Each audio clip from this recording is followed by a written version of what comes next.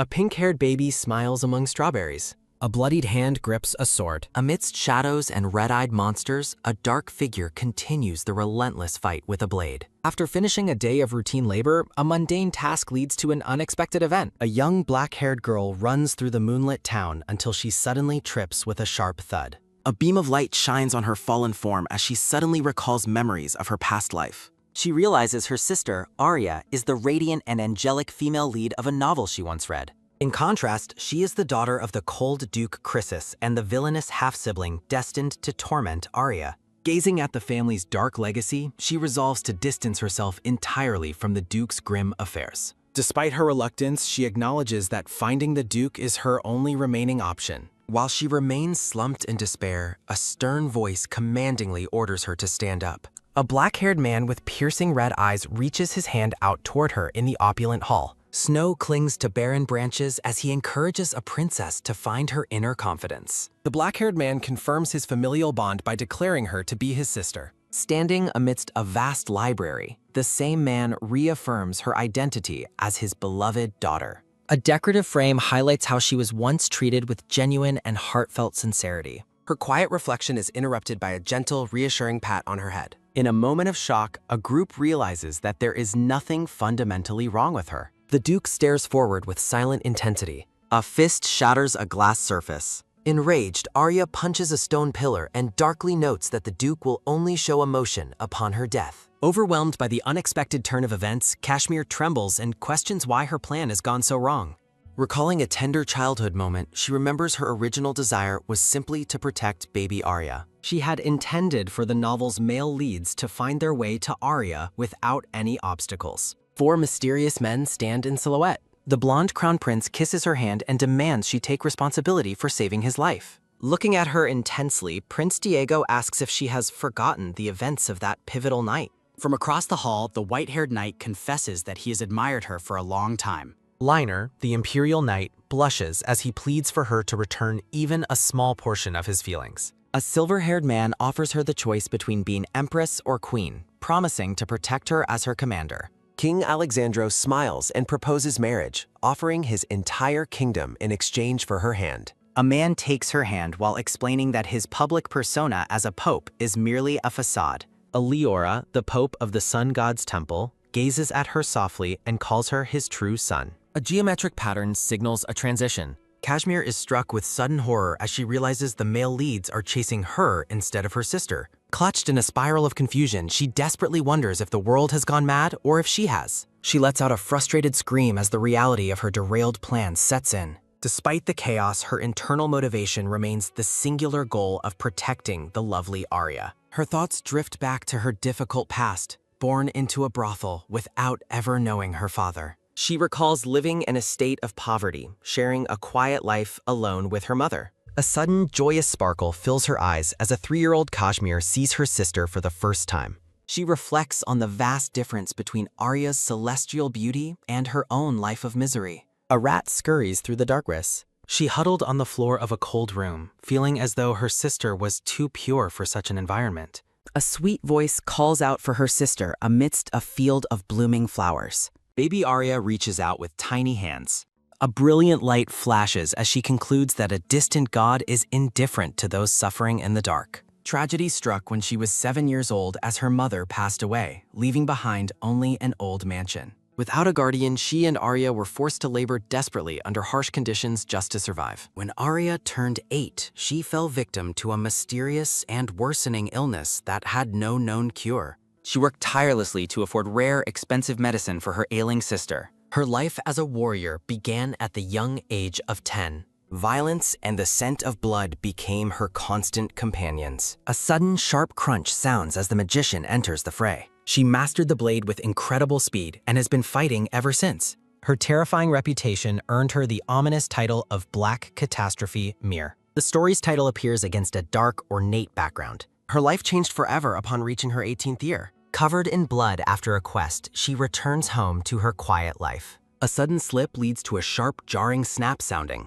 As she hits the ground with a dull thud, intense pain triggers a memory. She recalls her previous life as an overworked graduate student in Korea. Death came suddenly to her former self before she could reach her goals. She realizes she has been reborn into the world of a novel. Her beloved sister is the destined female lead of the story Fairy Night. She is actually the daughter of the high-ranking Duke of Chrysis. In this world, she is cast as the villainous half-sister destined for tragedy.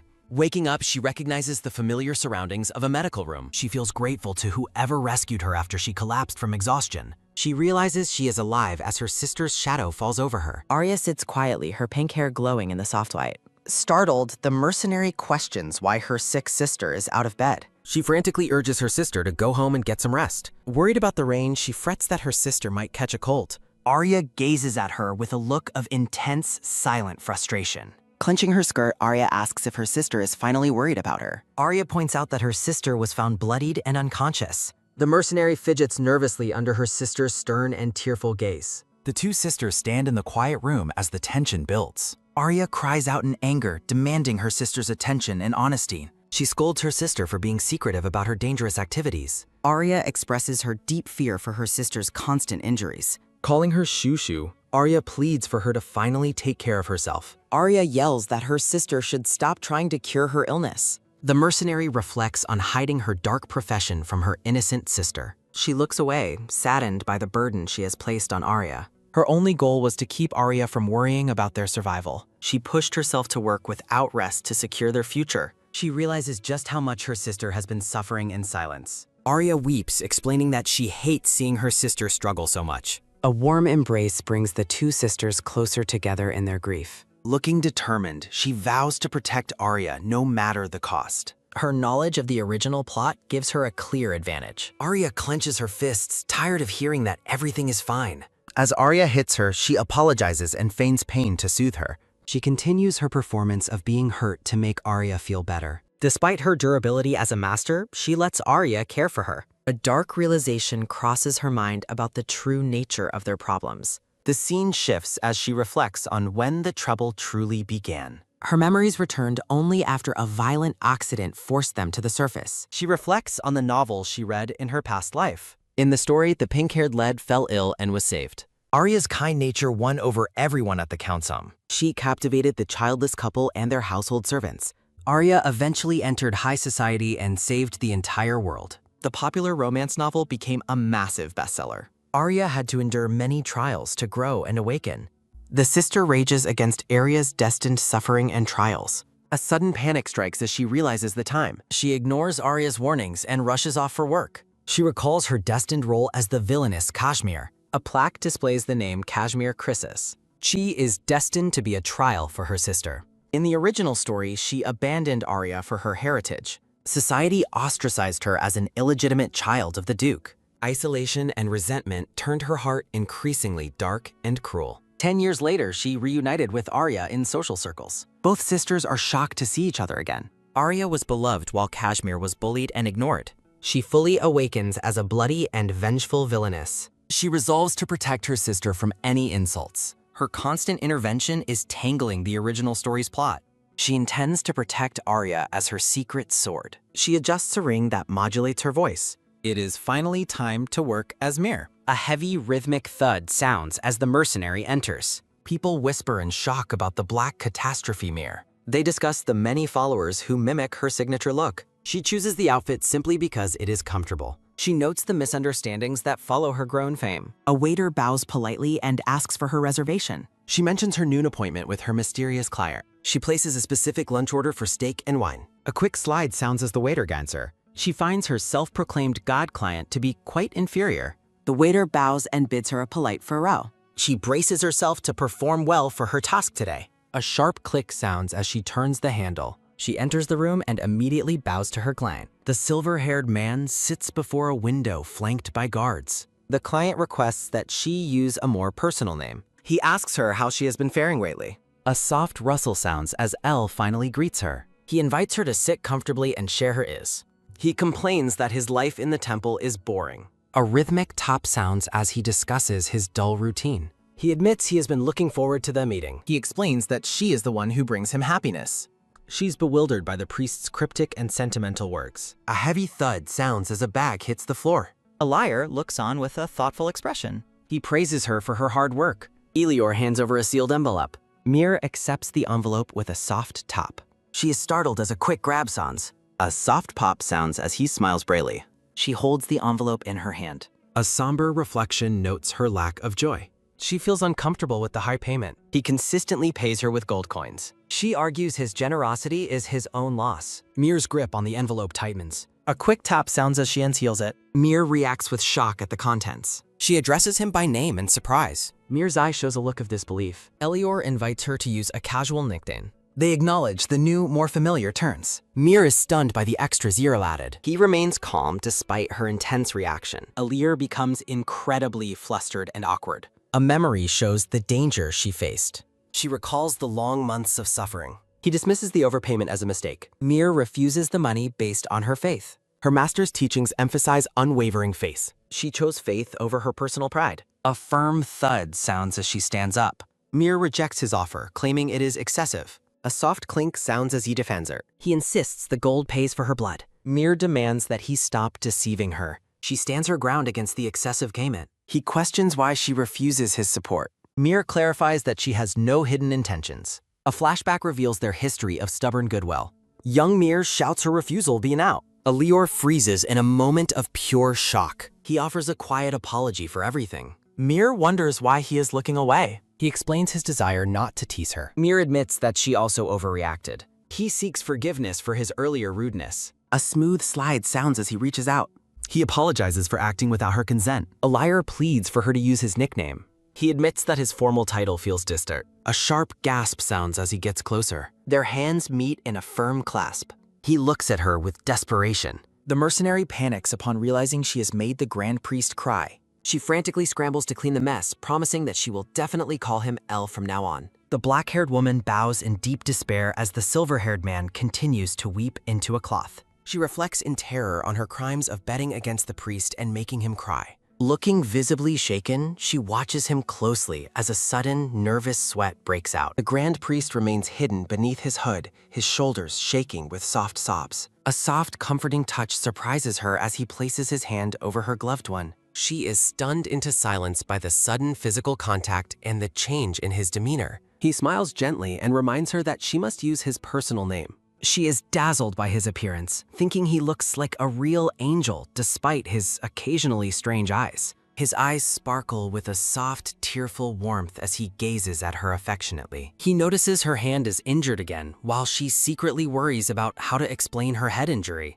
Her thoughts drift to her sister, wishing that Arya could also be cured by such divine power. She reflects on the danger of seeking temple treatment for Arya, as a failure could be labeled as heresy. She tries to politely decline his help, insisting he does not always have to treat her. He looks at her with a pleading expression, asking her to please let him continue. His pure and radiant smile completely overwhelms her senses, leaving her breathless. He leans in close with a mysterious gaze and asks if she is aware of something. Amidst a background of blooming roses, he confesses that he is always waiting for this moment with her. She wonders if he is being bullied by other priests, since none of them seem very kind. Her mind recalls a child she saved years ago who had been bullied within a temple. She notes to herself that the child and El bear a striking resemblance to one another. The mercenary stares at him intensely, trying to reconcile her memories with the man before her. He takes her hand and asks if she has been bothered by anyone lately. She answers him simply, stating that no one has been causing her any trouble. A dark, possessive energy fills his thoughts as he vows that no one will ever bother her again. A sudden, sharp realization of his intense expression causes her to flinch in surprise. A priest stands at the window, interrupting their meeting to address His Holiness. The brown-haired subordinate bows deeply, reminding his superior that it is time for their scheduled meeting. His face contorts with a dark, sinister pleasure as he remarks that meeting with Mir is fun. A terrifying aura of divine pressure erupts from him, causing the subordinate to seize up in pain. He stares out with a cold, distant expression as he mentions that he is recalling the past. Narrative text explains the ancient myths surrounding the founding of the empire and the temple. Legend tells of a silver dragon that purified the magical ruins of the world long ago. The person possessing the greatest divine power in the temple is always appointed as the pope. A formal portrait reveals the identity of the current pope as the silver-haired Eliora. The subordinate trembles violently, clutching his chest as he struggles under the immense pressure. He gasps for air, his face pale with terror in the presence of his superior. The priest collapses to the floor, coughing uncontrollably as the oppressive energy continues to weigh on him. Eliora stands tall and imposing, looking down coldly at the man's suffering at his feet. Mir walks home through the dark streets, her posture slumped from the day's exhaustion. She sees her tired reflection and worries that her overworked appearance will make Arya angry. Despite her fatigue, her only desire is to return home and see her beloved sister. A sudden, loud command to lay siege echoes through the air, catching her off guard. She hears someone shouting about a poisoned rat being caught in their trap. Horror strikes her as she realizes the Grand Priest is currently being pressured and attacked. She watches from the shadows as a group of armed men moves toward their target. Her attention is drawn to a specific man with orange-brown hair standing amongst the attackers. The orange-haired man looks back with a grim, determined expression on his face. A festive and cute illustration thanks the readers for their support and concludes the chapter. A brown-haired man turns in shock as several masked figures surround him. A masked assassin mocks the target's helplessness as he faces imminent death. The brown-haired man reels from the realization that his mother hired them. Hidden above, the black-haired mercenary observes the noble and questions his bounty. She decides to intervene, recalling her teacher's lessons about justice and strength. She briefly struggles with her conscience, wishing for a peaceful help-in. Her resolve hardens as she chooses to uphold her teacher's principles. The assassins mock the man's talent before launching a lethal strike. The brown-haired noble closes his eyes, seemingly accepting his tragic fate. Mir leaps from the shadows to save the man from certain death. A heavy thud sounds as the mercenary lands, shocking the confused attackers. She reflects on her duty to punish those who disregard human life. Mir lunges forward, determined to neutralize every threat in the area. She suspects the handsome noble might be a member of the royalty. Dazzled by his beauty, she thinks he is a real Prince Charming. The group of masked men stares in complete and utter disbelief. They begin to wonder if their mysterious opponent has lost her mind. She apologizes for the delay while searching her person for a weapon. The assassins watch in confusion as she pulls out a strange object. She triumphantly presents a simple iron rod as her weapon of choice. The lead assassin scoffs at the idea of being defeated by scrap. A sharp, bone-cracking sound echoes as she delivers a powerful overhead blow. The attackers are left speechless as their comrade is instantly taken down. She casually observes that the iron rod she found is surprisingly effective. The noble watches in awe, wondering if she is the legendary Kashmir. Terror grips one of the assassins at the mention of Kashmir's name. A dark and oppressive aura begins to radiate from the mysterious mercenary. Narration describes the legendary power of Kashmir that surpasses all human limits. A flash of light marks another strike as she harnesses supernatural mana. She continues her swift assault while remaining the world's most mysterious warrior. Mir stands confidently among the fallen men, her mission nearly complete. The final assassin boasts about his high rank as he prepares to fight. While he imagines himself as a tiger, she sees a harmless little cat. A loud crack sounds as she finishes the fight in record time. She decides to throw the unconscious men into the jungle for safety. The brown-haired man looks up and asks who she is. He begs for an answer as to why she decided to save him. She is distracted by his looks before sensing a faint magical energy. Her eyes narrow at his ring, suspecting it hides his true identity. She dismisses his questions, telling him to simply forget the entire encounter. She inspects his deep wound, ignoring his protests as she plans treatment. A sudden rip sounds as she shreds a cloth to make bandages. A pained grunt sounds as she applies firm pressure to his injury. The noble winces in agony as he endures the rough first aid. She is surprised by his high level of stamina despite his appearance. She notes that the bleeding has been successfully stopped by her efforts. Seeing he cannot walk, she decides to carry him out herself. A quick whoosh sounds as she tosses the man over her shoulder. The noble is left speechless by the sudden and forceful rescue. She looks back and asks if he would consider following her lead. Stars twinkle over a quiet stone house nestled among the trees. A soft thud sounds as Mir tells the brown-haired noble to take a seat on the bed. The man addresses her as a princess, leaving the mercenary wondering who he is talking about. A rhythmic thumping sounds as Mir demands he remove his shirt for treatment, causing him to look shocked. Various apothecary jars and dried flowers sit on the shelves as he asks if she is a deputy. Mir reveals a wooden crate full of bandages, explaining that she knows enough about first aid to help him. A pained grunt sounds as Mir forcefully wraps bandages around the man's bare torso to treat his wounds. She suggests that his sneaky behavior in black clothing might lead someone to mistake his identity. A silhouette of a tall man with red eyes appears as she notes he could be confused for Duke Chrysis if he were taller. Mir reflects on the original story where the Duke was known for exclusively wearing black clothes. A soft tapping sounds as she finishes her task and tells him that everything is okay now. Sitting shirtless on the edge of the bed, he asks her for the real reason she decided to save him. The handsome noble sits quietly, his upper body and torso completely covered in fresh bandages. He stands up and explains to the mercenary that there are 3 types of people who have helped him. The first group consisted of those who expected him to surpass his limits and achieve greatness for them.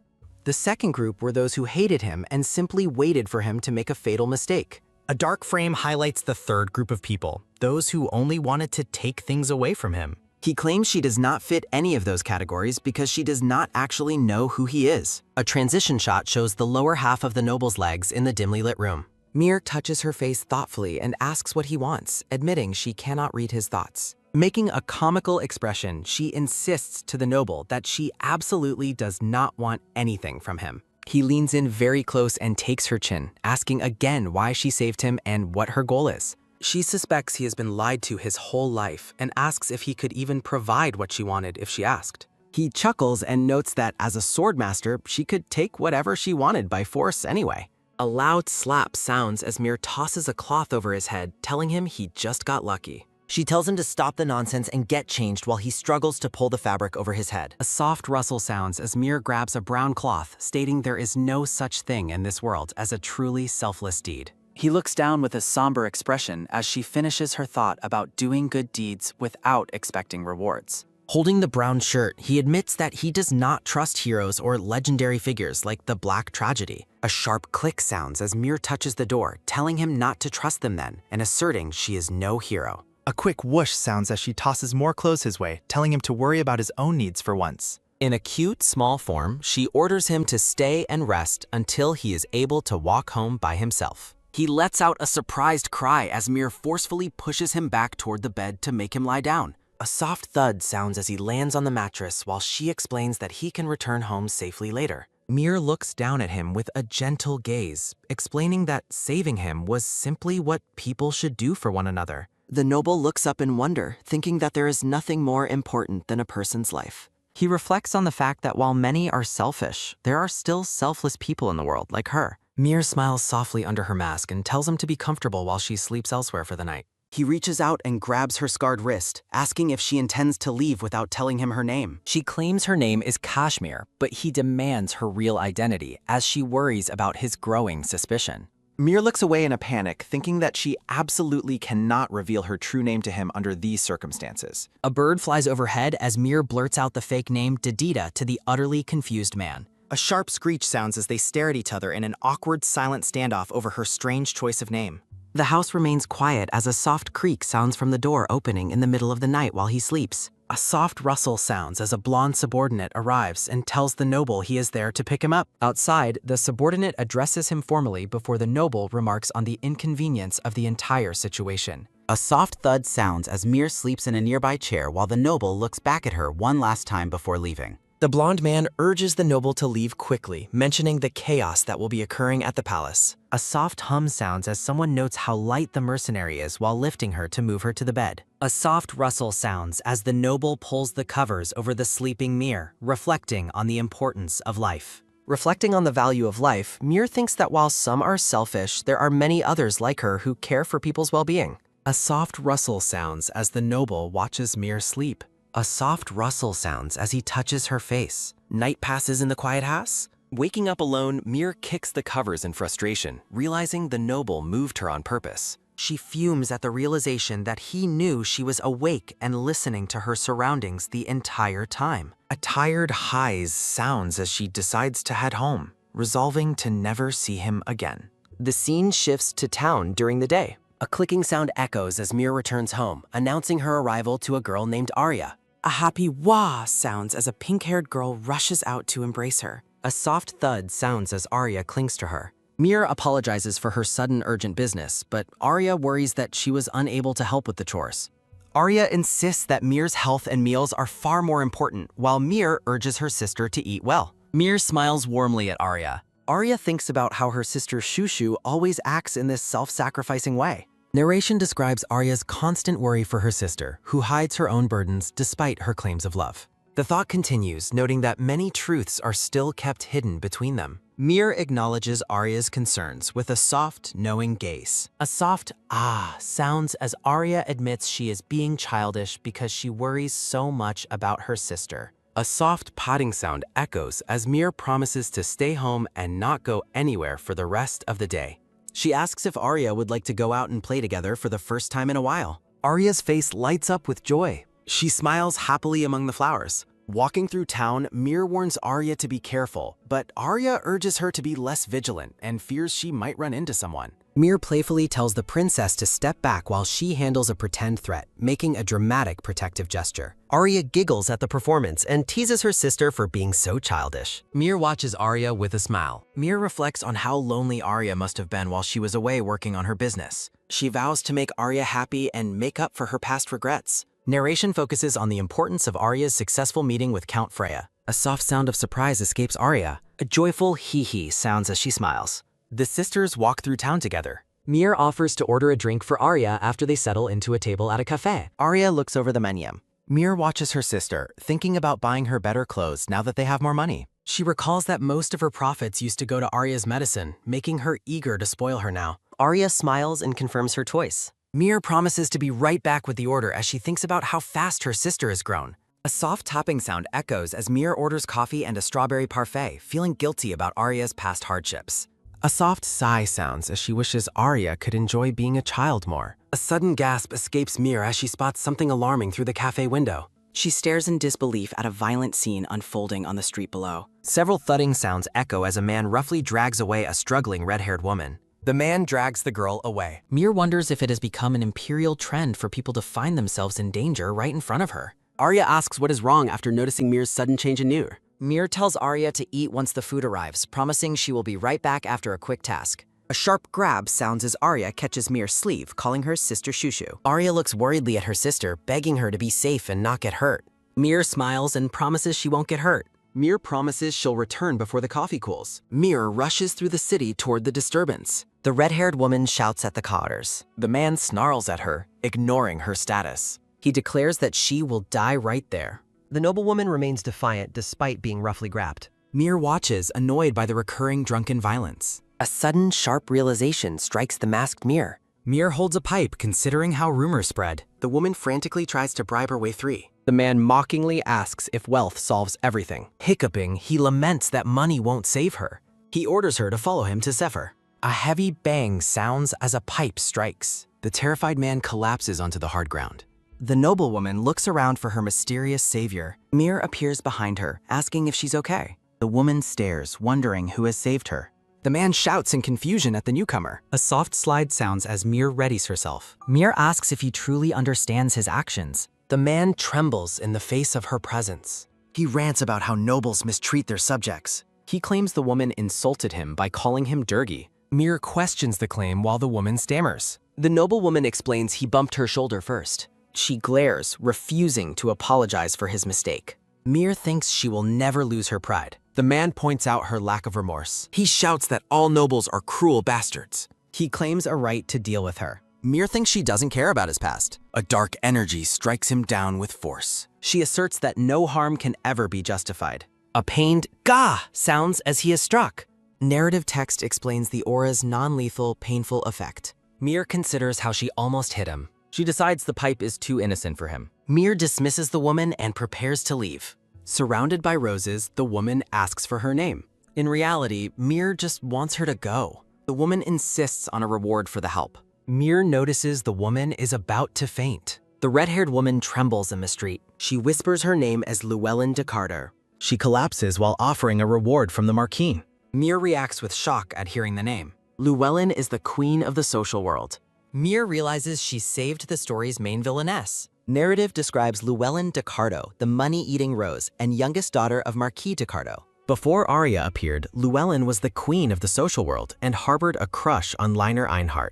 A soft thud sounds as Llewellyn collapses while Mir realizes she has changed the original story by rescuing the villainess before Liner Einhart could. Mir realizes a silhouette has arrived, noting she ignored the original timing of Liner's appearance. A quick tap sounds as the white-haired man approaches the sweating Mir, asking what is wrong. Narrated as a talented future swordmaster, the white-haired man expresses his deep impression of Mir. Narrative identifies him as Liner Einhart, the next Marquis and commander of the 2nd Imperial Knight Squad. He is revealed to be a fanatic obsessed with swords. Mir sits on the ground with the unconscious Llewellyn, staring up at the imposing commander. Mir's heart thumps as she worries that the sword fanatic will recognize her skills and take an interest in her. Narrative text warns that the situation is about to become very serious. Liner Cartel Renault Einhart is described as a top candidate for the story's male lead. Narrative notes that he becomes a rambling explanatory machine whenever swordsmanship is mentioned. From a hostile perspective, his obsession makes him appear intense and overwhelming.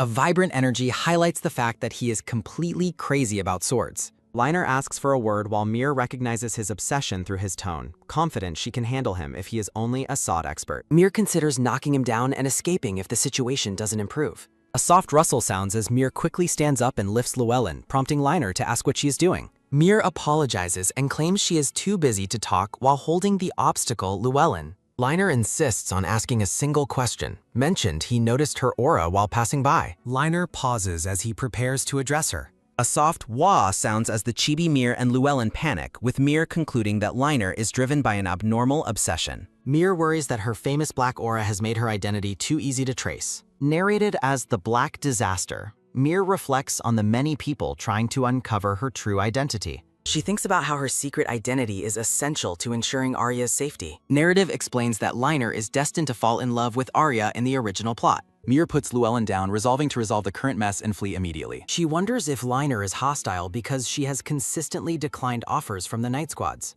Mir asks if he would believe her if he denied being Mir, but Liner flatly refuses. Mir mocks his certainty and calls him impolite for questioning a stranger without an introduction. A soft gasp sounds as the man flinches at Mir's demand. Liner immediately apologizes for his lack of manners. Surrounded by flowers, he introduces himself as Liner Einhart, the commander of the 2nd Imperial Knight Squad. Mir hands over the responsibility of the criminals and the victim to him now that his status is confirmed. She asks him to ensure justice for the victim while Liner agrees to finish the situation. Looking at the fallen drunk, Mir reflects on the dangers of alcohol. Mir prepares to leave, thinking this aligns with the original plot's resolution. Mir's heart sinks as Liner asks for her introduction with sparkling eyes, making her nervously offer a fake name. Liner immediately rejects her claim. Liner explains that her flawless use of a black aura confirms she is none other than the mercenary known as Mir. A soft highs sounds as Mir gives up and admits that she is indeed the mercenary Mir. She asks if he is finally satisfied with her answer. Looking joyful with cherubs appearing around him, Liner asks if she will tell him her real name as well. A heavy thud sounds as Mir's analysis fails, shocked by the smile of a man who is supposed to be cold-blooded to everyone but Arya. She finds his interest in her strange and even questions if he is actually the real Liner Einhart. She realizes he is curious about her personal identity, acting as if he already knows the truth. Concerned for Arya's safety, Mir asks if he was assigned to investigate her or what he intends to do with the information. Liner clarifies that his curiosity is focused on her as a person, not her reputation as Black Disaster. Mir asks why he is so curious about her, surprised by his unexpected reaction. Liner promises that he will explain his reasons to her very soon. Mir looms over Liner in the dimly lit street. A harsh, demanding question echoes through the darkness. The black-haired mercenary and the white-haired commander lock eyes in a tense standoff. Mir pins the white-haired man to the ground, a blade held firmly against his neck as she demands his identity. Blood trickles as Mir threatens him for the truth. He calmly asks how she discovered his name. The white-haired man wonders why he didn't resist, while Mir feels a sudden, haunting surge of déjà vu. The scent of rosewood clings to the air as Mir stares down at the white-haired commander. Liner explains his personal interest led him to uncover her name during an investigation, assuring her the secret is safe. A sudden, swift movement cuts through the tension. Mir grips the white-haired man's jaw, drawing blood as he identifies himself as Liner Einhart. Mir warns him to be careful with his words and keep her identity hidden forever. Liner touches his bleeding neck and apologizes for his prying, while Mir admits her own hostility. Mir decides to leave the scene to him, her thoughts already turning toward Arya's safety. Liner watches the black-haired mercenary depart, realizing she is the hero he has always admired. Mir pauses as the man declares his desire to emulate her strength. A memory of a tall youth and a smaller, hooded figure walking together surfaces. A young, messy-haired boy looks on with wide, starstruck eyes. The white-haired commander stands amidst falling petals, revealed as the boy Mir once saved. A realization dawns on the black-haired woman as she looks back. Mir reaches out and applies a cloth to the wound on the white-haired man's neck. She instructs him to apply pressure to stop the bleeding. Mir grows uncomfortable under his intense gaze, wondering why he is looking at her so deeply. She reflects on the young boy's words, questioning why anyone would want to be like her. Mir pokes the white-haired commander's chest, a playful yet firm gesture. She encourages him to strive to be a better person than she is. A gentle, rare smile crosses the black-haired woman's face in his memories. Present-day Liner looks visibly moved by her words. Seated on a high rooftop, Mir reflects on her 4 days of investigating Count Freya. She ponders the hidden depths of the story as she gazes at a grand sunlit manor. The narrative shifts to the Snow Festival, where the original plot destined Arya to meet the Count. A memory of Arya lying helpless in a cold alleyway flickers. Because Mir has provided Arya with medicine and care, she doubts the girl will collapse as she did in the original story. Mir reviews a plan, realizing she must manipulate events to ensure Arya's meeting with the Count happens.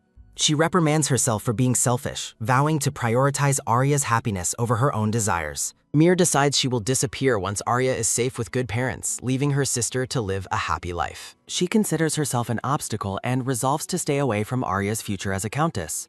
A vision of the pink-haired Arya looking towards the light fills Mir's mind. Mir decides that her time of rest is over. She prepares to return to her life as the mercenary Mir, leaving the temporary peace behind. Looking over the town, Mir recalls her past days working alongside colleagues. Narrative text over purple blossoms explains she wasn't always a lone mercenary. Faded memories of a team on a balcony haunt the black-haired woman. She leaps from the rooftop, dismissing those memories as remnants of a dead past.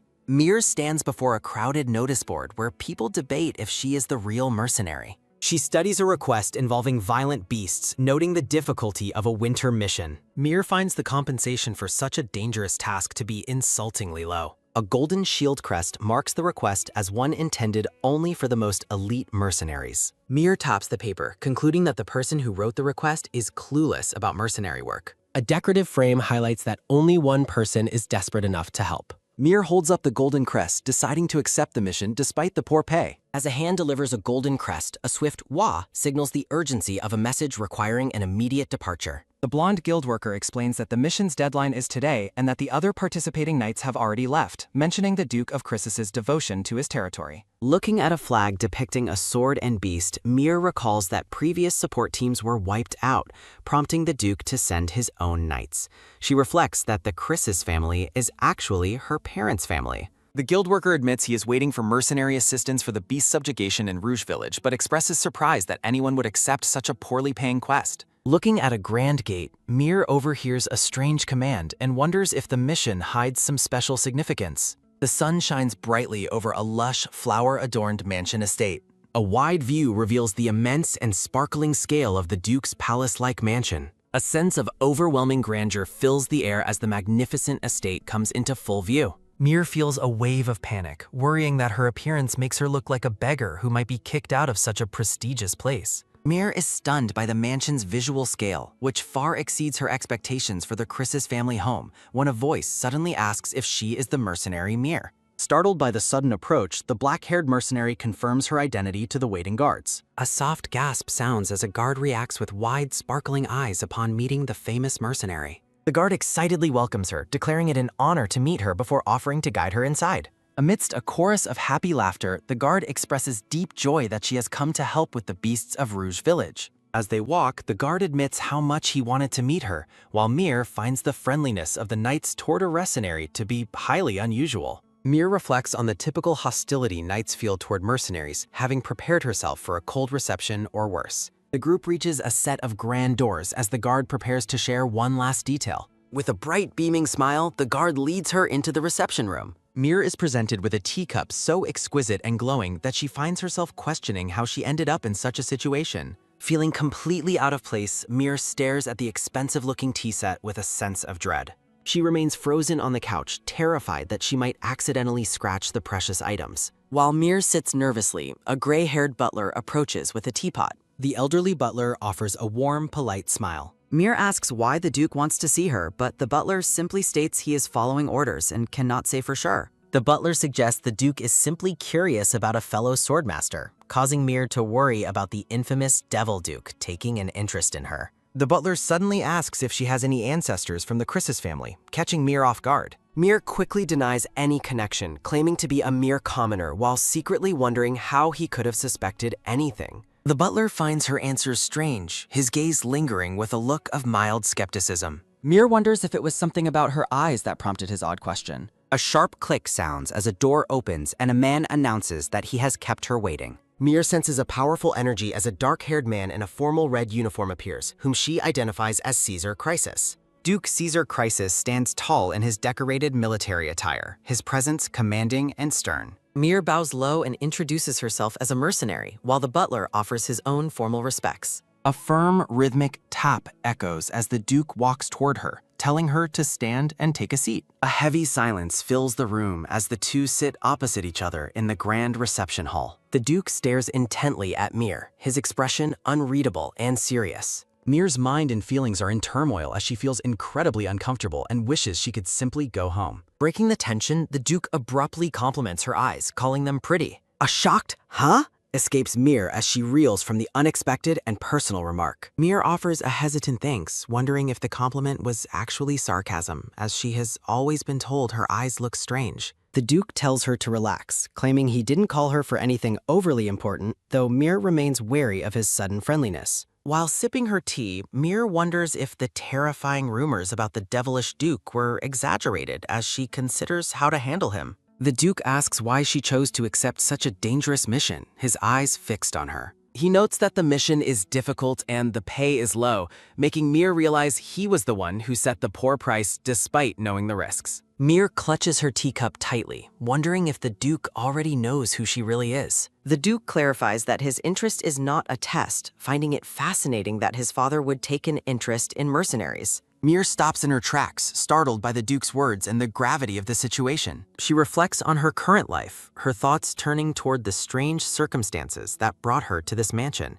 The Duke asks a pointed question, his gaze remaining fixed on the mercenary across from him. Mir remains silent, her hands resting tensely on her knees as she considers her next move. Mir reflects on the grueling effort she invested to grow stronger. Exhaustion weighs heavily on the black-haired woman after her training. Sweat beads on her face as she catches her breath. She recalls villages that relied on mercenaries for winter survival. Some villages perished without help, leaving behind grieving survivors. Mir laments being among those abandoned by a peaceful world. She explains her refusal to ignore suffering despite her own power. A sense of duty drives her to use her strength. Mir catches herself rambling as the Duke signals for silence. Tense silence follows as she worries the Duke misinterpreted her. Mir introduces herself as Taylor, visibly shrinking with embarrassment. The butler's arrival to announce the departure feels like divine intervention. Mir nervously asks for permission to leave and stand up. Caesar adjusts a ring while contemplating the woman before him. The Duke offers a red gemmed ring as a reward. Mir is stunned by the high value of the gift. She declines the extra payment, adhering to the original contract. Thoughts of her sister's future and her own conscience collide. Caesar finds her odd, but she insists on doing what's right. Caesar acknowledges her unique perspective while Mir reassesses his character. The Duke dismisses her as she offers a formal farewell. Caesar watches her leave with a calculating gaze. Ancient myths describe the Black Dragon's descent into red-eyed madness. This curse explains the Crisis family's signature red eyes.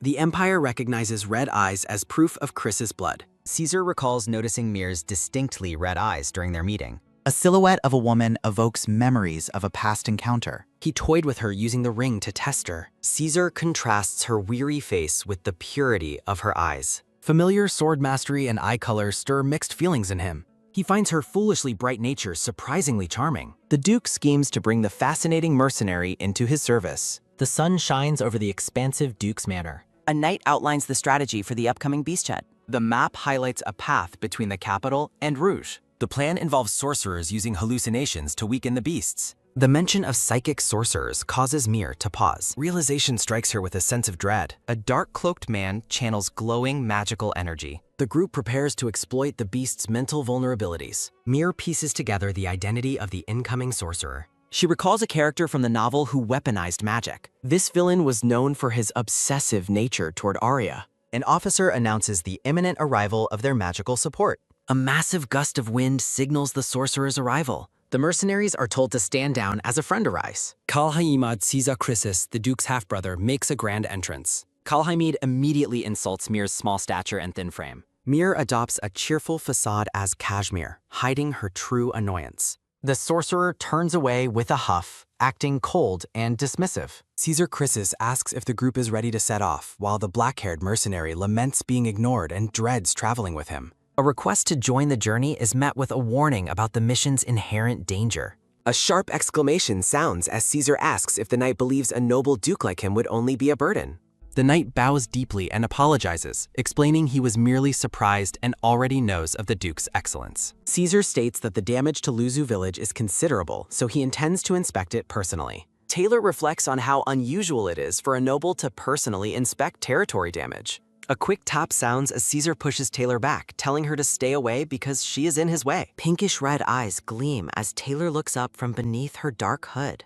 Taylor feels a sudden surge of energy as a knight mentions that His Grace has liked Mir for a long time. The knight explains that blessing magic is rarely used, but Caesar applied it to her because he seems to like her. Mir questions if it was a blessing or a curse, feeling miserable while doubting humanity. The duke asks if they shall set off immediately, and a voice confirms they are ready. The campfire logs crackle rhythmically. The subjugation team camps under the stars. A hand offers a bowl to Taylor, commanding her to beat. Taylor thanks the Duke as he hands her a steaming bowl of food. A heavy thud sounds as the Duke sits right beside Taylor, making her wonder why he is there. Caesar asks if she thinks he only knows how to cut a steak. Mir admits she thought nobles would avoid commoner food, eating happily as she reflects on her assumptions. Caesar explains he is not the type to eat fancy meals alone while everyone camps, causing Mir to note how different he is from the original novel. Mir notes his attitude toward people is different from the original story, as Caesar asks if she is a scholar rather than a mercenary. The red-eyed Duke eats in silence.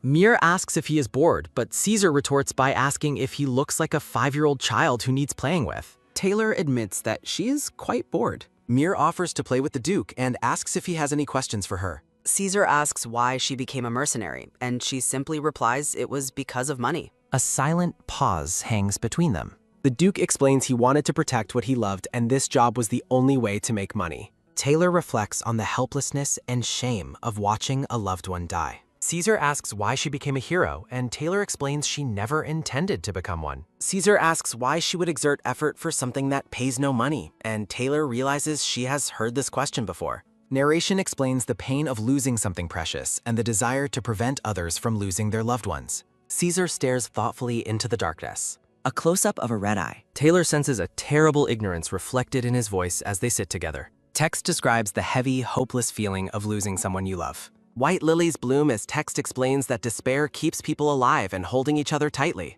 Two figures embrace in a billet. A sudden exclamation sounds as Caesar is startled, and Taylor apologizes for scaring him. Mir realizes she has said too many useless words and worries that her explanation was too weird. A soft tap sounds as Caesar pats her and says her words are great. Caesar thinks about wanting to meet someone who would treat him so preciously. Caesar looks back at the mercenary. A loud shout announces the arrival of the subjugation team. Villagers look up with weary eyes. Villagers thank them profusely, admitting they thought they were all going to die. Mir surveys the damaged village of Kashmir. Knights inspect the destroyed village buildings. Mir introduces herself as the mercenary Kashmir, prompting a villager to ask if she means the mercenary king.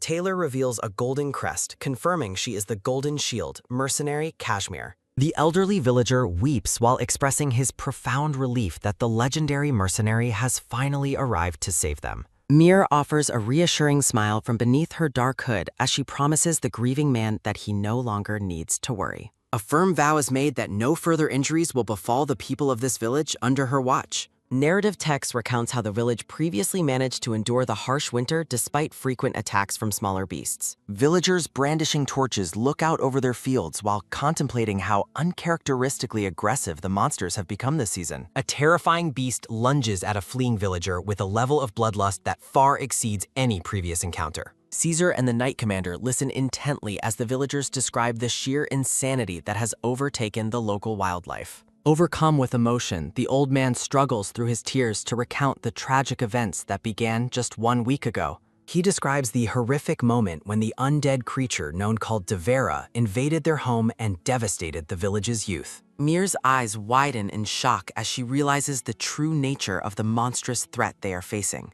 Forbidden knowledge explains how black magic can reanimate the carcasses of animals to create mindless, undead servants. The creature is described as a rare but exceptionally violent beast that poses a significant threat to any living being. Shadows loom as the narrative emphasizes the unprecedented violence unleashed by these corrupted beasts. Armed villagers gather while pondering the strange emergence of a creature that has never before been seen within the Empire's borders. Mir gazes toward the dark horizon. The Knight Commander searches for the missing Duke while noting that Caesar appeared to be deeply affected by the village's suffering. The sun sets over the village. Caesar enters the dimly lit room where an injured child rests while his presence brings a heavy air of concern. The Duke looks down at the bandaged boy and laments his ignorance regarding the true extent of the suffering caused by the beasts. Caesar reflects on the harsh reality of human life being destroyed by the very creatures he was sworn to manage. Narration notes how obvious it was that someone raised in the capital's light would be blind to the Empire's darker shadows. Mir approaches the Duke and gently reassures him that he shouldn't blame himself for his lack of experience. Caesar remains silent as he absorbs the mercenary's words, while his red eyes remain fixed on the floor. She continues to comfort him by insisting that no one expects him to be perfect or blames him for the situation. The Duke gazes out the window and wishes he had acted sooner, while Mir warns him that dwelling on regrets is a slow poison. Caesar leans over the sleeping boy and offers a final lesson about how ignorance is excusable, but neglecting duty is not. A faint, gentle smile touches Mir's lips as she watches the Duke interact with the young villager. The Duke remains lost in up. Caesar questions if they can truly succeed while the black-haired woman confidently asserts that her plan will work. A soft rustle sounds as she places a comforting hand over the Duke's gloved hand. Caesar is visibly startled by a sudden, quick tap sounding on his shoulder from the mercenary. Mir reflects on how the Duke attempts to carry the weight of an adult despite still having a youthful heart. Snow falls silently over the quiet camp as a single figure keeps watch through the cold night. Caesar offers a warm drink and asks if Mir is truly all right staying awake for the entire night watch. She explains that a swordmaster's stamina allows her to manage without sleep and thanks the Duke for his concern. Thoughts turn toward the upcoming battle as they both acknowledge that the subjugation begins at dawn. Mir is stunned to hear such a vulnerable admission of fear from a man of the Duke's high pride. Caesar admits his honest fear to the mercenary while looking up at the snowy night sky. Mir offers a small smile and confesses that she also feels afraid despite her experience. Tragedy stains the white winter snow. A silent cry echoes through time. A final embrace in the cold. Snowy narrative text reveals that the only thing she fears more than death is failing to protect those she cares for. Mir waits alone in the snow. Caesar tells her that fear is natural and offers her the chance to withdraw if the mission becomes too much. She laughs off the suggestion while boasting about her strength and telling the Duke to get some rest instead. A look of confusion crosses her face as she asks the Duke to repeat his unexpected comment. Mir thanks him for his support while Caesar continues to worry about her well-being. Caesar playfully declares that he isn't afraid because she will protect him, while Mir wonders when she ever made such a promise. A sharp exclamation sounds as Caesar charges forward with a fierce battle cry while his red eyes glow with determination. Taylor commands the beast to stop as a monstrous creature lunges through a purple haze. A character in dark boots plants their sword with a sudden, firm clock sounding. Taylor slashes through a massive boar monster, sending blood spraying into the air with a fatal strike. The mercenary continues her assault, cutting down multiple beasts with a powerful and decisive swing. Taylor leaps into the air and delivers a fatal blow to a bat-like creature amidst the snowy forest. A knight rushes to the Duke's side and asks if his grace is unharmed after the skirmish. Caesar calmly motions with his hand and confirms he is perfectly fine as the battle ends. Taylor praises the Duke's magic for their quick victory, making Caesar blush as he tells her not to flatter him. Caesar notes that the situation is sorted and suggests everyone return to rest since it is late. The Duke stubbornly refuses to rest unless Taylor also agrees to take a break from her guard duty. Taylor's expression shifts to shock as she suddenly senses a new and overwhelming presence. Caesar notices her sudden change in behavior and calls out to her in confusion as she looks toward the woods. Taylor looks toward the dark tree line and warns that something massive is approaching their position. Caesar grabs the mercenary's shoulders and asks if she is all right while checking for injuries. The Duke reflects on how he hasn't known her long, yet he feels a desperate need to protect her. Caesar stares intensely into Taylor's eyes and commands her to survive the coming conflict at any cost. A sudden, firm grab sounds as Taylor pushes the Duke back to safety while his cloak flutters. Taylor holds the Duke tightly while shouting a warning that a massive crowd of beasts is imminent. A frantic, rhythmic tap sounds as the camp descends into chaos while Caesar demands to know what is happening. Taylor urgently orders everyone to run and use teleportation to escape the horde of 40 incoming monsters. She turns to a mage and demands to know his maximum teleportation capacity as the beasts draw near. Caesar searches the horizon and asks for the exact location of the approaching horde. Taylor instructs the knights to put their ears to the ground to confirm the threat of the approaching beasts. A knight trembles as a heavy, rhythmic thump sounds, and he wonders why the beasts are moving outside their habitat.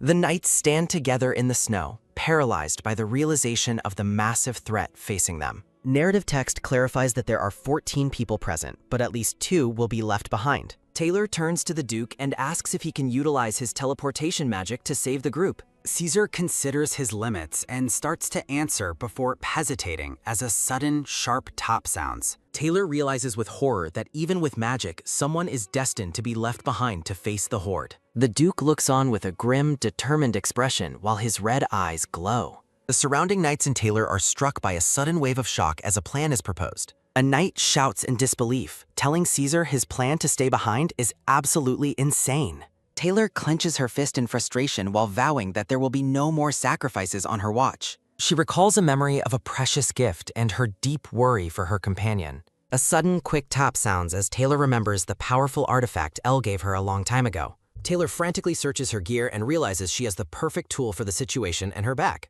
She holds up a glowing blue artifact and mentally thanks Elle for her foresight and protection. With a sudden fluid motion, Taylor activates the artifact and begins to teleport Caesar away. Caesar is stunned as a dark magical energy and pulls him into a swirling portal. Taylor orders the knights to take the protesting Duke with them as he demands to be released immediately. She gives strict instructions to activate the main magic circle in exactly 5 minutes for their escape. A knight asks where she is going as Taylor explains she will buy time and seek help from the village. The Duke continues to struggle against the knight's hold as he is forced away from the front line. A massive, deafening boom sounds as Taylor realizes the monsters have finally arrived at the camp. Caesar is whisked away by the magic, shouting his refusal to leave her behind to fight alone.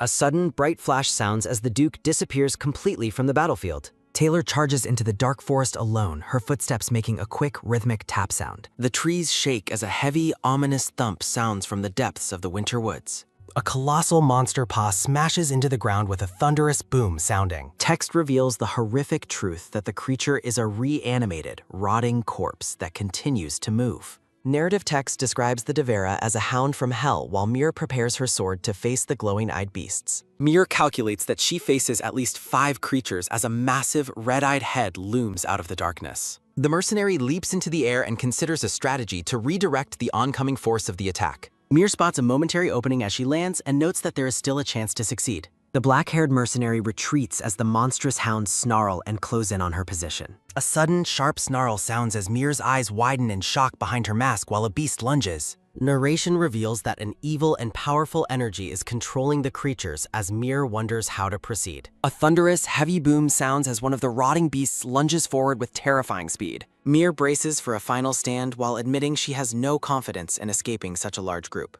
A vision of her sister Arya smiling in a flower garden serves as a final, precious motivation to survive. The mercenary is blinded by a sudden, brilliant flash sounding from the edge of the battlefield. A loud, echoing shout sounds as Caesar suddenly appears to join the fight. A massive, crackling blast sounds as the Duke's blue magic strikes the encroaching monsters. Caesar strides through the swirling magical energy with his cape fluttering behind him. Mir stares in total disbelief while questioning how the Duke managed to return to her side. Caesar playfully scolds the mercenary for attempting to handle all the dangerous work by herself. The black-haired man clenches his fist while his red eyes glow with intense magical power.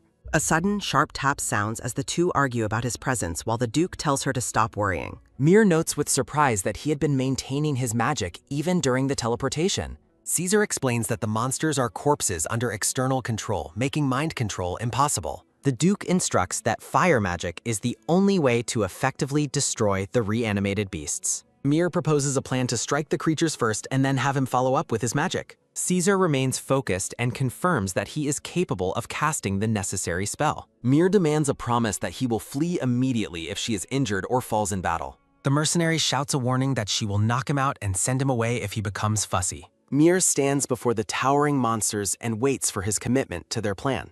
Narrative text reveals that her desire to protect him stems from more than just his status as an heir. Caesar looks down with a somber expression and gives Mir his solemn promise to survive. The title card for the series appears against a white background. The mercenary begins a tense countdown as she grips her sword tightly. A sudden, quick tap sounds as Mir launches herself forward on the count of 1. Shards of energy fly as the mercenary delivers a powerful strike to the beast's midair. Caesar prepares his mana and signals that it is time to unleash the magic. A thunderous, roaring boom sounds as the Duke unleashes a massive wave of fire magic. Caesar shouts a frantic warning as a beast lunges toward Mir's blind spot.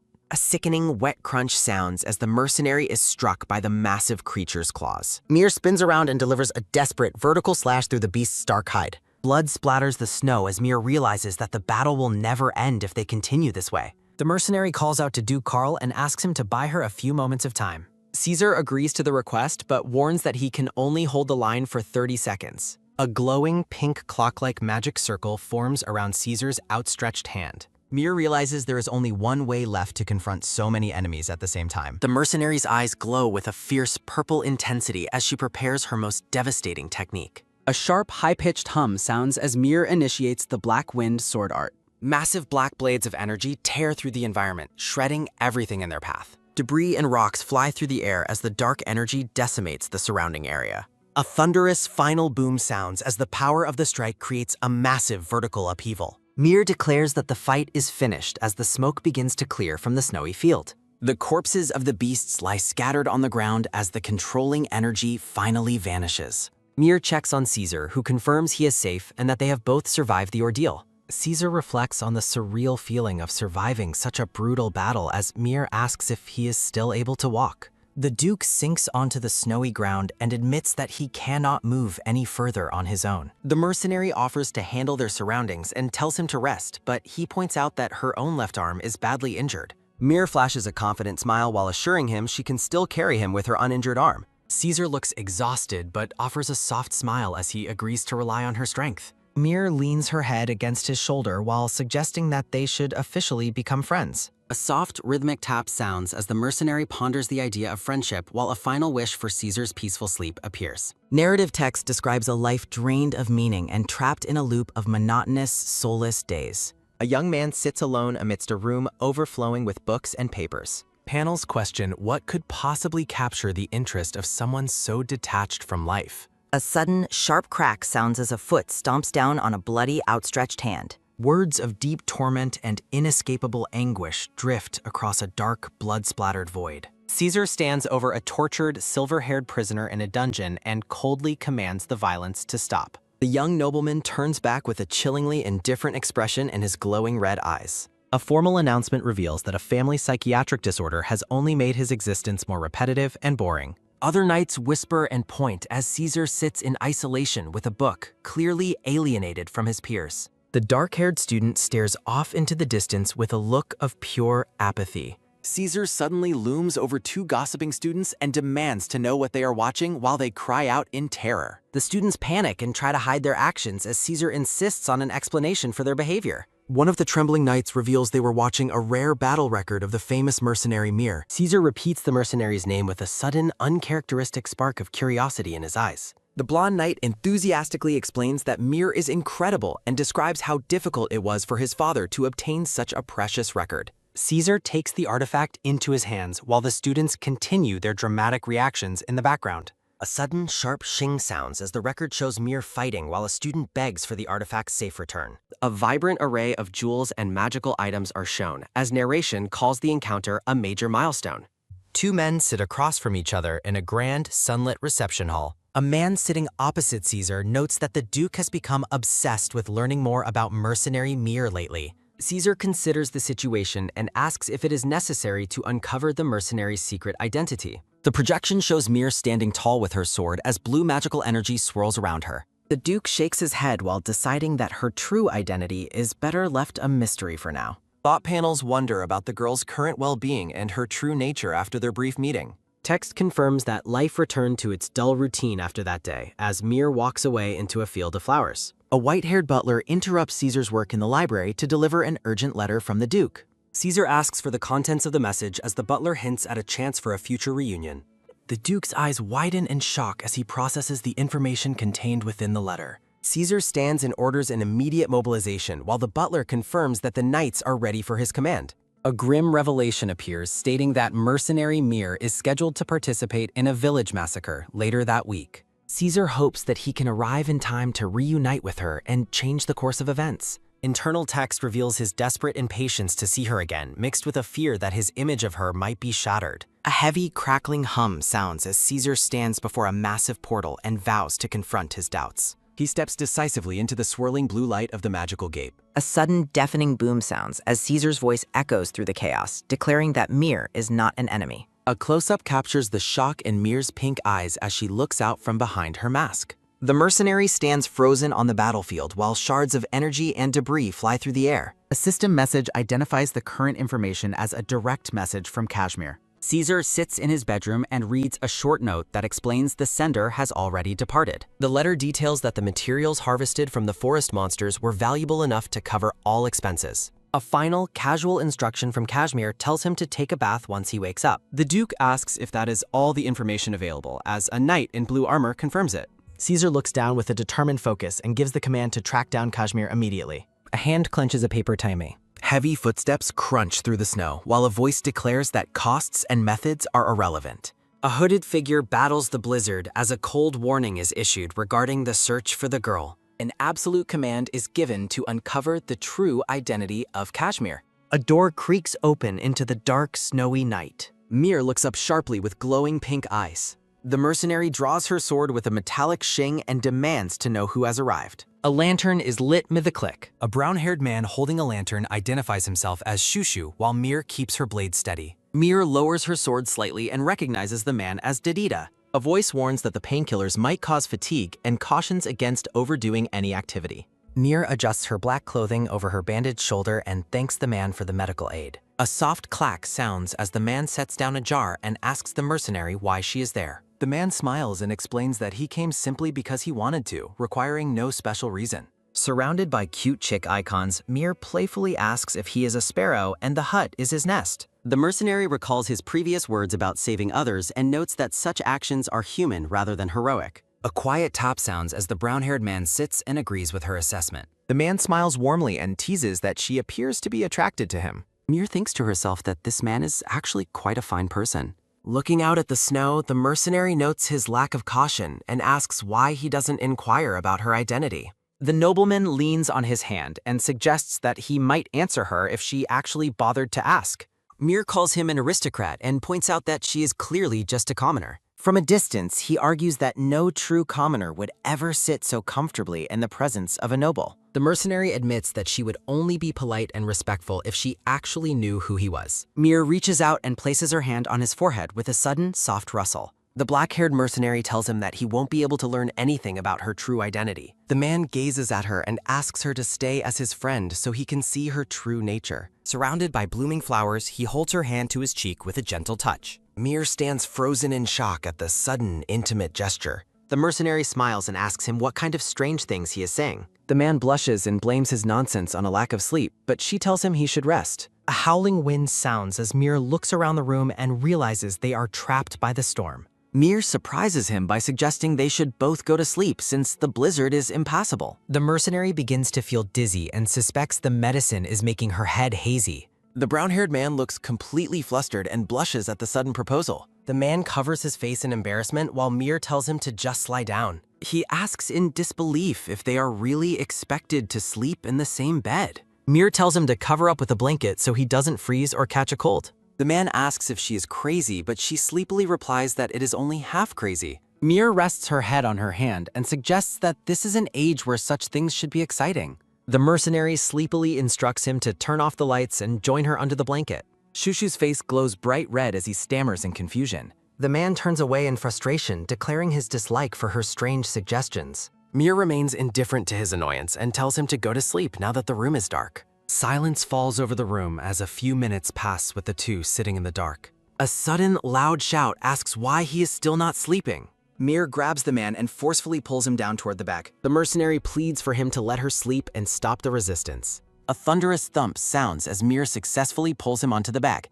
Shushu reacts with a startled yelp as they end up tangled together on the pillows. The brown-haired man lies awake in the dim light, reflecting on how quickly the time has passed. He gazes at the sleeping mercenary beside him and notes that she seems like a completely different person when she is not conscious. A sudden, heavy thump sounds as a black-clad arm drops over his chest, startling him. He looks down in confusion, wondering what the mercenary is doing in her sleep. With a soft, rhythmic rustle, the girl pulls him closer and buries her face against his side. Mir sleeps soundly while the man realizes she is truly exhausted and finds her behavior unexpectedly endearing. He exhales a long, relieved breath as narrative text confirms that they spent the night together. Outside the small, lonely hut, a fierce blizzard rages while he reflects that he still felt as though he slept alone. Stylized text appears next to a decorative sword in a transitional title card. A memory of the night resurfaces, showing the mercenary's head resting on his shoulder as he considers her true nature.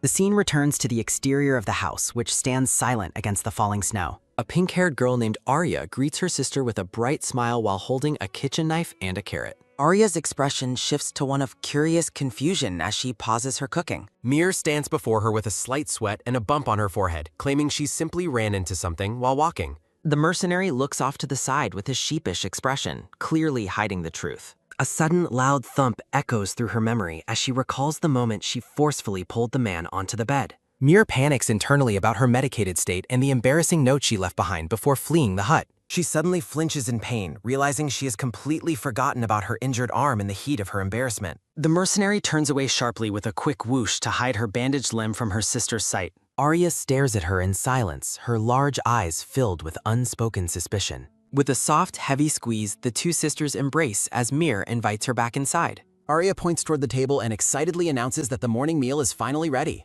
The pink-haired girl hums thoughtfully while scanning the pages of a newspaper. A sudden, messy spray sounds as Mir spits out her soup in shock at the news her sister is reading. Mir coughs and sputters while Arya reveals that the daughter of a marquis is searching for a mysterious masked knight. Arya peeks over the top of the paper and asks her sister to read the rest of the article. The black-haired mercenary tries to maintain her composure and dismisses the news as nothing important. A flashback reveals that the Lady of Dakarto was nearly accosted by a drunkard in the capital a week ago. The report details how a masked hero saved the lady, and the description matches the infamous mercenary Mir perfectly. Mir coughs violently at the table while Arya notes that the location and date of the incident align with their own travels. Arya smiles warmly and suggests it would be wonderful if her sister were actually that famous knight. The pink-haired girl turns back to the paper while Mir watches her with a look of quiet disbelief. Mir thinks to herself that her sister is so kind it borders on being foolish. The mercenary lets out a nervous laugh while wondering if Arya actually knows the truth of her identity. A thought panel questions if her sister has discovered her secret life.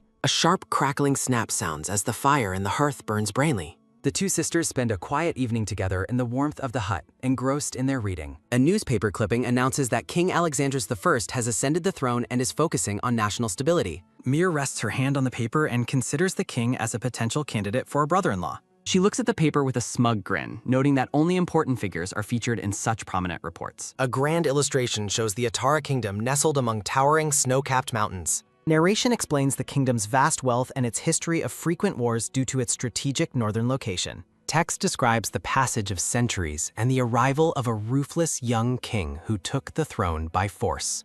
A formal portrait reveals King Alexandro Leonid Atara, a white-haired man with piercing green eyes. A decorative frame displays the full name of the new monarch. The text details his violent rise to power through the purge of his own brothers, contrasted by his warmth toward his woman. Mir smiles proudly to herself as she finishes reading the report. A faded memory shows a young boy happily calling out to his sister. Mir stretches out in her chair and decides that it is time to begin her preparations for the coming war. She reflects on the hardships of the original story and vows to prevent Arya from suffering through those ordeals again. Clenching her fist tightly, she resolves to help even if she cannot end the conflict. The black-haired mercenary looks on with a gaze of absolute determination. Arya dozes off in a chair, clearly exhausted from the day's events. Moving quietly, Mir carefully carries her sister toward the bed. Sunflowers stand in the window as night settles over the quiet house. Mir sits in the dim light, watching over her sleeping sister. She leans in close, checking on the pink-haired girl's condition. A soft scratching sounds as the mercenary writes a letter by lantern light. A sudden noise startles her, making her wonder what is happening nearby. Mir turns back sharply, her expression filled with sudden alarm. She looks toward the source, hoping her suspicions are wrong.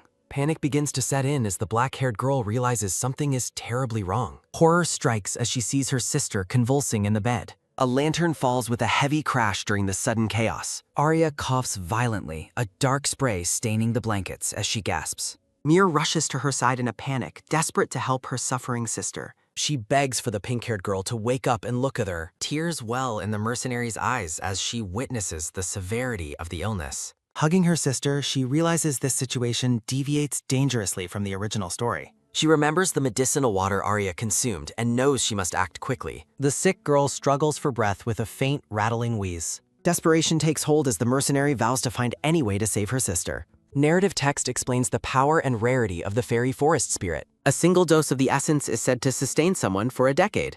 The difficulty of obtaining the essence forced Arya to rely on inferior medicinal water. Such measures are revealed to be only temporary fixes for a half-fairy. Mir weighs her options, considering potential allies like Decardo or Count Freya. She questions if the Sun Temple or other factions hold the necessary spirit essence. Realizing she lacks the funds and influence, she clenches her fist in frustration. Einhard is dismissed as a potential source of aid in her current state.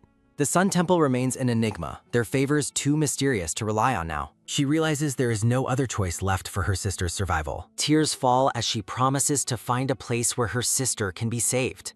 A sudden realization hits as she looks at a portrait of Duke Chrysis. He is identified as a man with the wealth and power required to help. Mir acknowledges that Caesar Chrysis is her biological father and her only hope. She understands that to the Duke, a daughter is merely a useful political tool. A sudden, biting chill fills the air as the storm worsens. Masked and ready, the mercenary carries her sister through the raging blizzard. She plans to offer herself as a mercenary to secure a deal under her own name. Mir pushes through the deep snow, protecting the bundled girl in her arms. Arya shivers weakly, her breath turning into mist in the freezing hay. The massive estate of the Duke looms through the falling snow. Mir resolves to become his loyal blade in exchange for the essence to save Arya. Snow continues to fall heavily over the dark, frozen forest. They arrive at the towering iron gates of Duke Chrysis' house. Guards challenge the intruder, demanding to know who has arrived at such an hour. The sentry recoils in shock as the infamous mercenary Mir steps into the light. Mir demands they step aside and insists on an immediate audience with the Duke.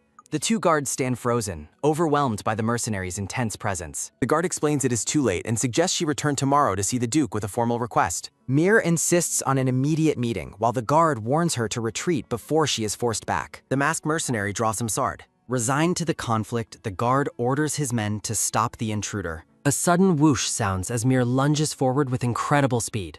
A sharp clang echoes as her blade strikes. The guard screams a warning about a dangerous magical barrier protecting the door. Mir is engulfed in a swirling mass of dark energy. A powerful shockwave ripples through the air. A crackling snap sounds as she breaks through. She staggers forward through the snow. Her eyes glow with fierce determination. Surrounded by soldiers, Mir is ordered to put down her weapon and surrender immediately. Darkness swirls as she prepares to fight. Blades flash in the freezing night. Mir cuts through the group of carts. A quick tap sounds as she leads. Light flares as she reaches the doors. Seeing her sister's worsening condition, Mir realizes she cannot afford any further interruptions. A series of heavy thumps sound. She pounds on the massive doors and demands they be opened at once. Her voice breaks as she begs for someone to help them. The guard pleads with her to stop before she causes herself even more trouble. A mysterious voice commands everyone to step back, surprising the sentry. A heavy energy fills the grand corridor. Light floods out from the opening doors. An elegant, white-haired man stands calmly before the frantic mercenary and her sick sister. He watches her with a stoic expression. Mir looks up and repeats her demand to meet with the master of the house. A freezing wind sweeps through the estate. Snow blows across the polished floors. Heavy footsteps approach from the shadows. A calm voice requests her patience. Mir stands shadowed, pleading once more for an audience with the Duke. The butler introduces himself as Taylor and politely asks for the intruder's name. The black-haired mercenary reveals her identity while standing in the ornate foyer. Taylor notices her natural voice and realizes she must have used a modifier to hide her gender previously. Mir asks to see the Duke immediately, though Taylor questions the reason for her late arrival. The butler explains it is difficult because the Duke has already retired for the night. A sudden, sharp rustle sounds as she moves. She ignores his politeness and demands the meeting happen right now. Taylor insists she provide a reason for her visit before he can offer any assistance. Desperate, Mir reveals her sister is gravely ill and begs for his help. While she pleads, Taylor recalls her reputation and her recent heroic actions in Luzu Village. He offers to call for standard medical help, but Mir frantically rejects the suggestion. She explains that common physicians are useless for her sister's specific ailment. A heavy thud sounds as she collapses. Arya coughs blood while Mir screams for Taylor to bring Duke Caesar Chrysis immediately, shocking the nearby maids. Tears stream down her face as she questions the purpose of her life. Mir weeps over her sick sister, identifying Arya as her only family. Mir despairs over her sister's condition, wondering how she could ever go on alone. Looking at the empty space, she refuses to let Arya go just yet.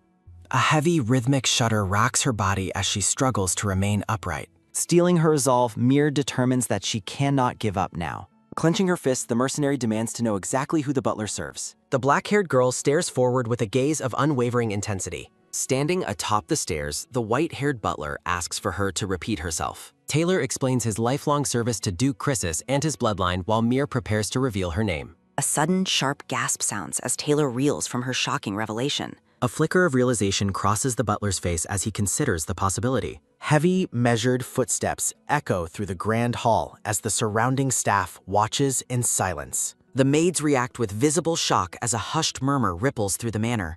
A commanding voice calls out to the butler, breaking the tense silence. From the shadows of the upper floor, an order is issued to let the visitor speak. Casting aside her mask, Kashmir Chrysis declares herself the daughter of the Duke. Her pink eyes burn with a fierce, defiant light. A quick, metallic ring sounds as her hand tightens firmly around her sword hilt. Pointing her blade, she warns that anyone who dares to defy her will be executed. Duke Caesar Chrysis watches the scene unfold from the balcony with a stoic expression. Kashmir flinches as she senses an overwhelming presence suddenly bearing down on her. Standing amidst a floral backdrop, the black-haired Duke asks if she is truly his daughter. After a moment of silence, Caesar acknowledges that she possesses a striking resemblance to him. Kashmir hesitates as the powerful man begins to approach her. Looking into her eyes, he notes that she has finally decided to show up. Memories of her time with Arya swirl around her, reinforcing her desperate mission. Bowing her head, she begs for his help just this once.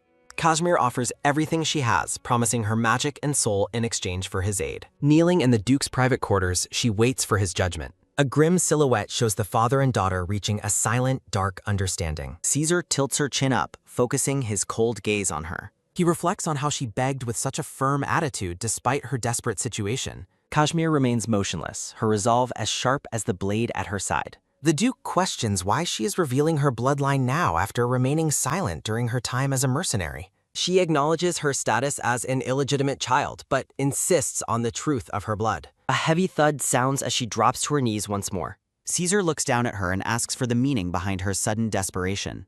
Casting her sword aside, she pleads with him to save her sister's life. The Duke glances toward the bundle on the floor, noting that her sister is the reason for her arrival. Placing a hand to his chin, he coldly states that the sick child is not his daughter. Kashmir looks up with tear-filled eyes and clarifies the child's identity to the Duke. A dark aura surrounds Caesar as he questions why he should save someone who shares no blood with him. Her hand trembles as she prepares to offer her final, heart-wrenching justification. She confesses that while she is the Duke's daughter, her love for the sick child is her true motivation. A warm memory shows a pink-haired baby laughing happily in her bed. The sisters are seen walking hand in hand through a field of flowers in a fading dream. Kneeling in tears, Kashmir admits her bloodline won't move him and instead offers a formal deal. Intrigued, the Duke questions the nature of a deal proposed by his own daughter. A sharp, scraping slide sounds as she reaches for her sword again. She declares her true worth to him by revealing her status as a swordmaster. A massive, crackling flare of energy erupts from Kashmir as she releases her full power. A powerful, crackling flare of energy erupts as Kashmir Chrysis grips her sword hilt, declaring that she has wielded a blade for her entire life. Standing before the Duke, she pledges to become his most loyal weapon if he will only save her younger sister. The black-haired mercenary stares forward with a gaze of unwavering determination. Duke Caesar Chrysis watches her with a stoic and unreadable expression. A series of ragged coughs echo through the hall as Kashmir cries out for Arya in a panic. Clinging to her sister, she begs the Duke for his help once more. Kashmir shouts that she will be an invaluable tool to him if he accepts her offer. She describes her brutal combat experience and offers to serve as a disposable shield on the battlefield if commanded. A flicker of surprise crosses Caesar's face as he processes her desperate and extreme proposal. He questions why she would refer to herself as a mere tool or a meat shield. Prostrating herself, Kashmir promises to be like a dog and die on his order if it means Arya will live. Please, she whimpers, her tears falling as a series of soft, wet splashes sound. A heavy silence fills the dark room as the Duke begins to walk slowly toward her. The household staff and the white-haired butler watch the tense scene unfold from the shadows. A series of measured thumps sound as Caesar approaches and commands the girl to stand up. Kashmir gasps sharply as she senses his overwhelming presence right in front of her. She looks up in shock as a pale hand reaches out toward her face. Against a backdrop of blooming roses, the Duke declares that his daughter should never have to kneel to anyone. He looks into her pink eyes with a surprisingly calm and steady gaze. He reaches out to her, his hand moving with an unexpected gentleness. Kashmir stares back at him in total disbelief, her breath hitching at his words. A quiet rustle sounds as he moves to adjust his stance beside her. The mood shifts as the narrative questions the true nature of the supposedly cruel Duke. Caesar orders Taylor to prepare a room and call a physician before picking up the sick child himself. Kashmir tries to explain her sister's state, but the Duke reveals he knows Arya as a half-breed fairy. He explains that her unique aura is different from humans and will require a specific recovery period. A sudden, sharp gasp sounds as he asks if her name is Kashmir, and she confirms it. Placing a comforting hand on her head, he tells her not to worry any longer. Standing amidst a sea of flowers, he promises to save her sister. Kashmir wonders why he calls her by her full name and if he feels any regret for acknowledging her. A soft sigh escapes her as she considers if he truly feels the despair others describe. The scene transitions with a vibrant display of the story's title. A dark flashback shows a bedridden man screaming that he never considered Caesar to be his son. The dying man urges Caesar to kill him, demanding he not be viewed as a father. A sharp metallic slide sounds as Caesar ends his father's life in the cold shadows. Standing over the body with a bloody sword, the name Kal Haimid Caesar Chrysis is revealed. He reflects on the cruel title given to him by people who called him a blood-crazy devil. He admits to never knowing love, even after his wife gave birth to his daughter years ago. Returning to the present, he realizes that the daughter who appeared before him has given him a new reason to breathe. He asks Kashmir if she thinks he is being insincere, causing her to flinch in surprise. Caesar wonders what words are needed to make her understand his true intent. He asks if she would believe that he has actually been searching for her for a long time. "What?" she whispers, her eyes wide with shock at his revelation. He explains that while he didn't know her location, he was always aware of her existence. Kashmir looks up at him with a mix of awe and confusion. They stand together in the luminous foyer, the distance between father and daughter finally bridging. Surrounded by roses, the Duke reaffirms his commitment to her as his daughter. Outside, the clouds begin to part over the moonlit estate.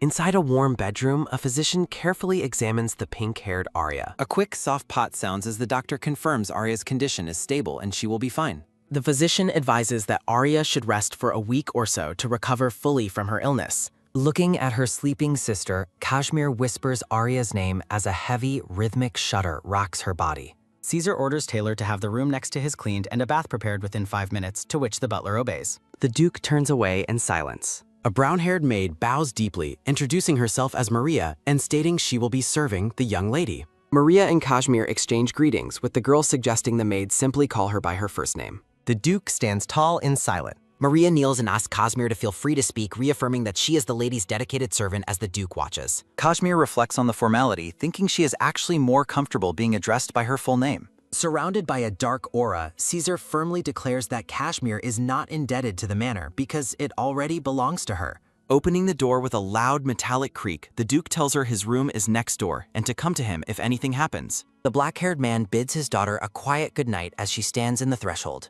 Opulent chambers await their new guest. A series of soft, airy gasps sound as Kashmir marvels at the room while Maria calls out to her. Maria explains that it is natural for a father to love his children, regardless of how complicated things may seem. Kashmir listens in stunned silence as the maid smiles and asks if she would like to enter the room. Staring at the massive tub, Kashmir is shocked by the enormous size of the luxurious bathroom. Kashmir asks if she can wash herself, but Maria explains that noble ladies naturally receive bathing services. Maria offers a warm, laughing smile and asks if the girl would like help undressing if she feels embarrassed. Kashmir frantically declines the help, promising to take off her own clothes as she clutches them tight. She reflects on how she previously had no choice but to treat her own wounds when only her sister was there. The narrative ponders the reaction if the maid were to see the horrific scars covering her back. Panicking as her clothes loosen, Kashmir shouts that her body is disgusting and she doesn't need the bath. A soft, quick tap sounds as Maria places a hand on the girl, firmly stating that her body is not disgusting. Noticing the wounds, Maria cries as she realizes how much the girl must have suffered in her life. Maria offers comfort, noting how hard it must have been and reassuring the girl that it is okay now. Kashmir tries to brush it off by claiming her status as a sword master makes it easy, but Maria firmly disagrees. Maria weeps as she insists that there are no such things as casual wounds in this world. Kashmir remains silent, reflecting on how she lived her life as if nothing had ever happened to her. A sense of profound sadness lingers. She considers how she lived fiercely every day before her metaphoric death, always carrying a hidden hurt. Against a backdrop of flowers, she admits to struggling with a happiness she feels is unsustainable. A single tear falls with a soft, wet splash. A beautiful flower arrangement sits peacefully. Moonlight fills the silent palace halls. Tucking herself into the massive bed, Kashmir thinks about how wonderfully fluffy the covers feel. She experiences a rare feeling of stability on the cloud-like duvet, wondering if the dreamlike comfort is real. Snow falls over the grand estate. A gourmet breakfast spread is prepared. More exquisite dishes fill the table. A lavish feast is laid out. Kashmir reads the Duke's message accompanying dinner, which says he ordered the best dishes for her and wants her health checked. Looking at the winter scenery, she wonders what her father truly thinks of her existence. A soft, quiet sigh escapes her as she walks through the snowy estate. Admiring the frosted landscape, the black-haired girl comments on how beautiful the view is. Her hand brushes a snow-covered branch with a quick, soft snap. Kashmir smiles and thinks about how much more beautiful the garden will be when spring flowers bloom.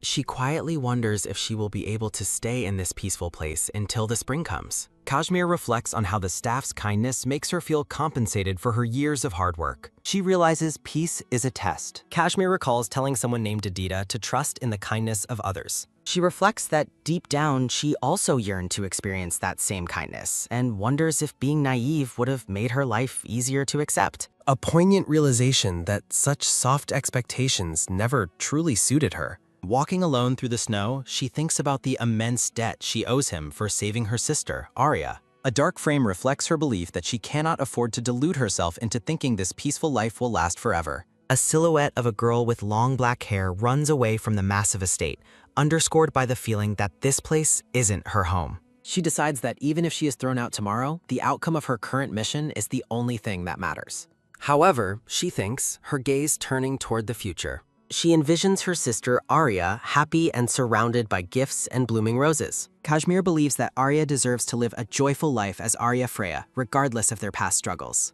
A fractured visual symbolizes her conviction that a child should never have to suffer due to the failures of the adults in their lives. A small mouse scampers through the darkness as she concludes it is perfectly fine for her own life to return to one worse than a rat's. Thinking of the Duke, she assumes he will accept Arya because the girl is adorable and will be useful to him, perhaps even finding more happiness than she did with Count Freya.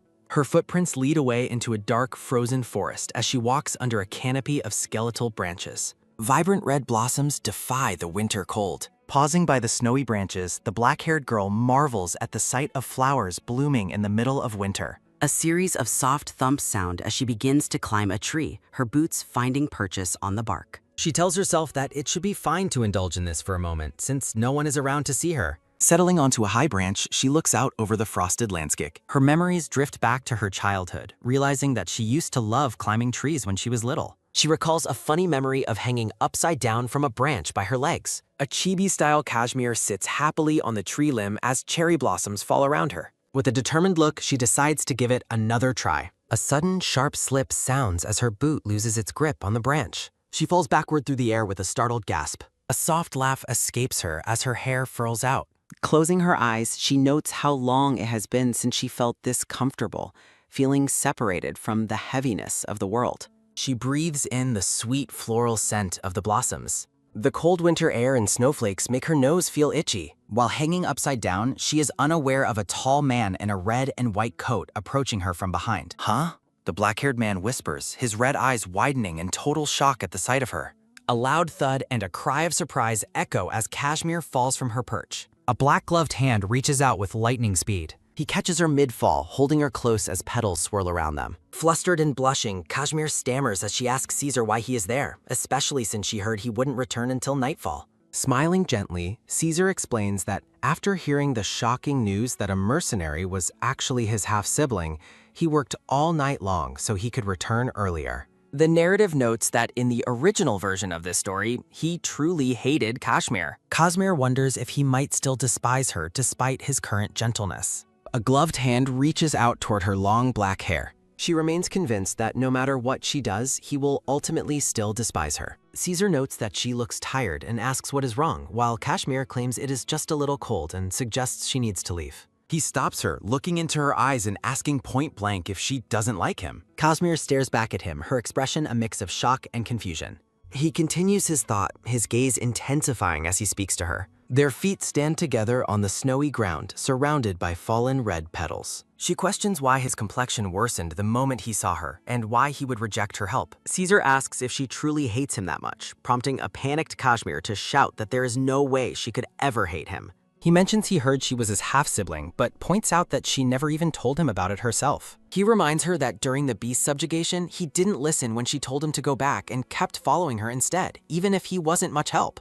Looking visibly hurt, he asks if she left without saying anything because she didn't like him, or if she is simply dissatisfied with the fact that a cowardly duke is her older brother. Blush creeps across Kashmir's face as she frantically yells that she doesn't hate Caesar and considers being his sibling a great honor. Caesar's fist tightens as he begins to grapple with his own thoughts. Caesar watches her in silent contemplation. A smirk plays on Caesar's lips as he remarks that his sister is also a coward. Their footsteps crunch through the snow while he explains that she has no reason to worry and has simply misunderstood the situation. Walking amidst the winter blossoms, the man asks what he should call her, to which she simply requests he use her name, Kashmir. He asks about her nickname, and she mentions that her sister calls her Shushu, though she trails off. Kashmir stares back with wide-eyed shock. A circle of flowers frames the declaration that she is now officially his younger sister.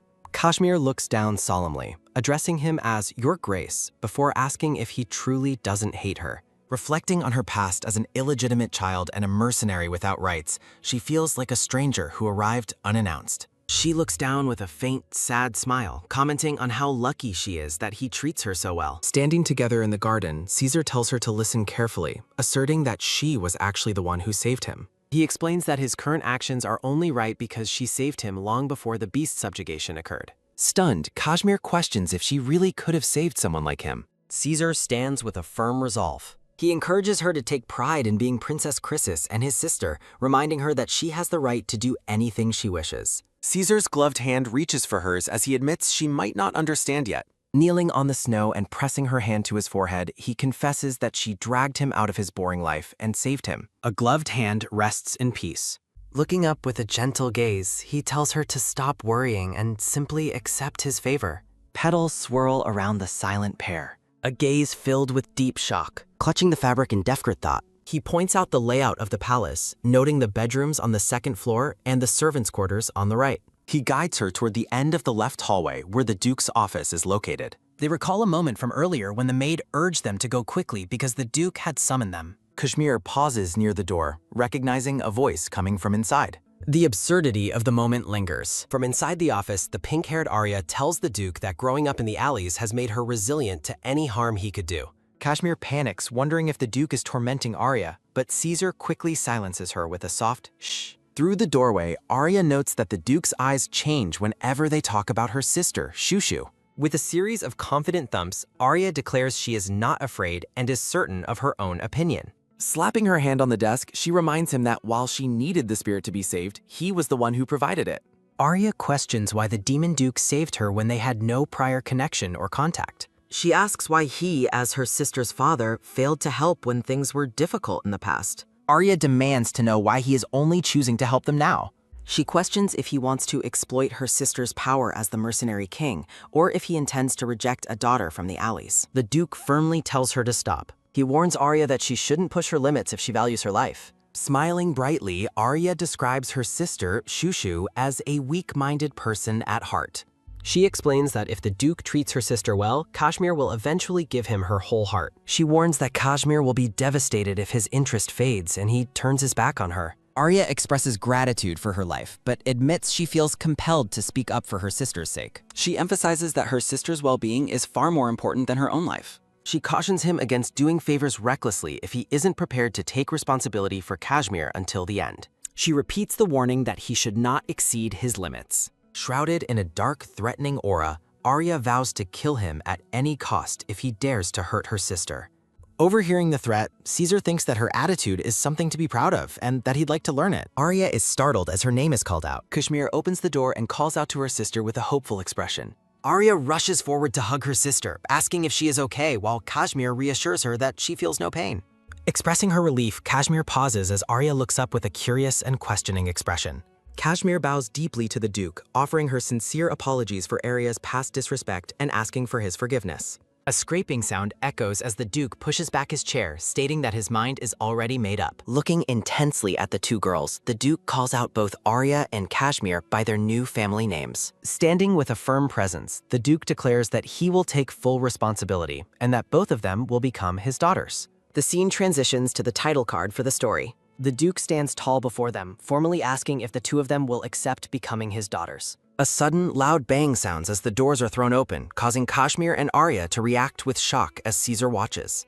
Kashmir is overwhelmed by the sudden turn of events, feeling that the situation is the greatest disgrace of her life. Arya clings to her sister, declaring that Shushu is her only true family and that she will endure anything for her sake. Caesar remarks on Arius's impulsive nature while telling her to be brave, much to the shock of both girls. Looking at the closed office doors, Kashmir reflects on the fact that she doesn't consider herself special. A tight fist clenches as she wonders if there is a place for someone whose only skill is wielding a sword. Kashmir blushes intensely as cherry blossoms swirl around her surprised and beautiful face. The Duke watches her with a calm gaze, silently noting that she is capable of making such a soft expression. A soft chuckle escapes as the Duke smiles and offers a gentle agreement. A series of soft potting sounds follow as the Duke places his hand on Kashmir's black hair. Caesar acknowledges the Duke with a respectful greeting as he enters the hallway. A brilliant and joyful glow surrounds Arya as she beams with a wide, happy smile. Caesar notes that Arya acts differently in front of Shushu compared to the side she showed him earlier. A snapping sound accompanies Arya's playful threat to settle matters with a fight if he wishes. A series of soft thumps sound as they walk, both admitting their mutual dislike for each other and the Duke. Arya clarifies that she is only tolerating the situation for Kashmir's sake, noting that her sister is different. She reflects on how Kashmir has always naturally attracted the interest and loyalty of those around her. Caesar questions if Arya truly wants Kashmir to be happy and if she knows how to ensure it. Arya admits she needs him for Kashmir's happiness, while Caesar confidently claims to be the one Kashmir loves. A quick spinning motion follows as Arya playfully dismisses Caesar's claim. They engage in a silent, intense rivalry over who holds the most importance in Kashmir's heart. Their faces are shown in a split visual of sharp, competitive glares. Arya offers her hand, suggesting they both strive for their sister's happiness despite their personal feelings. Caesar accepts the proposal, suggesting they work together as colleagues rather than siblings in the future. A thought bubble confirms their shared goal of ensuring Shushu's happiness above all else. They seal their agreement with a firm and professional handshake.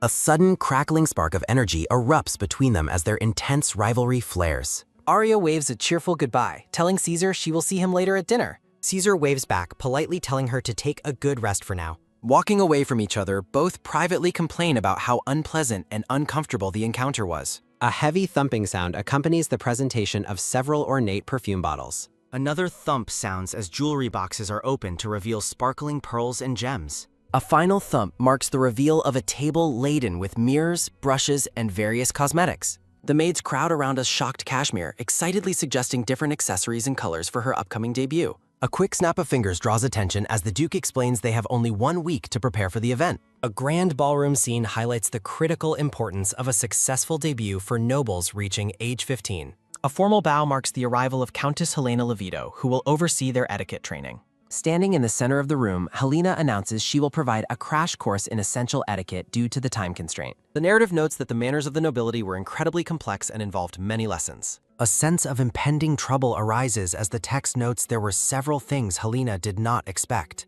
A sharp clicking sound echoes as a foot wearing a lace-patterned shoe steps forward onto the carpet. Araya's grace is compared to a swan as the etiquette teacher marvels at how quickly the pink-haired girl mastered her first lesson. The teacher's shock grows as she watches the black-haired Kashmir lead a maid in a dance, realizing the girl has a genius-level control over her own body. Clutching her hands in awe, the teacher declares them both geniuses for completing a 6-day curriculum in only 2 hours. The teacher is horrified as Kashmir vows to duel anyone who insults her sister, while Arya gleefully suggests hanging offenders upside down from a balcony. Collapsed on the floor in despair, the teacher begs them to at least refrain from swearing in front of the emperor and the pope. A series of soft, rhythmic chuckles follows as Caesar watches the chaotic scene unfold from the sidelines. Caesar finds the situation hilarious enough to cure depression, while Arya grows irritated by his amusement at their expense. Caesar wonders if his sister's loveliness can be surpassed, while Arya notes her brother's haste in leaving his belongings behind. Arya clings to a weeping maid as Caesar privately reflects on his plan to disrupt the original story by subverting expectations. Kashmir looks on with a determined gaze, signaling her readiness for the next step. A gentle warmth radiates as Kashmir comforts the crying maid with a soft embrace. The story transitions through a formal title card. Kashmir is presented in a striking red military-style outfit, described as a true masterpiece. Standing at the top of the stairs, a bashful Kashmir is urged by the maid to come down and show everyone her new look. A sudden gasp escapes Arya as she stares up at her sister in absolute wonder. Arya sits elegantly in a yellow floral gown, pausing her tea as she notices Kashmir's approach. A feeling of immense pride swells within Arya as she admires how well her sister has turned out. The sisters enter the dining hall where the Duke and Caesar wait to greet the 2 ladies of the Chrysis family. Caesar offers a warm compliment on Kashmir's outfit, while Arya trembles with suppressed excitement beside her. Arya feels a sense of rightness in her new life, reminding Kashmir that she was right about wearing colors other than black. Bursting into a fit of dramatic tears, Arya scolds Kashmir for her stubborn attachment to cloaks and simple hairstyles. Kashmir asks if her previous look was really that bad as she pulls Arya into a tight, affectionate hug. Pressing her cheek against Arya's, Kashmir reassures her that she is always beautiful. The Duke mentions he heard they were heading to a boutique and prepares to offer his support. A shimmering gold card is presented, serving as an identification that allows the holder to purchase anything, even an entire island. Handing over the card, the Duke tells them to buy every dress in the shop if they wish, leaving the sisters speechless. A sense of disbelief lingers over the Duke's extreme displays of wealth and eccentricity. A sharp metallic creak sounds as the carriage wheels begin to turn. The carriage comes to a halt as a servant announces their arrival at the boutique. A soft, rhythmic top follows as a boot steps down onto the pavement. They enter Catherine's boutique, the most prestigious and difficult shop to book in the entire empire. A hollow, echoing silence fills the empty shop as the maid explains that the Duke has rented the entire establishment for them. Arya is momentarily dazed by the sheer power of the Duke's fortune. A purple-haired woman steps forward to greet the ladies of the Chrysis family. Bowing deeply, the woman introduces herself as Catherine Podolite, the boutique's renowned designer. Arya and Kashmir introduce themselves formally using their new family name. A bright, sudden flash of realization crosses Catherine's face as she looks at the sisters. A sharp, sudden clap signals the start of the session as Catherine busily takes their measurements with a yellow tape. Both sisters collapse onto a sofa, completely drained by the intensity of the fitting process. Catherine returns with massive stacks of catalogs, eager to show them the vast array of available styles. Pointing at the designs, Catherine suggests frills for Arya's innocent image and satin for Kashmir's cool, firm presence. Catherine excitedly promises to make them the trendsetters of the season with her newest tunic dresses. Setting down her tea, Kashmir interrupts to voice 2 specific requirements for their new wardrobe. Catherine listens with an expression of intense curiosity. Kashmir first requests that Arya's dress be designed to be worn comfortably without a corset. For her second request, Kashmir insists that her own attire remain in a uniform style. Someone reflects on how unusual it would be for noble ladies to abandon corsets and embrace uniforms. Kashmir wanders through her memories, questioning if she must trade her identity as a sword for that of a flower. She acknowledges her new status as a daughter of the high-ranking Chrysis family. She remains conflicted, balancing her past as a back-alley commoner and her title as the king of mercenaries.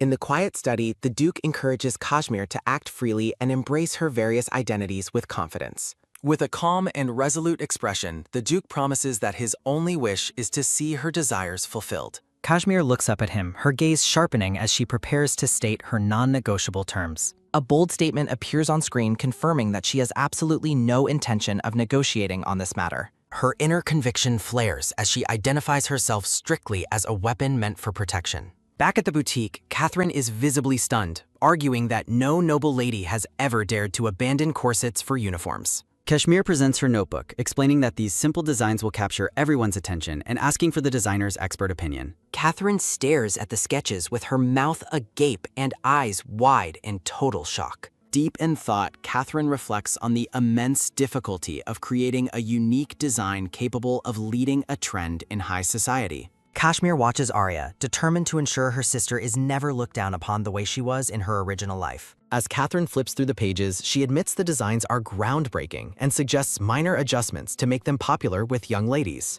A sudden, intense realization flashes in the designer's eye as she looks back at the black-haired girl. A loud, sudden bang sounds as Catherine slams her hand on the table, declaring with excitement that the designs will be a massive trend. In a flurry of movement, Catherine reaches out and grabs Kashmir's hands with desperate intensity. The purple-haired designer pleads with Kashmir, begging for the opportunity to go into business together using these innovative ideas. A final heavy bang sounds as Catherine reaffirms that the new fashion style is guaranteed to be a hit. The steady rhythm of hooves echoes as the grand carriage pulls away from the boutique and travels through the city. Seated inside the carriage, a curious Arya asks her sister how she managed to come up with such incredible fashion ideas. Kashmir tells a small lie about the designs being a lucky coincidence, privately acknowledging she cannot reveal they are from her past life. Arya listens intently, accepting the explanation with a soft and trusting smile. Kashmir returns the smile, asking if her sister has any other questions on her mind. Narrative text notes that while Arya knows the future, the sudden transition to nobility must have been overwhelming for Kashmir. Arya fidgets nervously with her fingers, admitting she actually has 3 specific questions to ask.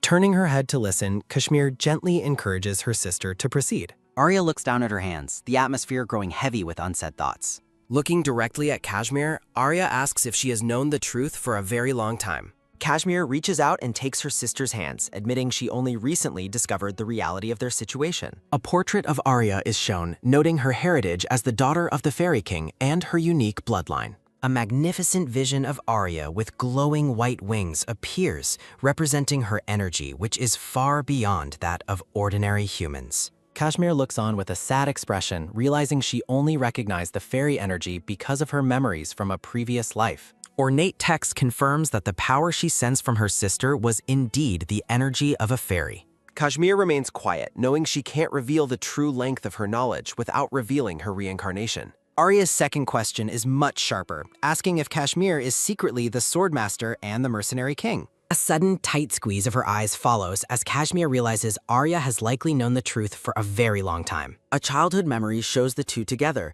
noting that Arya was gifted enough to memorize everything she saw from a young age. Kashmir asks how Arya could possibly know her secret identity, and Arya reminds her of the time she fell ill from a deadly poison 2 years ago. A flashback reveals a younger Arya diligently tending to Kashmir while she was bedridden and unconscious. Arya looks at her sister with a soft, knowing gaze, stating she has known the truth ever since Kashmir first became a mercenary. Kashmir bows her head in silent contemplation, moved by her sister's long-term loyalty and silence. Arya pauses, preparing herself to deliver the final and most important question of the 3. Leaning forward in the dim light of the carriage, Arya softly asks her sister if she truly loves her. Kashmir's eyes widen and fill with tears, deeply affected by the vulnerability in her sister's voice. Pulling Arya into a fierce and affectionate embrace, Kashmir vows to love her sister forever. As the sun sets behind the clouds, the text declares that Arya is both the beginning and the end of Kashmir's world. The scene shifts to the sprawling, majestic architecture of the capital city under a bright sky. A sharp, quick tap sounds as a hand places an envelope onto a polished table. In the Duke's lavish office, he informs Kashmir that he will take full responsibility for the business deal with Catherine's boutique. The Duke questions her experience, but Kashmir confidently mentions her history of trading magical materials while planning to use a reliable agent. Impressed by the potential of her plan, the Duke agrees to invest in the venture immediately. Kashmir looks flustered while the Duke stares blankly, realizing that running a business is even more confusing than a sword duel. The Duke asks if he and Caesar should wear the new outfits to the upcoming ball. Kashmir secretly relishes the potential publicity for her designs before simply agreeing to the Duke's suggestion. Encouraging her, the Duke promises to convince Caesar to participate in the plan as well. He softens his expression, asking her to start calling him father from now on. Kashmir is visibly stunned and speechless by the sudden and affectionate request. Observing her shock, he asks if the idea of calling him father is unwelcome to her. Panicking, she stammers through several attempts to accept his request and find the right words. She continues to struggle, her face flushed with embarrassment as she tries to force the word out. A gentle touch halts her as he pats her head, signaling that her effort is enough for now. He reassures her that it is perfectly fine for her to take her transition into the family slowly. Walking toward the door, he promises to always be there waiting for her to feel comfortable. A soft, quick tap sounds as the door closes, leaving Kashmir in stunned silence. A hand reaches out to pick up a sealed envelope from the table. Alone in the grand room, Kashmir sits and contemplates the surprising warmth of her new family. She reflects on how her preconceptions about the Duke's intentions were entirely incorrect. She watches the empty space he left, her gaze softening as her understanding of him shifts. Narrative text notes that his true desire was much simpler than she had ever imagined. She looks down, her eyes reflecting a mix of guilt and growing affection for her adoptive father. She realizes that, above all else, he simply wanted to be a good father to her. A stylized title card marks a shift in the story's focus toward the upcoming event. A flurry of quick rhythmic footsteps sounds as the staff rushes to finalize preparations. Maids bustle around the dressing room, ensuring every detail of the sisters' attire is perfect. Final adjustments are made to a garment as someone declares that everything is finally ready. Kashmir is revealed in a bold red and white military uniform that exudes authority and grace. Caesar smiles warmly at her, complimenting her striking and sensational new appearance. Seated nearby, the Duke adds his praise, noting her style is both cool and appropriately eccentric. Kashmir feels slightly overwhelmed by the intense energy and high expectations of her new family. Arya insists that her sister looks incredible and must not change a single thing about her outfit. Kashmir turns to look at her sister, her breath catching at the sight of the transformation. A sparkling realization dawning in her eyes as she takes in Arya's completed look. Arya is revealed in a magnificent white gown, looking like a vision of purity and elegance. The hem of her intricate white dress is surrounded by a lush, beautiful arrangement of blooming flowers. Moved to tears by the beauty of her new life, Arya expresses her profound joy. She grabs Kashmir's hands, declaring that her sister is the most fantastic person at the ball today. Kashmir returns the warmth, telling Arya she will be the most beautiful protagonist of the evening. Caesar observes the sisters with a gentle expression, announcing it is finally time for them to depart. A full moon hangs over the grand silhouette of the palace as the night's festivities begin. Inside the ballroom, the air is thick with the low, curious murmur of the gathered nobility. Guests gather in small groups, their constant whispering creating a sense of restless anticipation. Hiding behind her fan, a noblewoman discusses what has become the biggest gossip in the empire. The crowd speculates about the Duke's new daughters and their perceived lack of noble etiquette. The herald officially announces the arrival of the Duke and his family to the silent crowd. A sharp, heavy creak sounds as the massive doors to the ballroom are swung wide open.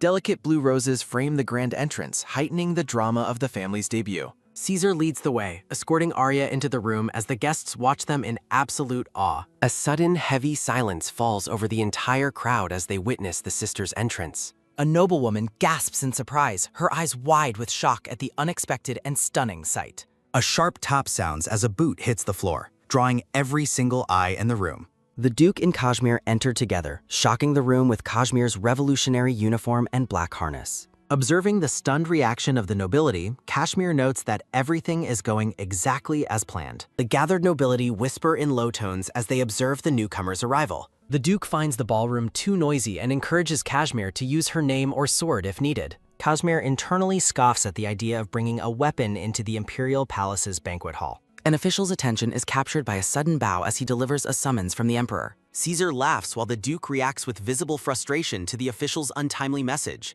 The Duke apologizes to his daughters for being unable to finish the debut ball together. Caesar promises to stay by the sisters' side just as curious nobles approach them for an introduction.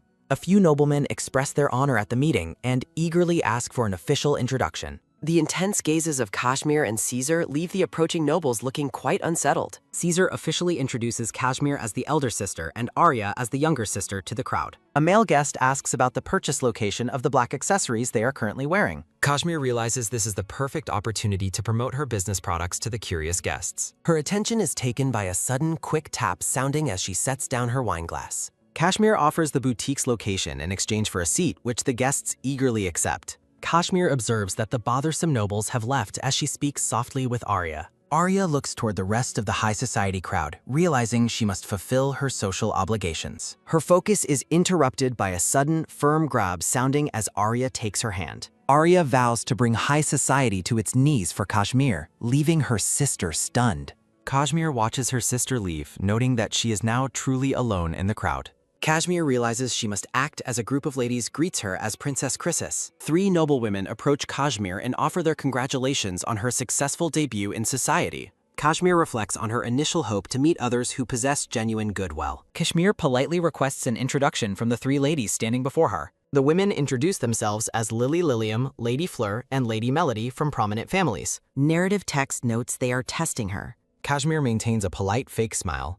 The ladies comment on the unique and modest nature of Kashmir's military-style ball attire. Kashmir internally fumes while maintaining her facade, struggling to suppress a string of curses. Kashmir explains her preference for uniforms due to her history with swords, shocking the group. The noblewomen mock Kashmir's commoner background and manual labor while offering condescending advice on hand care. Kashmir reflects on the strategy of allowing others to rumor her identity as a swordmaster. Lily mocks the idea of a sword-wielding lady, assuming the Duke is ashamed of Kashmir's behavior. Kashmir looks back at the ladies. Narrative text questions their dangerous behavior. A chilling atmosphere descends as Kashmir warns the 3 women that they are talking far too much. Narrative text confirms her plan for murmurs. A dark background frames the transition. The noblewomen look up in fear. Kashmir lectures them on the history of the Chrysis family and their duty to protect the empire. Kashmir declares that her family heritage precedes her title and that an insult to her is an insult to the Duke.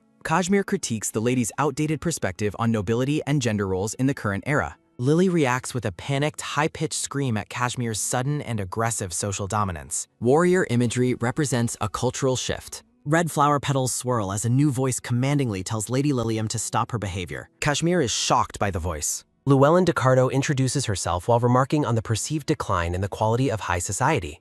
Llewellyn warns Lady Liam that her disrespect toward the Chrysis name has made the situation dangerously serious. Llewellyn reaffirms the significant weight and history that the Chrysis family name commands. Llewellyn urges the women to apologize immediately before the Duke discovers their disrespectful behavior. The scene ends with a sudden, nervous creak sounding as the 3 ladies tremble under Llewellyn's gaze. A sudden bow sounds as Lady Fleur offers a humble apology to Lady Chrysis. Kashmir accepts the apology but begins to deliver a stern and necessary lesson. A chilling wind sounds as Kashmir warns that reckless speech leads directly to disaster. The grand ballroom stands resplendent, its golden ceilings shimmering under the light of massive chandeliers. The sound of quick, scrambling footsteps fades as Kashmir thanks Lady Ducardo for her timely intervention. A sharp snap sounds as Lady Ducardo opens her fan, claiming she only acted to prevent social decay. Kashmir offers her thanks while Caesar steps forward to formally introduce himself to the group. Observing the red-haired woman's reaction, Kashmir notes she possesses a surprisingly endearing and defensive personality. A sudden sense of recognition strikes Kashmir as she begins to question if they have met before. Kashmir quickly dismisses the thought, convincing herself that such a meeting would have been impossible. A herald's voice booms through the hall, announcing the grand entrance of the imperial family. The royal family enters in a majestic procession, led by the emperor and his golden-haired heirs. A sweeping bow sounds as the gathered nobility pays respect to the royals passing through the hall. Helios I is presented as a radiant figure, the very son of the Salatine Empire. The emperor casually addresses the crowd, encouraging everyone to simply relax and enjoy the banquet. Kashmir finds the emperor's youthful appearance and strange demeanor highly unsettling despite his high status. Her attention sharpens as she focuses her gaze on a peculiar movement from the royal balcony. From his elevated position, the emperor looks down directly at Kashmir with a knowing expression. Kashmir feels a wave of intense pressure as she realizes the emperor is staring solely at her. A playful wink sounds as the emperor acknowledges her presence with an unexpected and casual gesture. Convinced the emperor is a total freak, Kashmir struggles to maintain her composure amid her confusion. The emperor waves his hand cheerfully at her, sending Kashmir into a spiral of internal panic. Kashmir spots the blonde crown prince and wonders why he is present at the debutante ball. A sudden thud sounds as Kashmir retreats in shock, realizing her presence here is becoming dangerous. She reflects on how the crown prince used magic to hide his true outward appearance from others. Narrative text explains that Crown Prince Diego was the son of the deceased empress and the rightful heir. Empress Lina Quiros is revealed to have threatened Diego's life to pave the way for her own son. Kashmir realizes that while the emperor loved Diego, he was unable to offer him open protection. Long-standing imperial tradition prevented the emperor from engaging in battles over the throne, leaving Diego vulnerable. Originally, Arya was the one destined to heal the unconscious Diego after a brutal assassination attempt. The fated connection between Arya and Diego is visually depicted as being shattered by recent changes. Kashmir stands in the dark, realizing with a heavy heart that she is the culprit of this disruption. A silent scream of realization sounds as she understands she accidentally saved him before Arya could. She desperately hopes that the mask she wore during their first meeting will prevent him from recognizing her. Kashmir repeats the hope to herself, trying to find comfort in the belief that he cannot know her. A sudden gasp sounds as Kashmir accidentally bumps into another guest while lost in her thoughts. Her eyes widen in pure shock as she recognizes the person she has just run into. Liner stares at her in disbelief, his recognition of her making the situation even more complicated. A sudden whoosh sounds as Kashmir turns and flees from the white-haired boy in a blind panic. Liner is left standing alone in the ballroom, stunned and confused by her extremely abrupt departure. Rhythmic, heavy footsteps sound as Kashmir ducks away, lamenting that she keeps encountering all the male leads. Kashmir stops to catch her breath, wishing for a quiet moment away from the overwhelming social chaos. A sudden, calm greeting sounds as a mysterious voice asks if she is tired of being alone. Kashmir turns toward the voice, finding a man dressed in long, elegant white robes standing before her. The hooded man looks at her with a knowing gaze, greeting her by a name from her past. A stylized title card appears, signaling the conclusion of the current events and a shift in focus. Standing in the quiet, blue-toned corridor, Kashmir reflects on the strange turns her debut night has taken. The mysterious voice echoes once more, drawing Kashmir's attention back to the stranger in the white robes. Kashmir looks up at the tall, hooded figure, her expression a mix of caution and growing curiosity. Determination hardens her features as she prepares to confront the man who seems to know her true identity. Elle promises to keep Kashmir's secrets to himself. He prepares to elaborate on his true intentions. A soft brush sounds as Elle touches her chin, suggesting that friends should have belief in one another. A sudden pull sounds as Kashmir grabs his wrist, arguing that being friends is a separate matter from trust. A firm grip sounds as she stares intensely at his gloved hand. Elle expresses his willingness to do anything to earn her complete trust. Kashmir looks at him with skepticism, questioning if he is being sincere. Standing on the grand balcony, Elle asks if she is willing to stake her life on an oath to the sun.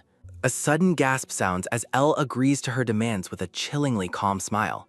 A sudden grab sounds as Kashmir pulls him closer to confront him about his unexpected answer. A quick turn sounds as she reflects on the gravity of the legendary sun vow. She is shocked that he would agree so easily despite knowing the risks involved. Narrative text describes the sun vow as an eternal oath witnessed and testified by the sun itself. The consequences are absolute, as anyone who breaks the vow faces immediate death. Elle claims he has no worldly desires and wouldn't dare to wish for anything from her. He only requests that his condition remains a permanent secret before he agrees to her terms. Kashmir orders him to begin the ritual and swear his oath to the sun immediately. Under the night sky, Kashmir begins the sacred ritual in the name of the sun. She swears that the vow will last forever until the morning sun no longer rises. A sudden glow sounds as a magical crest marks their pact on the back of their hands. Kashmir reflects on her identity as the king of mercenaries and the shock it would cause if exposed.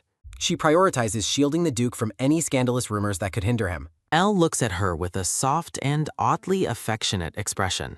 A sudden squeeze sounds as he encourages her to name her own wish now that the vow is sealed. Kashmir admits her love for her mercenary identity far exceeds her current role as a noble lady. Elle gently assures her that she doesn't have to force herself to appear in society if she doesn't wish to. A soft touch sounds as he reaches out to her. Elle looks into her eyes and asks for her love in return for his loyalty. He cradles her face with a tender, longing gaze that leaves her speechless. Kashmir identifies a familiar lily scent coming from Elle while looking out over the palace grounds. She notices a deep, unshakable sadness buried within his eyes, despite his outward smile. Every time they lock gazes, she feels a strange and unsettling sense of recognition. She recalls a young, sorrowful boy whose eyes were strikingly similar to his. The resemblance is so perfect that it leaves her heart racing with confusion. A sudden shout sounds as Arya interrupts to announce that the blessing ceremony is about to begin. Elle bids her a mysterious farewell and promises to see her later. Kashmir is left alone on the balcony, haunted by the expression he showed her. A sudden rush sounds as the sisters scramble to reach the ballroom before the start. The announcer calls for Kashmir, the Duchess, and Arya to come forward for their blessing. The two sisters kneel before the high priest in a formal display of respect. A sudden gasp sounds as the priest is overwhelmed with delight upon meeting Lady Arya. He offers an incredibly enthusiastic and warm welcome to the pair. He praises Arya for her reputation as the lady who turned a tyrant into a sweet macaron. The priest gives bizarre advice about looking at the sun whenever they face trouble in life. He leans in to whisper a strange warning about a man turning into a madman upon seeing her. He rants about a petty rival who is destined to lose everything soon. The priest snaps back to his official duties and apologizes for his unprofessional behavior. Quan Julian formally introduces himself as the representative of the Sun Temple. He offers a sincere blessing for the well-being of the two sisters. Raising his hand, the priest begins the solemn prayer to conclude the blessing ceremony. High Priest Quan Julian prays for the sun to shine on the sisters' path, blessing them for as long as the sun rises. The High Priest offers a parting wish that all the ladies in attendance enjoy a peaceful life. The gathered nobility breaks into warm applause following the completion of the ritual. A sudden rustle sounds as the High Priest formally presents Lady Kashmir Krisis to the ballroom guests. A playful wink sounds as the High Priest encourages Kashmir to seek his help whenever she might need it. Arya turns to her sister with an enthusiastic invitation to share a dance together. Suitors immediately swarm Lady Arya Krisis, clamoring for a chance to dance with her. Noting that Arya deserves all the love she is receiving, Kashmir quietly slips away from the crowd. Standing alone, Kashmir considers if she should take the initiative and ask someone for a dance. A sudden stop sounds as she notices two men approaching her solitary position. Liner and Crown Prince Diego both reach out to her, offering a dance at the same time. Kashmir is left in absolute shock by the unexpected and simultaneous proposals. She realizes with mounting panic that both Sir Liner and Sir Diego are actually asking her to dance. Kashmir reflects on the social necessity of dancing to avoid being reprimanded later. The two high-ranking suitors wait expectantly for her to make a choice. Confusion overwhelms her as she reels from the weight of their combined attention. Kashmir wonders why these two powerful men would both be inviting her of all people. Diego greets Liner as Marquis Einhart and asks about his knights, while Liner bows and reports they are doing well. She questions if they are after her family's prestige or if they have discovered her secret identity as a mercenary. The surrounding crowd whispers excitedly that the three of them formed the most perfect romantic triangle. Kashmir realizes that no matter who she chooses, a scandal will be impossible to avoid. The problem remains that she simply does not know which man to select. A sudden rustle sounds as El appears, asking if it is not too late for him to join. The hooded priest bows gracefully and asks for the lady's hand in a dance. Liner questions what the man means by his arrival, but El quickly hushes him into silence. Kashmir is baffled that the crowd is not surprised by a masked priest suddenly appearing at the banquet.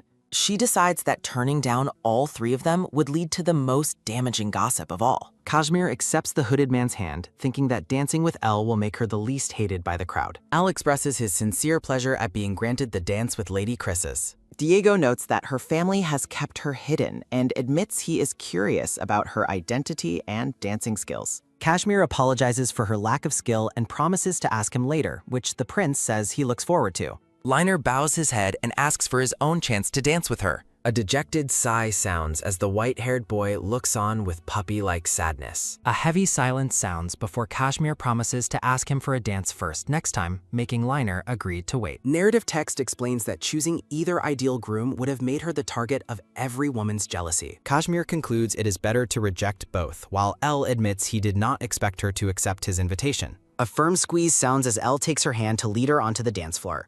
El confidently confirms that her decision was the right one to make. Kashmir asks why El has come to the ball, and he reveals that he is only there to see her. A light laughter sounds as she asks how long he has known her identity, and he suggests it was before she knew herself. A rigid posture sounds as El claims he merely guessed by the situation, even though he could not ask her directly. Kashmir recalls El knowing how Duke Caesar found her and a woman years ago, a fact most attributed to his own child. Narrative text reveals that in this empire, red eyes are a trait unique only to the Krisis bloodline. A vision of her childhood surfaces, showing a woman leading her away long ago. Text notes that all Krisis successors were born with incredible talent for the intelligent sword. El observes that she possesses very unique skills and guesses at her true nature. Narrative text explains that these specific details regarding her origins were never part of the original story. Kashmir reflects on the Duke and Taylor's accounts of the snowy day they first met her. Looking directly into El's masked eyes, Kashmir asks him how she was truly born. El looks back at her and gently tells her not to worry about those secrets.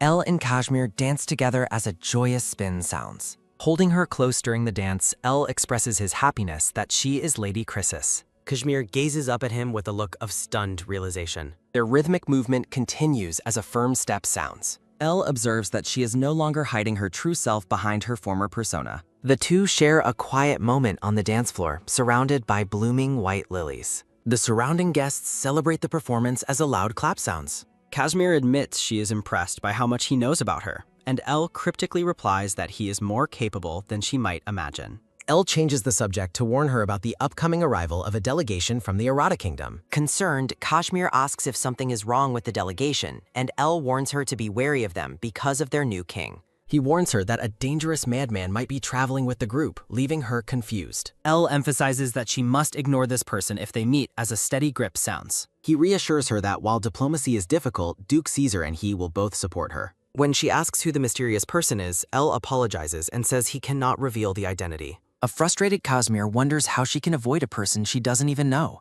Elle cautions her that the man will pursue her the moment he sees her, so she must not show him any interest. Kashmir agrees to follow his advice as a soft nod sounds. Elle smiles warmly under his mask and thanks her for taking his words to heart. Bowing formally, Elle thanks her for the dance while she insists the pleasure was all hers. She freezes in shock as she realizes he just used her private nickname.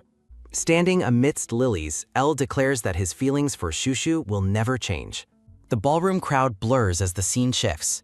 Kashmir's attention is drawn to a small detail on her sleeve. She discovers a single strand of blue hair and wonders if it belongs to the only person she knows with that color. She frantically scans the crowded room as a quick turn sounds. The ballroom atmosphere fades into a blur. Under the full moon, Kashmir questions if Elle could actually be the high priest. The quiet palace exterior reflects her growing suspicions. Catherine is overcome with joy as she thinks about her lady. A dark-haired man with red eyes smirks while speaking Catherine's name. Catherine celebrates with her staff, announcing that everything sold out in 2 days thanks to the lady's influence. She excitedly tells Kashmir that their clothes have become a noble trend and asks if the success was planned. Relaxing with tea, Kashmir thanks Catherine and credits the success to using the right people for advertisement. A charming illustration depicts the Chrysis siblings and the Duke as a model family.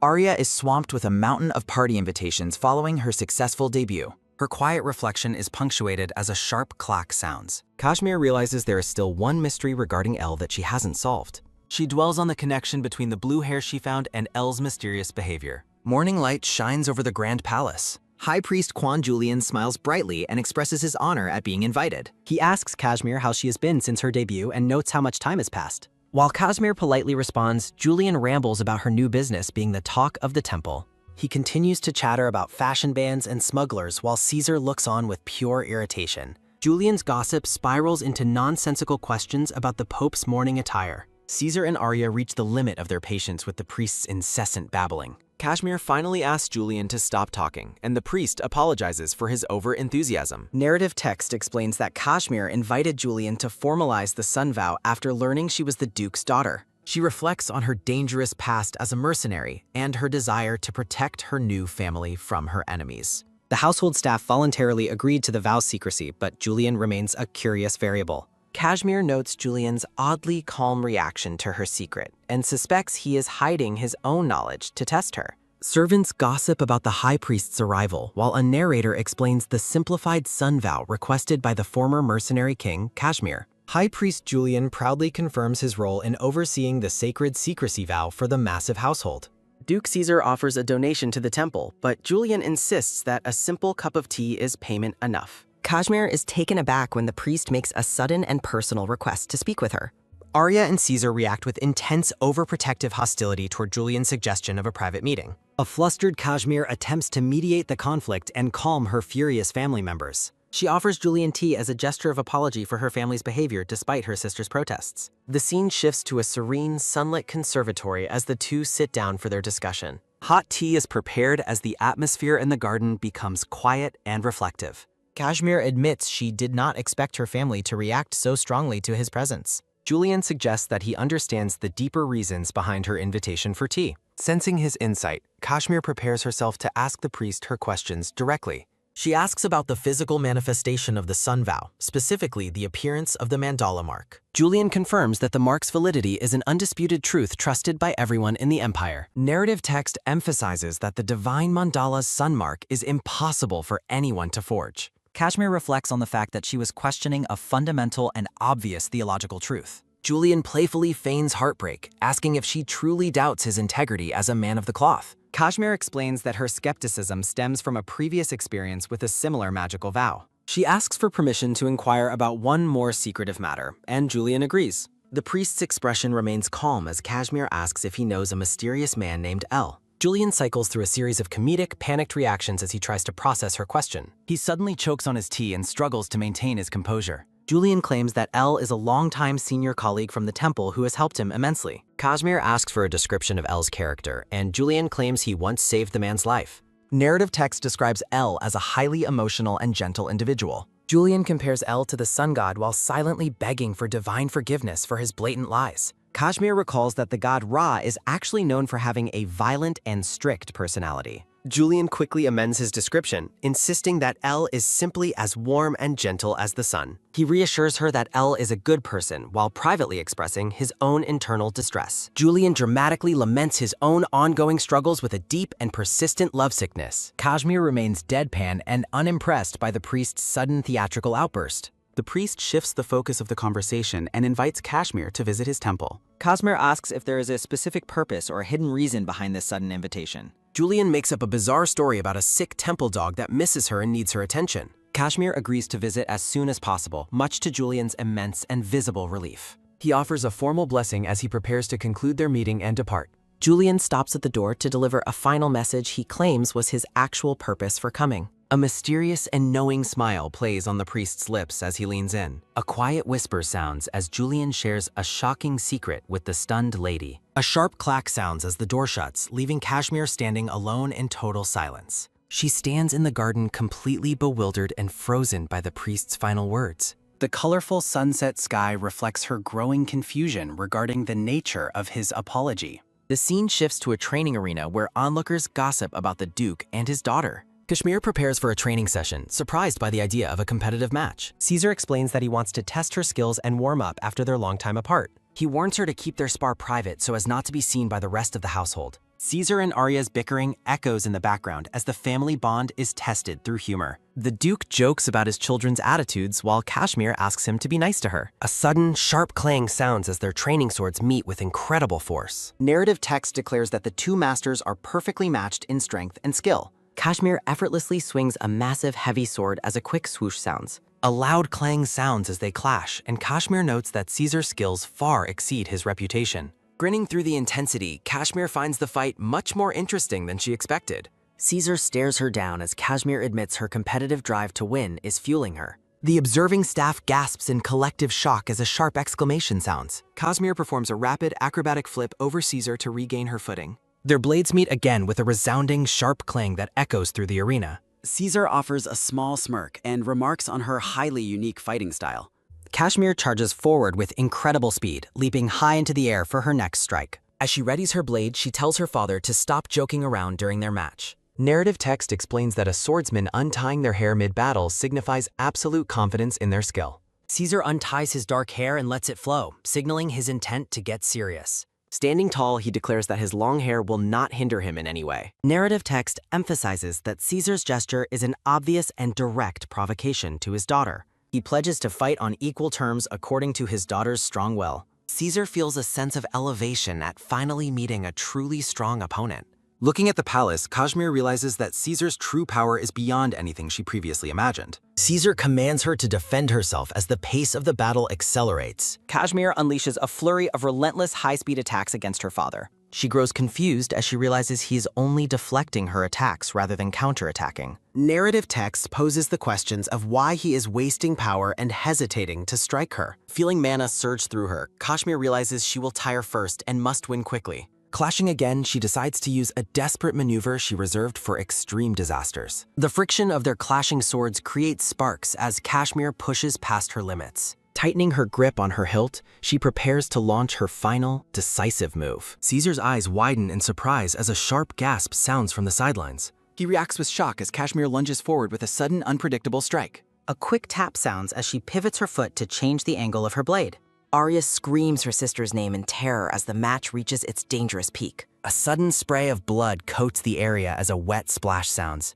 Caesar stares in stunned silence as the tip of her sword points toward him. Blood drips from a deep gash on Kashmir's arm as a slow drip sounds. In the hazy aftermath of the clash, Kashmir weakly declares her hard-won victory. Gasping for air, a bloodied but happy Kashmir repeats that she finally won. Arya sprints toward the pair as a frantic thud of footsteps sounds. A sharp smack sounds as a furious Arya delivers a hard slap to Caesar's face. Arya screams that her father is a crazy man for letting the match go so far. The clear sky remains peaceful despite the chaotic scene unfolding in the arena. Caesar stands motionless, a visible red handprint burning on his cheek. He calls out to Arya as the pink-haired girl breaks down in tears over the situation. Arya scolds Caesar for his recklessness, while Kashmir insists she only did a good job by winning. Arya shouts that winning doesn't matter compared to Kashmir's safety and scolds them for ignoring their father's command. Kashmir looks away guiltily, admitting to herself that her desire to win made her deaf to orders. Arya demands an explanation for Kashmir's reckless behavior as her anger continues to boil. The Grand Palace exterior stands tall as the emotional confrontation continues within its walls.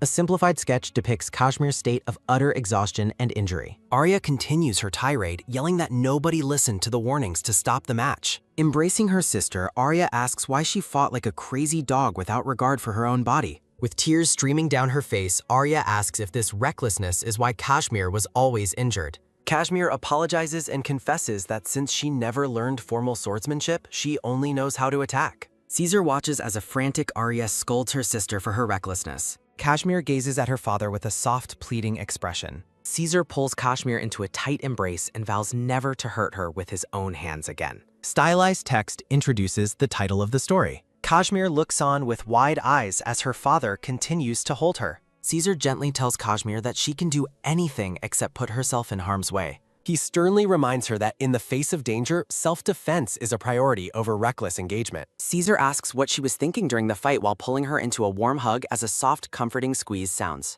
A hand reaches out toward the bed as a slight flinch sounds. He places a hand on her arm as a gentle, soft swish sounds. Kashmir leans into her father's chest, feeling the weight of his concern. Light fingers brush against her scarred shoulder as a soft, warm glow sounds. Narrative text explains that Arya's unique healing magic manifests as a soft light, distinct from typical divine power. Narrative text recounts how Arya's healing abilities began to emerge after she discovered her half-fairy heritage. Narrative text notes that these newly awakened powers allow her to easily mend minor injuries. Arya weeps as she finishes tending to the wounds, while a few soft, wet drops sound. Kashmir offers a sincere apology to her sister and begs for her forgiveness as a tight, comforting squeeze sounds. Arya hugs her sister back and demands she never be so reckless again, accompanied by the sound of more soft sniffles. Narrative text begins a reflection on the deep love Kashmir feels from her family. Narrative text emphasizes that it wasn't just her father's love, but the affection of everyone around her. Tears of genuine happiness well up in Kashmir's eyes. Narrative text concludes her thought, stating that she realized she was a very happy person. Bright flowers bloom under a clear, vibrant sky. Narrative text reveals that a royal command was issued this morning to bring the family to the palace. Caesar stands by the window while the sisters have tea, asking what transpired during their time apart. Kashmir and Arya react with a look of shared surprise. Caesar explains that he can no longer deflect the Emperor's intense curiosity regarding his two daughters. He issues a stern warning to never act in an interesting manner while in the Emperor's presence, as a sudden, tense pause sounds. Caesar settles into his chair and instructs them to be as boring as possible as a soft, heavy thud sounds. He leans back with a serious expression, insisting that there is nothing wrong with being overly cautious. Kashmir sips her tea and notes her father's visible trembling, casting a quick, subtle glance his way. Narrative text explains that the Emperor's goal was to find the Crown Princess, mirroring the original plot of the story. The tea is set down on the table as a light, delicate clack sounds. Narrative text reflects on her need to participate in the upcoming events for the sake of her long-term goals. Caesar tells Arya and Kashmir to prepare themselves for their visit. He looks on with a grim determination, stating they will depart for the Imperial Palace this afternoon. The two sisters exchange a worried look as a small, gulping sound echoes. Kashmir suddenly realizes that meeting the Emperor likely means encountering the Crown Prince as well. She asks for confirmation about meeting the prince, and Caesar grimly agrees. Caesar asks if the Crown Prince caused her any trouble at the debutante ball. Arya indignantly shouts that the prince was looking at her sister with eyes full of love as heavy, angry puffs of air sound. Caesar vows to investigate the mysterious priest Kashmir danced with, while Kashmir fruitlessly begs them to stop.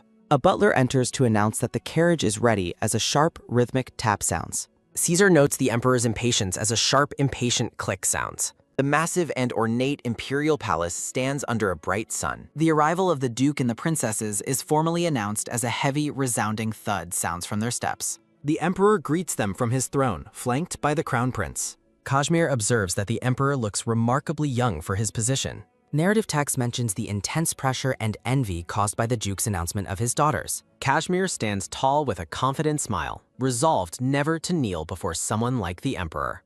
The blonde emperor asks Kashmir if she is the one who kicked his son. Kashmir looks incredibly uncomfortable and wonders why the emperor is bringing up that incident. The emperor shifts the conversation to Arya, praising her for becoming the center of high society fashion. He compliments Arya's successful business while she shyly thanks him for the kind words. Kashmir thinks the emperor is a talkative and strange man who lacks any royal dignity. With a cheerful expression, the emperor invites everyone to sit down and have tea together. Sunlight filters through the glass ceiling of the ornate palace sunroom. A variety of colorful sweets and delicate tea sets are laid out on the table. They all sit at the table, though the atmosphere is noticeably tense. Diego glares at Kashmir with an intense gaze, making her feel like he wants to burn her. Kashmir finds the prince's constant glaring to be very burdensome and wonders why he is acting so hostile. She notes that his aggression feels just as strange as it did during her debutante ball.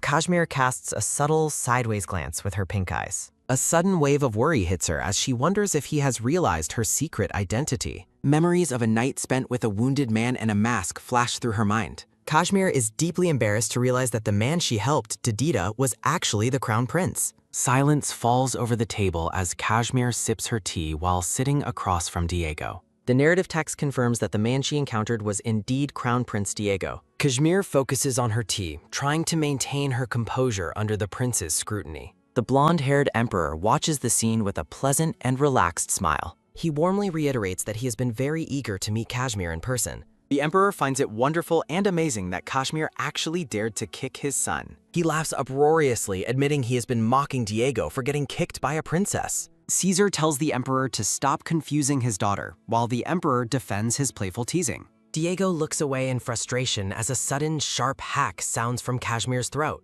Narrative text describes the complicated relationship unfolding at the table as thrilling and clear. The emperor spreads his arms joyfully and declares that youth is the most beautiful time of life. Kashmir and Arya look utterly exhausted as they wonder how to navigate the awkward conversation. Kashmir's pink eyes look out from behind her cup as she continues to drink. Diego asks what she is saying while Kashmir remains bewildered by the chaotic interaction. Diego demands that she speak up, causing a sharp gasp of shock to echo. Kashmir suddenly spits out a mouthful of tea with a wet splash as Arya watches in horror. Caesar and Arya rush to help Kashmir as she coughs, though she insists she just drank too much. Noting her wet clothes, Diego offers to escort Kashmir to a changing room. The emperor watches the pair with a knowing look while Caesar scolds him to maintain his dignity. A heavy, resounding thud sounds as the massive doors to the room are closed. Diego and Kashmir walk alone in the hallway while rhythmic taps sound from their footsteps. Kashmir is startled as a sharp snap sounds while she looks at her damp sleeve. Diego mentions he knows magic and offers to dry her clothes instead of going to the changing room. He admits he only suggested the changing room to escape the emperor's embarrassing behavior. Kashmir notes that the prince seems even more confused than she is as they continue walking. Looking at his back, Kashmir notices that Diego's ears have turned a bright shade of red. Diego asks if she wants to escape from the palace with him, leaving her completely stunned. Diego looks away as they approach a garden, leaving Kashmir speechless at his sudden suggestion. A small white bird sits peacefully on a branch under a bright blue sky. The grand imperial garden is filled with elaborate fountains, flowers, and manicured hedges. The two of them walk side by side into the vast and sunny garden area. Diego mentions he heard her father calls her Shushu and asks if it is her nickname. He asks if he can call her Shushu now that they are acquainted, and Kashmir shyly agrees. Diego thanks her and tells her she can call him Dedita when they are alone. Diego smirks at Kashmir, clearly enjoying her discomfort as he openly teases her about their past encounter. Kashmir decides to stop overthinking and just face the situation head-on despite the prince's mysterious behavior. Kashmir stops walking and asks the blonde-haired prince if he is still feeling pain from his previous injury. A memory of their secret night together flashes vividly across her mind. Diego reassures her that he is fully recovered thanks to her skillful medical treatment that night. Kashmir turns back to the prince and asks if he is trustworthy enough to keep a secret. Diego looks at her with a knowing smile and promises to keep her secret for the right person. They stand in silence amidst the sparkling garden atmosphere. The blonde-haired prince watches her with a soft and sincere expression. Diego mentions that her family would be greatly honored and rewarded if he officially announced her as his savior. He offers to make her a hero publicly without revealing the specific, potentially compromising details of their meeting. They both come to a sudden halt in the garden as a sudden, sharp flinch sounds. Diego turns to Kashmir and asks why she insists on hiding the fact that she saved his life. Kashmir looks down and explains that she helped him out of genuine kindness and has personal reasons for staying anonymous. She smiles brightly and insists that helping others is simply the right thing to do, regardless of rewards. Diego stares at her, seemingly struck by her selfless and noble nature. He smiles to himself as a sharp, sudden click sounds while he prepares to speak. Diego finally agrees to her request, even offering a sacred royal oath to protect her identity. Kashmir tells him that she trusts his word as they continue their walk through the palace grounds. They both acknowledge that their temporary roles as commoners have officially ended now that their true identities are known. Diego suddenly moves close, making Kashmir gasp in surprise as the atmosphere shifts. He gently brushes a strand of hair from her face, suggesting they ignore formal protocol when they are alone together. He leans in close and requests that she continue using his nickname, reminding her of their shared history. Kashmir panics at his forward behavior while Diego playfully agrees to her nickname, making her worry about what others might think. Standing in the ornate garden, they exchange casual inquiries about each other's physical well-being. Kashmir tentatively uses his nickname, seeking confirmation that they are still close despite their high status. Diego playfully brings up their night together, causing Kashmir to agree with a slightly embarrassed blush. Kashmir looks up at him with sparkling, hopeful eyes as she considers their evolving relationship. Diego looks away with a slight blush as a soft, rhythmic glugging sound echoes the awkward tension. He reaches out and takes her hand as a sudden, firm grab sounds. The garden glows around them as they share a moment of mutual understanding. Diego appears physically shattered by the intensity of the moment as a sudden, sharp cracking sound rings out. Kashmir looks on in confusion as a small figure expresses total bewilderment. A stylized title card transitions the scene. A carriage travels down a paved street as a rhythmic, steady clip-clop sound echoes from the horses. Inside the carriage, Kashmir wonders if she said anything inappropriate during their conversation. Diego and Kashmir shake hands as they agree that their relationship is now based on mutual friendship and trust. Diego reflects on his happiness while questioning if his attempts to get closer to her were truly successful. He asks her to return soon to prevent the Emperor from making up more wild rumors about their relationship. Kashmir is left feeling completely overwhelmed and flustered by the prince's unexpected behavior. The carriage arrives at its destination, and Kashmir steps out onto the stone courtyard. Kashmir looks up at the grand architecture of the temple. The massive white stone temple stands tall against the bright sky. A temple guard reacts with extreme shock and recognition upon seeing Princess Chrysis arrive. Kashmir explains that she has come to meet Priest Julian to fulfill a previously requested visit. The guard quickly agrees to relay her message and invites her to wait inside the temple. Kashmir walks through the grand vaulted hallway as a series of heavy, rhythmic thuds sound from their steps. The guard informs her that the priest is just inside the room and she thanks him for the guidance. Kashmir pauses at the door as a sudden, sharp flinch sounds while she overhears a heated argument about noble meetings and exhaustion. She recognizes the voices of Julian and Elle, wondering why they are together in the room. Julian observes that the princess is sharp enough to have noticed the reason for his visit and why he brought Elle along. A series of loud, frantic thuds sound as Kashmir asks to enter the room, interrupting a chaotic scene unfolding inside. Voices bicker loudly about stepping on feet and pulling hair while Kashmir stands bewildered outside the ornate doors. The massive doors are thrown open with a thunderous boom as someone stands in the middle of the chaotic room. Kashmir discovers Julian aggressively pulling Elle's hair and neck in a highly undignified scuffle. Kashmir and the temple guard are frozen in absolute wide-eyed shock at the sight of the priests fighting. Julian drags Elle away across the floor as a series of soft, sliding sounds ring out in the large room. Julian composes himself and looks toward the princess as she formally greets him with great honor. Standing amidst a floral backdrop, Kashmir bows deeply with her hands clasped in a sign of formal respect. A boisterous and sudden burst of laughter echoes through the grand, high-ceilinged temple hall. Elle teases Julian for his embarrassing behavior, laughing while claiming he will be punished for harassing a subordinate. Elle points mockingly at Julian and laughs about his failed attempt to bring down the mace of justice. Julian acknowledges the princess with a calm face, while Elle continues to laugh and blush wildly in the background. Kashmir asks for a moment alone with Julian, and Elle quickly agrees to leave them to their conversation. Kashmir looks at the blue-haired man with a steady and serious gaze. Julian flinches slightly and looks down with an expression of deep nervousness and guilt. Kashmir tells him not to be so nervous and asks if he is still harbor any anger toward her. A sharp, ringing click sounds as Kashmir places her teacup firmly back onto its saucer. Julian admits he was furious when he first saw her, but he looks up and claims he feels better now. Kashmir sips her tea while Julian lingers on the final word of his sentence. Julian stares ahead with a look of profound sadness and weariness in his eyes. Kashmir smiles slightly and asks him how she could ever truly bring herself to hate him. Narrative text explains that, although he always seemed suspicious, she felt deeply grateful for his help during her hardest times. Kashmir demands to know why he hid his identity as the Pope and asks if he enjoyed deceiving her.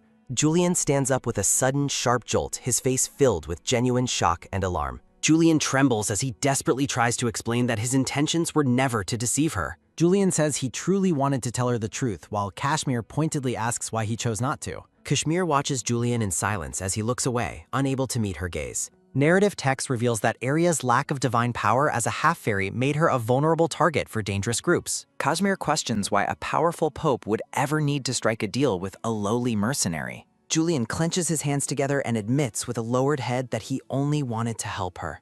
Kashmir acknowledges his kindness but continues to press for the true motive behind his specific request. The singular and heavy question of why he wanted to help her hangs in the silent room. Julian sits in quiet reflection on the red velvet sofa, his back turned to the camera. A close-up focus highlights the delicate blue earring worn by the blue-haired man. Kashmir offers to change the subject if it is too difficult and decides to ask her questions in a different way. Kashmir looks at the man and asks him directly if he has a sister. Narrative text recounts Julian's memory of meeting a child a very long time ago. A flashback shows a dark-haired child in a sunlit forest calling out for their sister. The child explains they found many flowers today and credits it to the protection they received. Narrative text notes that the young girl with round eyes reminded Julian of Arya. The dark-haired child hands over a flower while expressing their heartfelt thanks for the help. Narrative text describes the girl's older brother as a nameless, scarred boy with black eyes who was hard to recognize. The boy is described as being full of hatred for the world and smelling of extreme poverty. Narrative text notes the nameless child smelled of sacred lilies while staring with a vacant expression.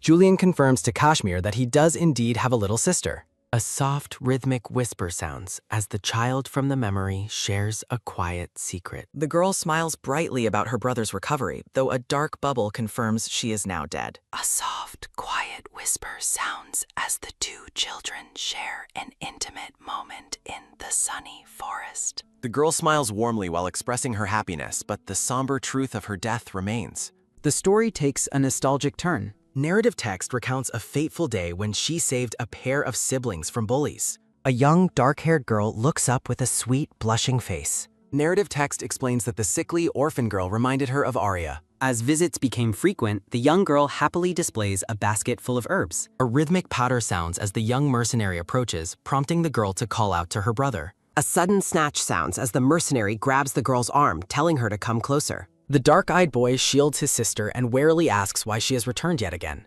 Narrative text identifies the boy as an apprentice priest living with his sister. He relied on a small subsidy granted to orphans of the church. The siblings stand small and shadowed against the backdrop of a grand temple. Narrative text describes the torment they suffered from the noble priests who looked down on them. Despite the blood and bruises, the boy endured everything for the sake of his sister. Narrative text reflects on how those living in such darkness often resemble one another. Refusing to leave them behind, the young mercenary delivers a powerful punch to their tormentor. She walks alongside them, explaining that her own brother gave her her name. She offers a friendlier nickname to the little girl while the boy watches with a brooding, dark expression. The little girl smiles with pure, unbridled joy. A rhythmic patter sounds as the mercenary runs off to rejoin her own brother. Narrative text notes that despite being called names like rat and garbage, the boy remained protective. He took great care in choosing a beautiful name for his sister. The mercenary reflects on how deeply the title of brother seemed to affect him. The scene of their bond serves as a poignant reminder of her sister Arya. A sudden desire to give the boy a name takes hold of her. She playfully suggests naming him Black because of his dark eyes, much to his bewilderment. She leans in close and teases him about his new, simple nickname. She promises to visit them at dusk, claiming he clearly needs her protection from the bullies she beat. With a bright smile, she challenges him to come see her if he wants her to return. Narrative text notes that their meeting soon became a regular part of their lives. Bully priests flee in terror as the boy kneels on the ground, battered and exhausted. A quick dash sounds as she rushes to his side, asking if he is all right. He tells her to go away and pretend she hasn't seen his pathetic state. She looks at him with a steady gaze and asks if he truly wants her to ignore his pain. A firm grip sounds as he clenches her clothes, admitting he cannot bear to show her his weakness. Narrative text notes that her clumsy attempts to help were perceived by the boy as pity. Tension radiates through the silent forest. He lashes out in a fit of self-loathing, screaming that her sympathy makes him feel nauseous and small. The young girl is left stunned by his sudden, explosive resentment. Through tears and a bruised face, the boy tells her he never wants to see her again. Narrative text reveals the tragic news that Anne died the very night of their argument. Unaware of the tragedy, she waited in the garden for a long time, but he never appeared. Believing he truly hated her, she looks at the moon and decides to respect his wish to be left alone. A series of heavy footsteps sound against the grass as someone approaches the wall. Narrative text notes that the boy eventually returned to the garden, more broken than before. A series of ragged gasps sound as the battered boy searches frantically for his only friend. He finds only an empty garden, as the girl had already vanished into the night. In the present, the blue-haired Pope sits in a moment of quiet, lonely introspection. Kashmir sits across from him, thinking of the girl who is now only a memory. A vision of the child Anne appears, wearing a crown of white flowers and smiling brightly. Though long gone, the child remains an unforgettable presence in her heart. Kashmir looks down with a somber expression as she contemplates her conversation with the blue-haired man. Narrative text explains that Julian had watched the entire life of his sister while he sits alone on a red sofa. Looking toward the high windows of the grand hall, Kashmir asks one final question. Julian's expression softens into one of profound sadness as he listens to her. Kashmir expresses her desire to know the truth of why he never returned to her in the past. Julian gazes at her with a weary look while explaining that he could no longer remain the person he was. A gentle ripple moves through the surface of the tea as the room falls into silence. Kashmir looks at him and offers a choice, asking if he would prefer for her to pretend she is unaware of his secret. A sharp crinkling sound rings out as Julian tightly clenches the fabric of the sofa, admitting he wants her to maintain the facade. Julian remains silent, bathed in the soft, shimmering light reflecting off the ornate room. Julian grips the velvet cushion with his trembling hand while requesting that she keep his true identity hidden. Julian reveals that he needs time before he can find the courage to speak for himself. Kashmir reflects on the many thoughts she had before arriving at the temple. Sitting in a carriage, Kashmir looks out the window and considers how she should handle the truth about her friend. She smiles slightly, realizing that her past worries have become meaningless in the face of the truth. Kashmir looks back on their history, acknowledging that regardless of his status, Julian was always a dear friend she knew as Elle. A sudden, sharp smack sounds as Elle waves happily to the princess, only to be struck by a sudden force. Elle struggles as Julian uses his divine power to choke him in a fit of emotional distress. Elle teases Julian for his blushing face, mockingly pointing out that he looks like a man in his first love. Kashmir smiles warmly at Julian, promising to address him as Elle when they are alone and praising his hard work. A soft, rhythmic patter sounds as Kashmir bids the Pope farewell, laughing internally at the fact that he is actually older than her. The scene shifts to the exterior of a massive white mansion as maids begin their morning chores in the garden. Looking out from a balcony, Kashmir reflects on how this spring must be a time for preparation rather than relaxation. Narrative text warns that a cold wind is approaching as dark clouds gather.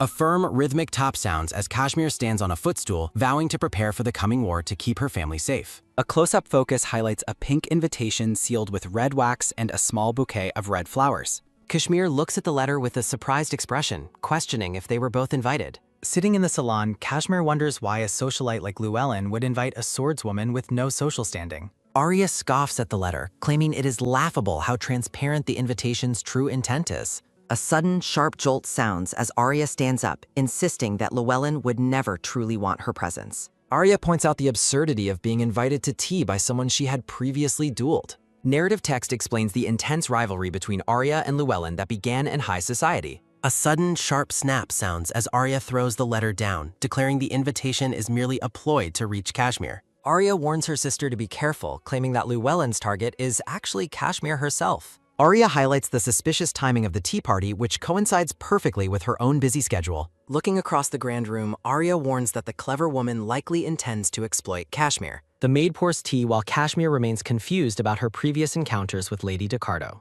Kashmir recalls the debutante ball, fearing what might happen if her secret connection to the lady was ever revealed. Arya continues to grumble about how Llewellyn has bothered her about Kashmir ever since the ball. Arya desperately begs her sister to ignore the invite, though Kashmir feels a strange pull to meet the woman at least once. A sharp crinkling sound rings out as Arya grips her skirts and decisively changes her mind about attending. Kashmir realizes she must finally step into high society after a long period of avoiding social activities. Arya eats her meal with a frustrated expression as Kashmir resolves to find the true motive behind Llewellyn's interest. Sipping her tea, Kashmir decides to observe the situation closely despite Arya's obvious disapproval. Narrative text introduces Llewellyn Ducardo, noting her role as a calculated villainess in the original story world. Intricate illustrations of roses and spiderwebs emphasize the calculated nature of Llewellyn's every move. Kashmir looks at her own reflection, considering the possibility of turning such a dangerous person into a powerful ally for the war. A close-up highlights Llewellyn's glowing green eye as Kashmir acknowledges her potential as the best possible ally.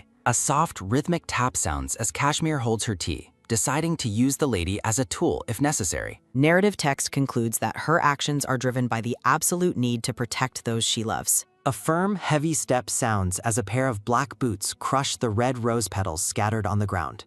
The black-haired woman notes that the garden of the Ducardo mansion is famous for never withering, even in early spring, because of the massive fortune spent on magic stones to keep the flowers in bloom. Looking startled, the black-haired woman turns as someone apologizes for the delay. Bowing gracefully in a dark gown, the red-haired woman expresses her gratitude to Princess Chrysis for accepting her invitation and invites her to begin the tea party. As they sit at a long, ornate table, narrative text observes that most of the guests are watching the princess with malicious and curious gazes while flaunting their fashionable accessories. Closing her eyes, the black-haired woman feels a sense of relief that Llewellyn did not attempt to manipulate the seating arrangements to make her uncomfortable. Narrative text explains the social hierarchy of the table, noting that the seats directly beside the organizer are considered the most prestigious. An illustration of a crossed-out royal silhouette highlights that there is currently no princess residing in the palace to claim the highest social rank. A diagram illustrates that the black-haired woman, as the one with the highest rank present, rightfully occupies the most important seat at the table. A high-heeled foot stomps down on the hierarchy diagram as narrative text notes that high society is not solely governed by official status. Raising a crown above her head, the red-haired woman is identified as Llewellyn Ducardo, the person who truly wields the greatest power in this social circle. Looking at the delicate tea set, the black-haired woman wonders if Llewellyn truly intends to treat her well and does not harbor any hidden resentment. She glances sideways with a look of slight suspicion, thinking she would be disappointed if her host's kindness was merely a facade. A close-up highlights the sharp, calculated gaze of the red-haired woman's glowing green eye. A sharp, rhythmic tap sounds as the two women lock eyes across the table in a moment of silent tension. A sudden, warm blush colors Llewellyn's face as she hides behind her teacup, and a soft gasp sounds as she reacts to the princess. The black-haired woman looks completely bewildered, realizing that while Llewellyn may not hate her, the intensity of her gaze is overwhelming. Narrative text emphasizes the immense pressure the black-haired woman feels under the weight of the social atmosphere. The feeling of being under pressure intensifies as the surrounding guests continue to watch her every move. Sweat beads on the black-haired woman's face as she notes that Llewellyn's gaze is filled with a high level of excitement and curiosity, making her suspect the lady knows more than she lets on. A small, nervous cough sounds as the brown-haired guest in the patterned dress comments that Lady Chrysis's outfit looks remarkably comfortable. Dark shadows fall across the princess's face as she silently wonders why none of the guests had the courage to ask about her unconventional attire sooner. Smiling brightly, the black-haired woman explains that she is the type of person who values convenience and personal comfort above all else. Guests whisper amongst themselves in the garden, wondering why Llewellyn would invite someone to such a prestigious place when their clothing seems so unsuitable for the occasion. Comedic panels show the princess being dismissive, noting that since the organizer hasn't complained, she doesn't care. She recalls that in the past, she always wore clothes that matched her sword, and no one dared to criticize her. Narrative text reflects on her internal struggle, noting that while she once considered wearing a dress to avoid controversy, she felt that doing so would be a betrayal of her true self as a princess. Deciding to address the elephant in the room to end the party quickly, the black-haired woman asks Lady Ducardo directly if her uniform has negatively affected the tea party. Llewellyn looks calm as she simply answers that it has not. A heavy silence falls over the table as the other guests look on in absolute shock at Llewellyn's unexpected defense of the princess. With a soft, knowing smile, Llewellyn tells the guests that she doesn't understand why they would think such a thing about the princess's attire. When the guest in the patterned dress protests that the outfit is meant for men, Llewellyn sharply counters by asking if clothes have a specific gender. Llewellyn continues her defense, pointing out that since the princess didn't arrive in pajamas, there is absolutely no reason to make her clothing an issue. Llewellyn offers a warm compliment on the princess's purple vest, prompting a surprised thank you and a return compliment on Llewellyn's own dress as the princess marvels at her host's friendliness. A sudden, sharp movement sounds as Llewellyn points her fan at the princess, startling her with the abrupt shift in energy. Narrative text reveals that the black-haired woman had fully expected to be criticized for wearing men's clothes to the party, regardless of the original reason for the invitation. She looks at Llewellyn and realizes that the woman's current behavior is completely different from what she anticipated. Thinking of the original story, the black-haired woman concludes that these characters are far more complex than the garbage novel she remembers, regretting that she let its biased descriptions sway her judgment. The guests look visibly disappointed as they follow Llewellyn's lead, while the black-haired woman realizes she no longer finds the red-haired lady scary. A sudden, sharp clink sounds as Llewellyn sets her teacup down, stating that while she didn't want to bring it up, there is a clear contradiction in the attitude being shown at the table. The guests freeze in shock as Llewellyn declares that someone is currently being incredibly rude. A sudden warm blush fills the brown-haired guest's face as Llewellyn clarifies that the rudeness is being directed at someone other than Lady Chrysis. Llewellyn abruptly tells her guests that it is getting late, and she hopes they will all go home immediately, much to their confusion since the party has only lasted an hour. A firm, heavy slap sounds as Llewellyn strikes the table, repeating her command for everyone to leave at once. Smiling with forced politeness, Llewellyn explains that even though it is early spring, the sun sets quickly and it is too cold for them to stay any longer. A rhythmic patter sounds as the terrified guests scramble to leave the garden, acknowledging that they must obey Llewellyn's wishes. The scene shifts to the deserted tea table as Llewellyn bids them a final farewell. A sharp scraping sound rings out as the black-haired woman stands up, thinking that the party ended too soon for a private talk, only to be stopped when Llewellyn calls her name. The princess turns back to find Llewellyn watching her with a serious, expectant expression. Llewellyn looks directly at her and states that she has something she wants to ask her in private. Sitting alone by the grand fountain, Llewellyn invites the lady to ask whatever she wishes to know, but the black-haired woman counters by asking if she will receive an honest answer, to which Llewellyn agrees as long as the princess does the same. Llewellyn explains that business requires mutual exchange and reassures Kashmir of her moral standing before asking if she may remain silent. Kashmir smiles gently, noting that the lady's forthcoming question will likely not be difficult to answer. Kashmir suggests they exchange questions one by one, pledging that all of her responses will be truthful. Narrative text notes that both negotiators are satisfied with the arrangement, and Kashmir confirms her agreement as they sit at the garden table. Llewellyn takes the lead, asking if she and Princess Chrysis had met before the princess's official debut. Kashmir confirms they have indeed met before, causing Llewellyn to look noticeably flustered. Kashmir asks why Llewellyn constantly questioned Princess Arya about her during their previous encounters. Llewellyn reacts with shock as Kashmir wonders if she had uncovered information she was not meant to know.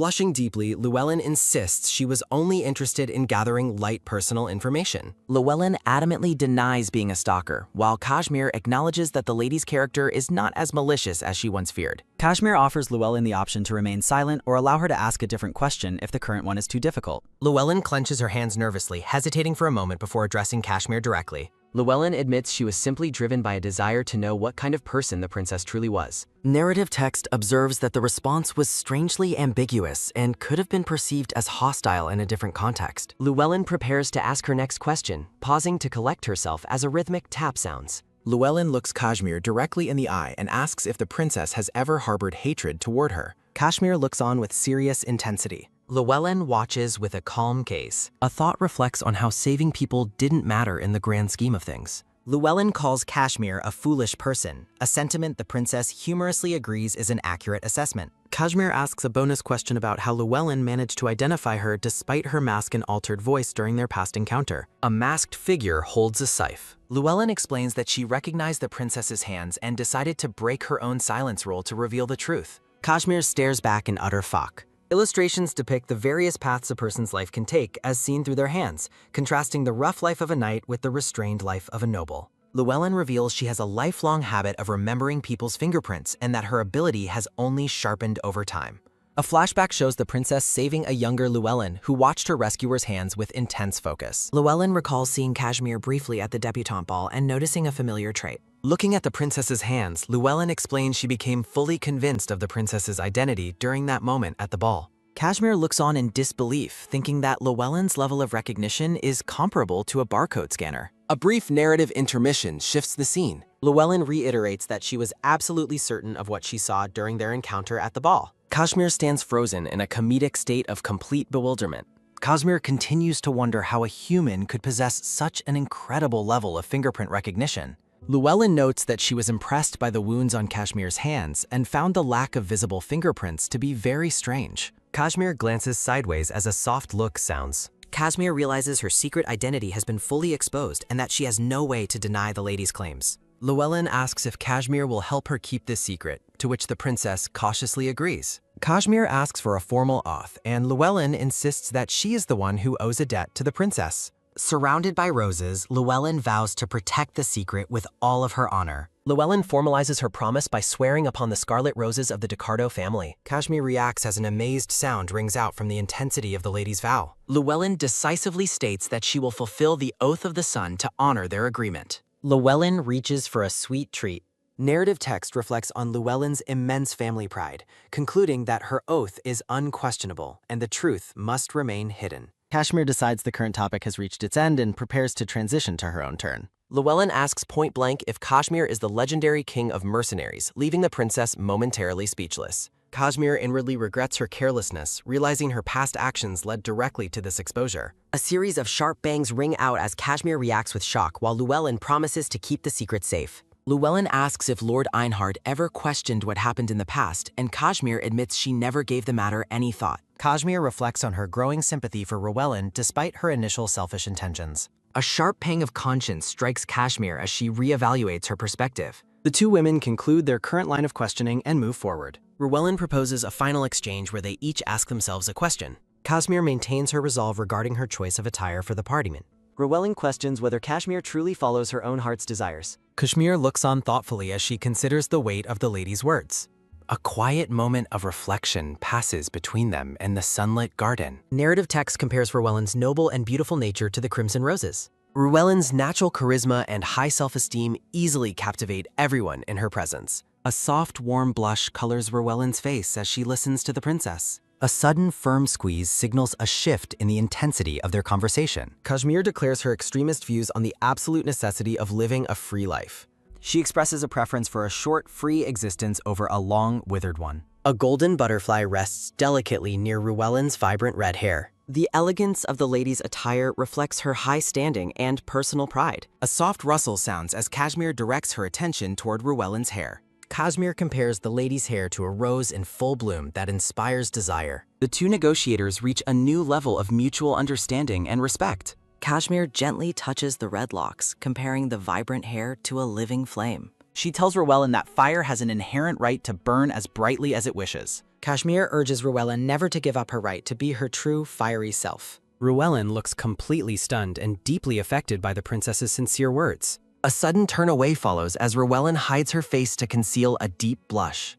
Kashmir pivots the conversation toward a new proposition for their future relationship. Standing tall, Kashmir extends her hand and asks Llewellyn to become her friend. A quick swish sounds as Llewellyn reacts with surprise, calling Kashmir a truly strange person. A firm, steady hold sounds as they tightly clasp hands to seal their new friendship. The two women stand together in the garden, having formed an unexpected and powerful bond. The bright spring sun shines over the peaceful garden gazebo. Kashmir recalls her past determination to master swordsmanship through daily, rigorous training. Lord Einhard makes a sudden and blunt declaration of his own immense strength. Kashmir is left utterly bewildered and flustered by his unexpected and arrogant boast. She counters his claim by pointing out several glaring problems with his assessment. Einhard suggests that Kashmir is missing the most serious issues in her combat style. Kashmir humorously protests his habit of casually pointing out her greatest weaknesses. Einhard critiques her for having no clear strategy and insufficient physical strength for long battles. A sharp smack sounds as he metaphorically strikes her with his blunt honesty. He points out her inability to defend and her reliance on short-term attacks. Einhard claims that very few swordsmen on the continent are capable of truly defeating him.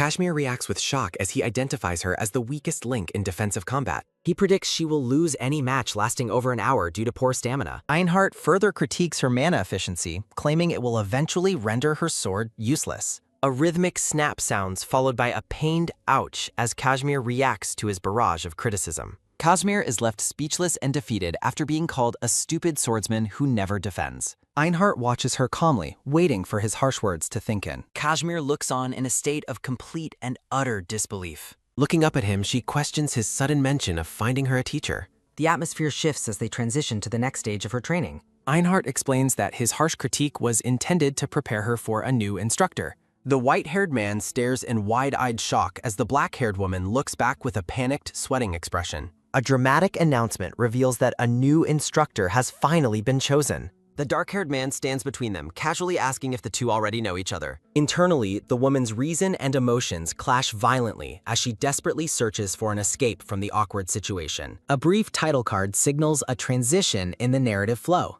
The dark-haired man admits he lacks the proficiency and time to personally handle the training. He reveals that he knows a true expert in defense and physical training who can help instead. The black-haired woman is left reeling at the sudden mention of a new swordsmanship teacher. A sharp, sudden slap sounds as the dark-haired man tells her to focus, prompting her to apologize for being distracted. She worries that her secret identity as a master of swordsmanship will be immediately uncovered by a new teacher. The dark-haired man wonders how he will explain bringing a mercenary to be taught by a high-ranking knight. Narrative boxes explain that while the Duke and the mercenary share a history of destruction, most knights remain wary of mercenaries. The woman is left speechless when the dark-haired man reveals the new teacher is actually his own subordinate. A massive, explosive aura fills the screen as a blunt accusation of power abuse rings out. The realization that Liner is also a subordinate to Caesar weighs heavily on the woman's mind. The three stand in the palace hallway as the woman recognizes the second knight commander's familiar presence.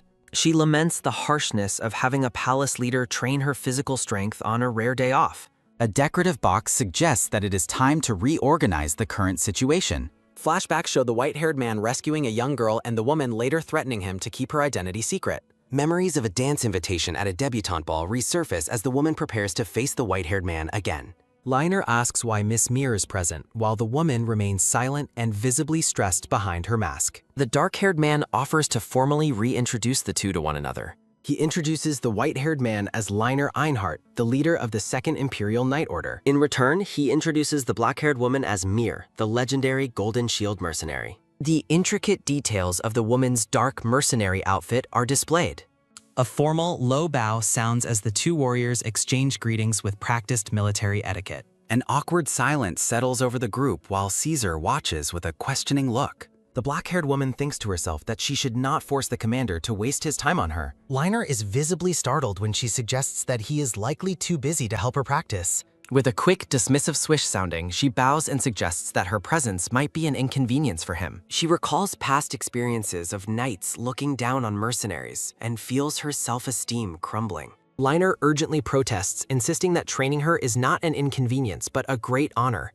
The scene shifts as a brief moment of quiet follows the intense exchange. A narrative pause occurs as the two sides of the agreement settle their nerves. Blushing deeply, Liner apologizes for his initial stress, admitting he didn't realize who his student would be. The woman claims she doesn't need instruction, but Caesar bluntly states she could be defeated with a single finger. Caesar clarifies that the training should focus solely on physical strength and defensive techniques. He further explains that basic palace training is the best path forward for her. Caesar's eyes glow a piercing red as he looks on with a stern and commanding gaze. He pointedly asks the knight captain if he is truly incapable of performing the task. Liner bows in submission while Caesar leads the woman away, leaving her to wallow in her shame and embarrassment. The scene shifts to the wide, open training grounds as they discuss the next phase of the program. Liner proposes starting with 100 laps to test her base stamina, while the woman notes her reliance on mana. A sharp, distracting itch sounds as the black-haired woman suddenly pauses mid-run. Liner explains that the exercise must rely on her physical body alone, not her internal power.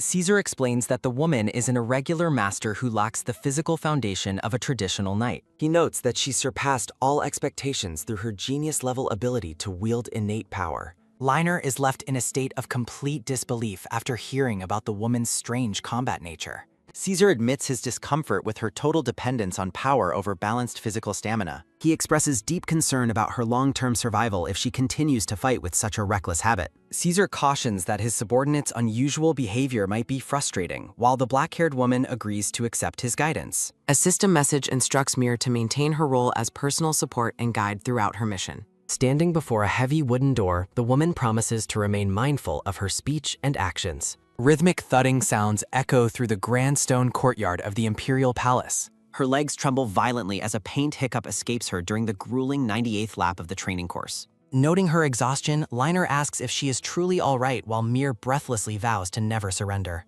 Liner suggests stopping the exercise, but the woman remains determined to finish the run despite her flagging stamina. A portrait of the black-haired woman captures her raw determination and physical agony during the trial. Liner watches her with a look of stunned admiration and a deepening blush coloring his cheeks. A thought bubble questions how any human could be so remarkably stubborn and driven. Having completed 100 laps, the woman collapses in exhaustion while Liner offers her water and praise. A startled exclamation escapes the woman as Liner clumsily prepares to serve the water. A sudden jerk sounds as Liner spills the water, admitting he was distracted by thoughts of her surprising physical limits. A quiet question lingers in the air regarding just how poor her physical condition truly is. Liner decides that the first session is sufficient for the day, blushing as he suggests they end the practice. The two warriors sit together on the dusty training grounds to recover from their shared exertion. Liner is struck by a wave of intense surprise as he stares blankly ahead. A decorative title card marks a pause in the afternoon's training session. A colorful graphic features a red panda mascot while signaling a shift in the story's focus. A loud thud sounds as a chair topples over in the dining hall while Liner holds the woman's hand. Liner screams in a panic, desperately apologizing for having touched the legendary mercenary so casually. A sharp grasp sounds as the woman firmly seizes the Knight Commander's scarred wrist. Mir reminds him of her previous warning to take her secret to the grave while holding him tight.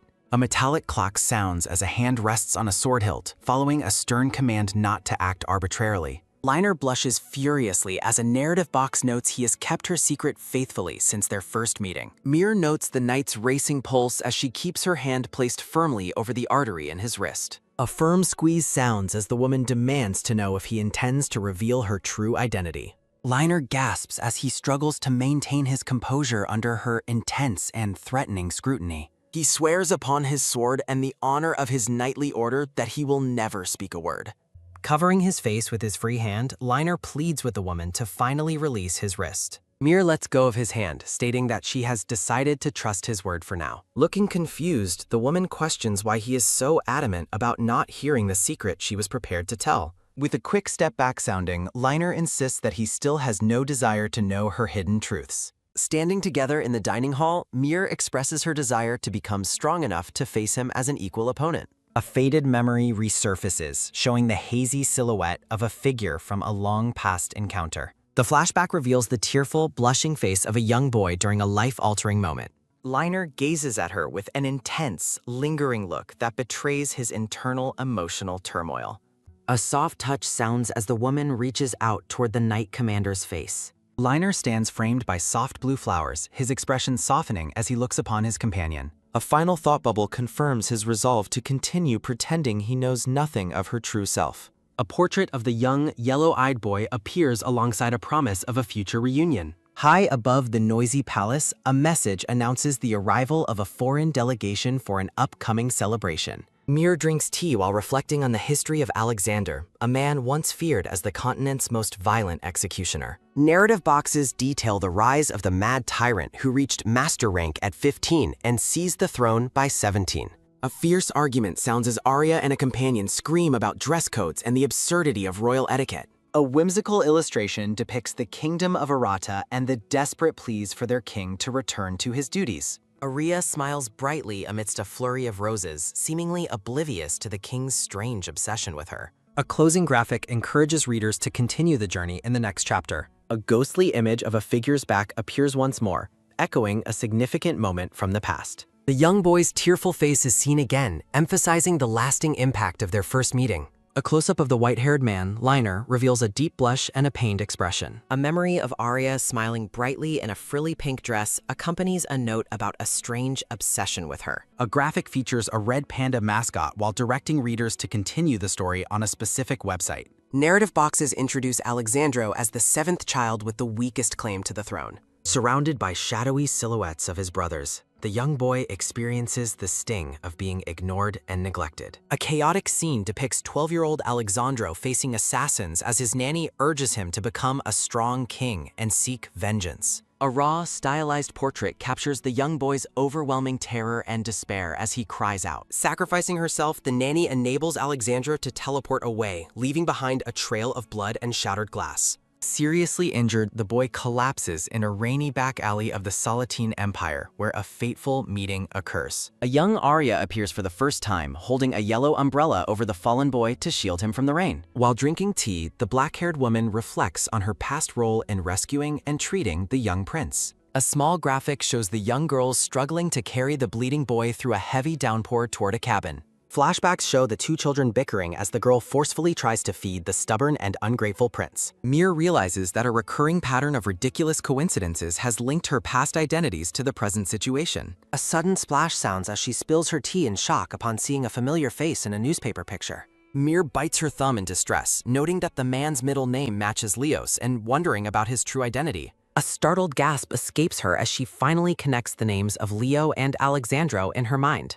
Gossip fills a tavern at night as patrons speculate whether the hooded figure at the bar is the real Mir or an imposter. Mir sits quietly in the tavern, thinking to herself that she needed fresh air to clear her confused mind. A tavern interior is shown as she orders a vodka martini, specifically requesting that it not be blended. She stares at her green drink, contemplating the possibility that Leo might actually be the grown-up Alexandro. Mir worries that the king might seek revenge for her rough treatment of him during their childhood encounter. Memories show her past rough kindness, where she bullied the prince into taking medicine and working out for his own good. Recalling her dark history, she panics at the thought of the king coming to kill her for her past behavior. A sharp slap sounds as she slams her glass down, ordering a strong bottle of vodka to bolster her courage. She chugs the alcohol but laments that her swordmaster's constitution prevents her from getting properly drunk. A heavy thud sounds as she slumps over the table, desperately hoping that her past savior is just a simple farmer. A focused close-up captures the intense pink gaze of the woman as she hides beneath her dark hood. She suddenly looks up with a wide-eyed expression of alarm as her senses pick up on an approaching presence. A narrative box notes that the newcomer is likely a man of great strength, comparable to Liner. Rhythmic thudding sounds echo as a pair of dark boots strides purposefully across the tavern floor. A tall, hooded man in black attire enters the tavern and begins scanning the room for his target. A mischievous smirk plays across the mysterious man's lips as he focuses his attention on the woman at the bar. Mir thinks to herself that his decision to sit right next to her is a blatant sign that he has found what he was looking for. She looks at him with deep suspicion, wondering if he is a trap or simply has a strange taste in companions. The hooded stranger rests his chin on his hand, observing the woman with an amused and enigmatic expression. Rhythmic gulping sounds are heard as Mir continues to drink, ignoring the man while her intuition warns her to play dumb. The stranger reaches out toward her bottle, teasingly suggesting that she would be sick of the drink if he shared it. He orders a fruit platter and a bottle of absinthe, causing the bartender to react with a surprised look. Mir wonders if he is an assassin trying to poison her as he offers her a snack to eat together. The man prepares the absinthe with a flaming sugar cube, impressing the woman with the traditional ritual. A flashback shows a young boy with sad green eyes as Mir resolves to figure out the stranger's true purpose. A thought bubble expresses that while the drink is interesting, something else in the room is far more fascinating. A sudden flinch sounds as the stranger's hand moves decisively toward the woman's drink. A soft sliding sound occurs as the man's hand reaches out to grasp hers, causing a moment of tense contact. Leaning in close, the blonde man tells her that she is far more interesting and that he knows how to play tricks. A chibi character appears on a credit page, thanking readers for their support and displaying the series title. A ghostly, faded image of the blonde man's face lingers as if haunting the woman's thoughts. A close-up of the man's mouth shows him beginning to speak a single, loaded word directed at the woman. A massive boom sounds as an explosion or impact rocks a scene featuring three grim-faced men. Panic-stricken voices scream out for Mir to reveal herself as an approaching presence draws near. Drinking deeply, the black-haired woman realizes her quiet evening has been interrupted by a persistent visitor. Shifting her focus, Mir resolves to deal with the nuisance outside before addressing her other concerns. Stepping into the cool night air, the hooded woman questions the cause of the sudden commotion. A group of thugs confronts her, accusing the mercenary of stealing their livelihood while she denies ever seeing them. The leader shouts that she usurped a high-paying escort mission that belonged to them months ago. Mir pauses as a vague memory of the past assignment begins to surface in her mind. Recalling an old request from the guild, she realizes the original mercenaries had simply been too drunk to work. The arrogant thug continues his tirade, boasting that he has finally cornered her after she supposedly fled. Dismissing their delusions, Mir offers them a chance to leave peacefully, but the man mistakes her mercy for fear. The men surround her with mocking laughter, disparaging her small stature and questioning her reputation as a legendary mercenary. Insults fly as the thug leader suggests she only achieved her rank by catering to aristocratic clients. A sudden whoosh sounds as the black-haired woman's gaze sharpens and she prepares to strike. A massive boom sounds as a single, powerful blow sends the leader crashing violently into a nearby wall. Mir's confusion grows as Leo steps from the shadows, his dark aura flaring as he insults the fallen men. Ignoring the thug's questions, the blonde man attacks with brutal efficiency while Mir observes his oddly familiar behavior. She attempts to sense his identity, but wonders if he is using high-level magic tools to mask his true face. Mir concludes that his equipment is of exceptional quality, marking him as a man of immense wealth. A metallic clatter sounds as Leo draws his blade, darkly musing on a gruesome way to silence the thug's insults. A sudden bright flash of light green energy erupts as the man prepares to deliver a final lethal strike. Mir's eyes widen in recognition as she identifies the distinct color and power of the man's aura. The shimmering green light confirms her suspicions about the mysterious warrior's true capabilities. Placing a hand on his arm, she tells him to stop the violence before things go too far. The two stand together in the quiet street, the tension between them thick as the thugs lie defeated. While Mir insists on sparing their lives, Leo expresses his desire to continue punishing them for their disrespect. The blonde man turns his gaze toward her, stating that she shouldn't have to deal with such filth herself. A soft chuckle sounds as Leo's boots scrape against the stone floor during his departure. Staring at him, Mir is struck by the overwhelming feeling that he is the person she remembers from years ago. A sharp thud sounds as she grabs him, demanding an answer while he lets out a pained cry. A haunting childhood memory resurfaces. Looking closer, Mir realizes that his physical appearance perfectly matches the child from her past. Recalling their shared history, she remembers the kind words she once spoke to the neglected young prince. A gasp of shock escapes her as she finally acknowledges the truth of his identity. The narrative notes that the boy who vanished years ago has returned as a fully grown man. Leo offers her a knowing smile, his eyes shining with a warmth that confirms her realization. Beneath the brilliant glow of a full moon, the transition from boy to man is made undeniably clear. High palace walls stand spirate. Mir finds herself wondering how the once gentle boy could have grown into such an arrogant and powerful king. Doubts and questions fill her mind as she contemplates his true role in the Errata kingdom. Sensing her hesitation, Leo asks why she has suddenly fallen silent in his presence. Blurted out in a panic, she asks if he is still alive, her face twisting into an awkward, forced smile. She immediately regrets her bluntness, fearing that her lack of etiquette might anger a reigning monarch. A whimsical illustration depicts her imagined execution as Leo's laughter rings out at her strange behavior. Framed by soft, blooming flowers, the blonde man reminds her of his long-held promise to return to her side. Despite his confirmation, Mir still struggles to reconcile the man before her with the boy she knew. She recalls the wild and temperamental child he used to be, noting his current refinement is a stark contrast. Looking at him with a blush, she asks why he refuses to address her with the affectionate title of sister. Memories clash with the present as she recalls him swearing that he would never call her by such a name. A gentle hand tuxes her. Leaning in close, Leo explains that calling her sister would be far too childish for the nature of his current feelings. In a warm memory, Mir pats the blonde boy's head and acknowledges how much he has grown. Back in the present, Leo's face flushes with a mix of frustration and embarrassment, leaving Mir to wonder if he is truly angry. He firmly demands that she stop treating him like a child, but she remains unconvinced by his protest. Leo's expression turns intensely serious as he stares at her with glowing green eyes, though Mir still privately views him as the little boy she once knew. Feeling the weight of the situation, she suggests they return to the tavern to speak more privately. Resettling into the tavern, the conversation shifts to Leo's noble heritage in the Atara kingdom and how Mir's past assistance allowed him to finally return home. Pouting slightly as he pours a drink, the blonde man confirms that her summary of his history is accurate. A heavy narrative weight settles on the table as the story of Alexandros' rise from nobility to the throne is acknowledged. Mir chugs her vodka in a panic, haunted by vivid memories of how she used to bully the young prince into taking his medicine and training. She watches Leo drink, wondering if his original feelings for her have truly changed after all these years. Beneath the shadow of his hood, the blonde man offers her a surprisingly soft and genuine smile. Mir can't help but lament how much he has changed, her chibi-like distress highlighting her confusion over his transformation.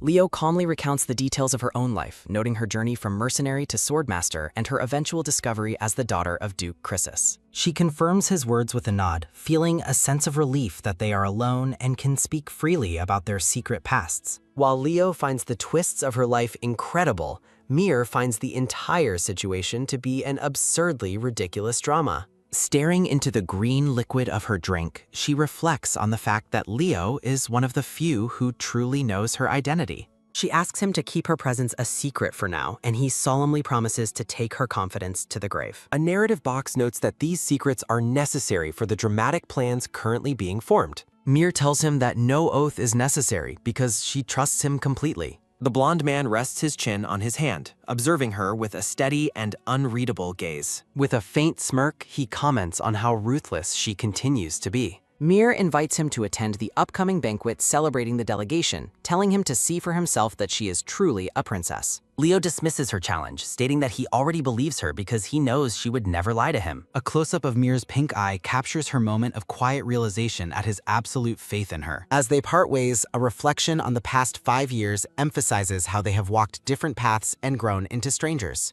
His hand reaches out to grip hers firmly as he begins to speak. Leo reacts with sudden, dark annoyance at the suggestion that they are strangers, before letting out a weary sigh at his own frustration. He finally settles on a compromise, suggesting that, for a start, they should simply try being friends.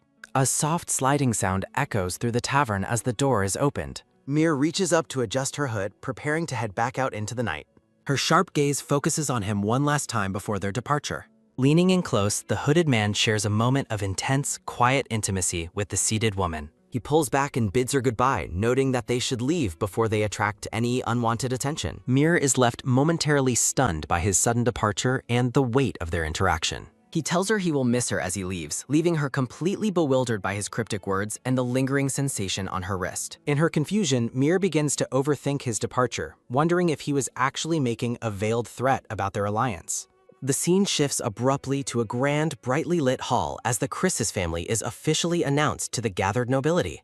Duke Kaiser leads the way into the banquet hall, flanked by Mir in a striking red military-style dress and Arya in a deep crimson gown. While Arya immediately draws a crowd of admiring ladies discussing jewelry, Mir watches the social whirlwind with a detached expression. The Duke promises to stay by Mir's side, but he is immediately interrupted by a man requesting an urgent conversation. Kaisar's face turns sour as he is forced to address the unexpected interruption right at the start of the event. The newcomer is identified by name as Marquise Einat. A formal introduction reveals Noah Einhart as the captain of the Imperial Palace Knights, while Mir notes his strong resemblance to Liner. The Marquise bows deeply and announces that he has grave news regarding the situation in the north. A heavy silence falls between the Duke and the Princess as the severity of the report sinks in. Narrative text notes that war is approaching the Empire, as the Duke apologizes to Mir and prepares to leave to handle the crisis. Noah turns his attention to the young master, greeting him and inquiring about the girl standing beside him. Formal introductions follow as Mir bows and identifies herself as Princess Kashmir Chrysis to the Marquis. The Marquis beams with delight, mentioning that his son is a great admirer of the princess, much to her surprise. A narrative note reflects on the long history of the Einhart and Chrysis families as they stand together in the face of the looming war. Mir observes that Marquis Einhart is clever and respects her, though she recognizes him as a powerful swordmaster. He is renowned as one of the very few legendary swordmasters in the entire empire. Despite his exceptional talent, the narrative notes he is not as powerful as Duke Kaiser. Looking out over the banquet hall, Mir silently prays that the Marquis does not perish in the coming war. A steady, rhythmic thud sounds as a hand in a white glove offers a reassuring pat.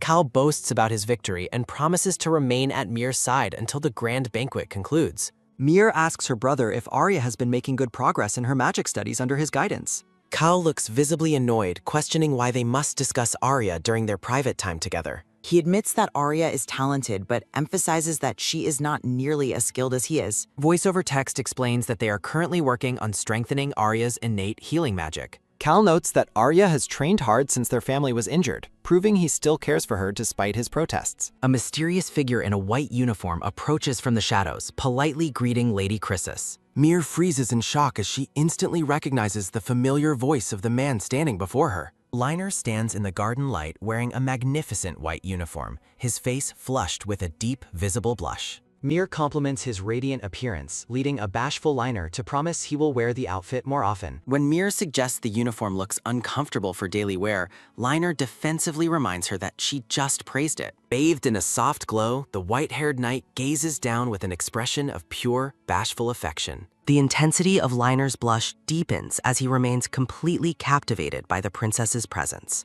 Mir is struck by the sudden realization that Liner may have dressed up specifically to look good for her. Cal's arm blocks the view as he points out how overly familiar the young knight is being with his sister. With a teasing grin, the young master suggests that Liner is clearly trying to impress Shushu with his appearance. Cal's expression turns chillingly dark as he sternly asks the knight if he has forgotten his place and manners. A sudden thud sounds as Liner bows low, apologizing for his delay in greeting the heir of the Croesus house. While Cal dismisses them as simple friends, Liner firmly states that the relationship cannot be defined so easily. Sparks of intense rivalry fly between the two men as Mir stands awkwardly between their clashing auras. A grand announcement rings out as the Emperor and the messengers from the kingdom of Atara entered the court. A formal thud echoes as the envoy bows, presenting a significant collection of gifts from their sovereign king. The gathered nobility erupts into hushed whispers, visibly surprised by the nature of the offerings. Mir watches as the crowd gossips about the young king's violent rise to power and his supposed ignorance of diplomacy. She reflects on how bizarre this situation must appear to those who do not understand the true context. A narrative note reveals that the real king has actually entered the empire in hiding among the messengers. An illustration explains that international relations are often determined by the quality and intent of the gifts exchanged. Under normal circumstances, sending only weapons would be interpreted as a direct provocation to fight. Mir contemplates the unique circumstances that change the meaning of this unconventional gift. The narrative explains that these weapons are a message to prepare for a war with the North. The golden crown of a hidden ruler gleams as he watches the proceedings with quiet calculation. As an ally, the kingdom of Arata signals its intent to provide superior armaments for the impending conflict. The text confirms that for a nation facing war, high-quality weapons are the best possible gift to receive. The scene shifts to the grand hall where the formal ceremony of delivering the gifts takes place. A mysterious scroll is presented, bearing a cryptic warning to beware of the wind from the north. A soft chuckle sounds as the blonde king scoffs at the message, finding the threat to be amateurish and childish. In response, the Empire also prepares a massive quantity of weaponry to be sent back as a gesture of alliance. Rumors of the impending trouble spread quickly among the lower nobles who begin to curse the Empire's situation. Mir realizes that while the news isn't public, the highest-ranking authorities already know about the coming war. A sharp creak sounds as Mir clenches her gloved fist, the gravity of the situation weighing on her. History recalls that throughout the Empire's long reign, the northern nomads were never considered a serious threat. The narrative notes that the Empire's mighty army has never been defeated by the wandering tribes of the north. The power gap has shifted because the northerners have finally discovered a way to weaponize demonic energy. Animals in the north have been transformed into monstrous beasts with unnatural and terrifying physical strength. Dark energy swirls as the narrative concludes that the northerners now control these beasts through forbidden magic. A red leather collar attached to a heavy chain sits surrounded by a swirling aura of dark demonic energy. Narrative text describes the sightings of demonic beasts near Luju village as Mir's sharp pink eyes focus on the terrifying threat controlled by the northerners. Historical silhouettes illustrate the long legacy of the ruling class persecuting and exploiting the people of the north. A jagged speech bubble emphasizes the grim sentiment that the coming rebellion was inevitable and deserved. Steeling her resolve, Mir reflects on her duty as a woman of the empire to lead her people toward victory despite the complicated history. Liner approaches the princess with concern, noting that her complexion looks quite pale and asking if she is unwell. Mir tries to dismiss his worry, but the white-haired knight insists she looks sick and offers to check her temperature himself. A close-up of Mir captures her amused reaction as she shares a soft, genuine smile during the banquet. With a gentle touch, Liner leans in and places his forehead against hers to feel for a fever, catching Mir completely off guard. Mir freezes in shock, her thoughts racing as she wonders why he chose to use his forehead instead of his hands for such a gesture. Bathed in a warm glow, the knight remains close to the princess, his expression full of bashful but sincere concern. The surrounding noblewomen are visibly scandalized, whispering and shielding their faces at the sight of such public intimacy. A sudden, violent crash echoes through the hall as the ceremony is interrupted by a series of pained groans and shouts. With a sharp sound, a golden staff slams into the floor, leaving the onlookers wondering if it is truly the Pope's wand. The white-haired Pope sits upon his throne, raising a hand in a calm apology for the sudden disruption. Maintaining a perfectly serene expression, the Pope simply explains that his hand must have slipped. Cal erupts in anger at Liner's overly familiar behavior, while the knight defensively explains he was only measuring Mir's temperature. Overwhelmed by the escalating chaos, a chibi Mir decides it is time to leave before the situation becomes truly annoying.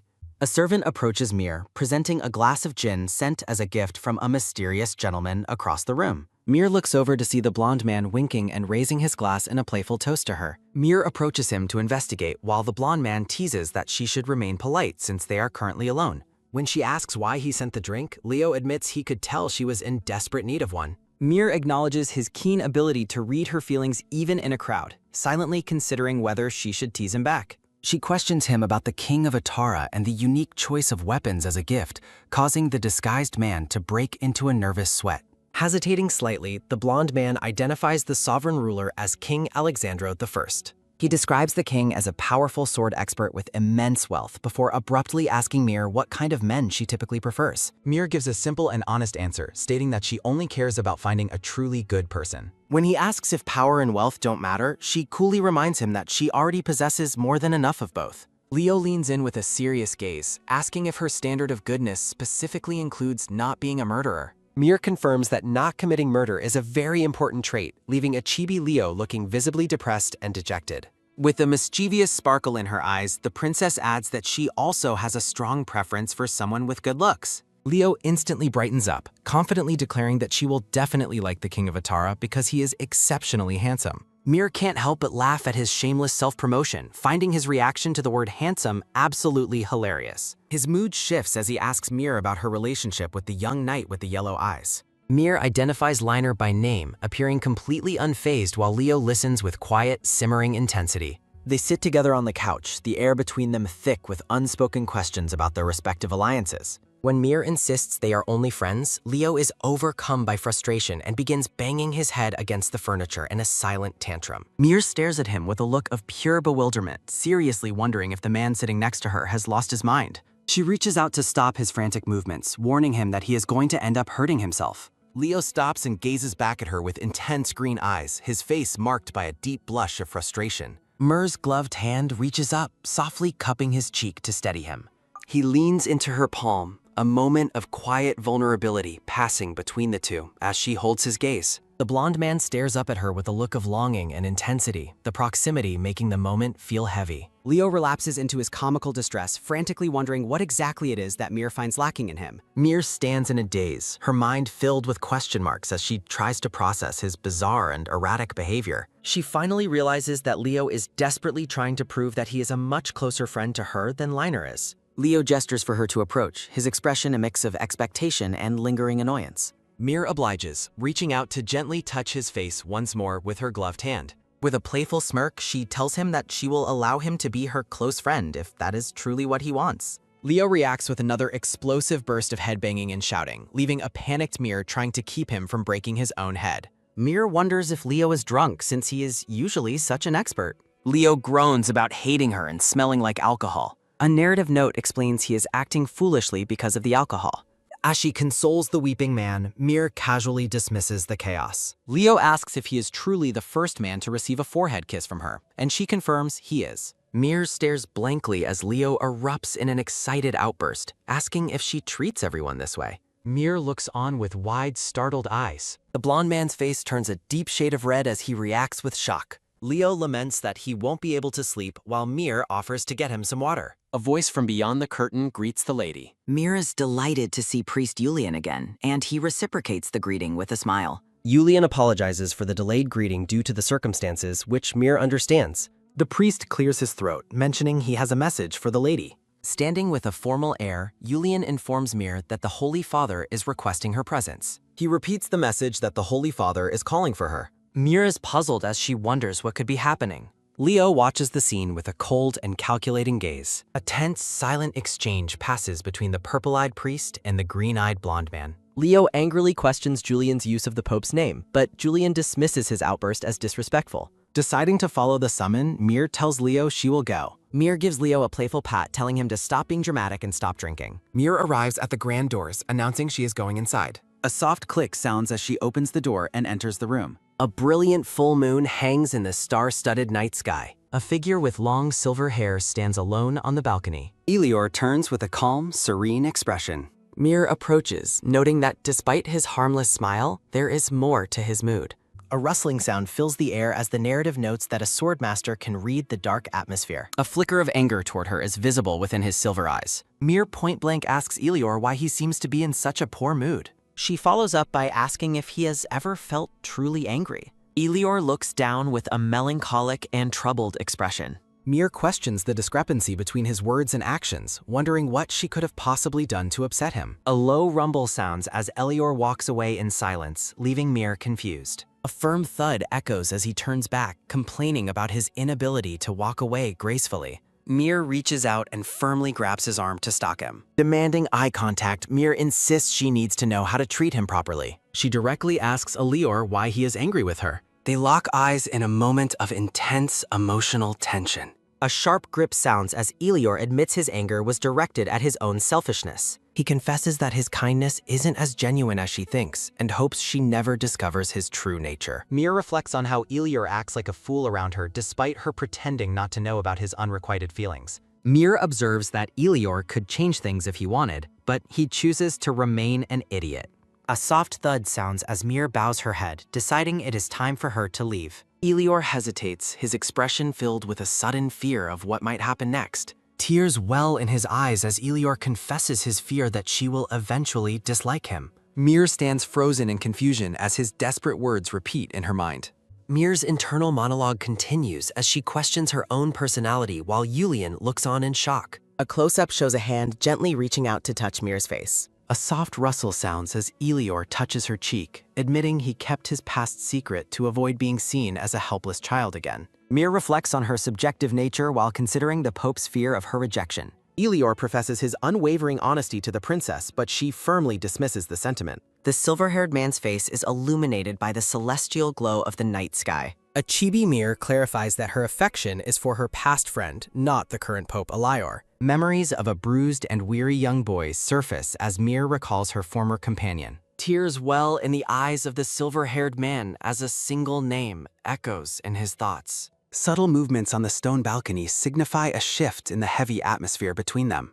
Elior pleads for her constant protection while the full moon hangs overhead. A sudden, firm hug surprises the lady, marked by a quick sound of embrace. Mir stares ahead with a look of quiet shock as the proximity increases. Their gloved hands intertwine in a silent moment of shared tension and vulnerability. Surrounded by flowers, a cheerful chibi Elior holds hands with a clearly uncomfortable Mir. With a determined gaze, the silver-haired man whispers his refusal to back down from danger. Mir attempts to steer the conversation toward his dealings with the Kingdom of Atasa. A narrative burst confirms that the Pope has deliberately shifted the topic of their discussion. Mir acknowledges the truth of her personal connections with a look of weary realization. The princess identifies the blonde man as a temperamental individual with a wild gaze. Elior expresses his unease regarding her relationship with the blonde man he has only recently seen. He questions if the individual in question is the same frantic man she previously mentioned. Despite his lack of authority over her life, Elior admits his desire to intervene. A somber warning appears, urging the lady to distance herself from that particular person. Mir looks at him skeptically, asking if there is a specific motive behind his caution. Elior observes her intelligence while noting her blindness to the affection others feel for her. Thoughts of jealousy and envy swirl beneath the surface of the quiet night air. Standing alone at the railing, the silver-haired man looks out into the star-studded darkness. The scene shifts back to the opulent splendor of the grand ballroom's interior. A man's gloved hand reaches out toward Mir as he calls for her attention. A nobleman in a suit asks if he has been selected to receive her hunting festival gift. Mir is utterly bewildered, directly questioning the identity of the man standing before her. The man introduces himself as Udra, the son of Lord Prama, with a confident smile. Puzzled by his sudden boldness, Mir asks for clarification regarding his festival claims. Udra becomes melodramatic, clutching his heart with a squeeze as he reaches an emotional limit. In a theatrical display, the purple-haired man proclaims Mir to be his one true love. Onlookers react with varying degrees of shock and disdain at the public spectacle. Nobility whispers in a noisy flurry as Udra continues his loud, romantic declarations for Mir.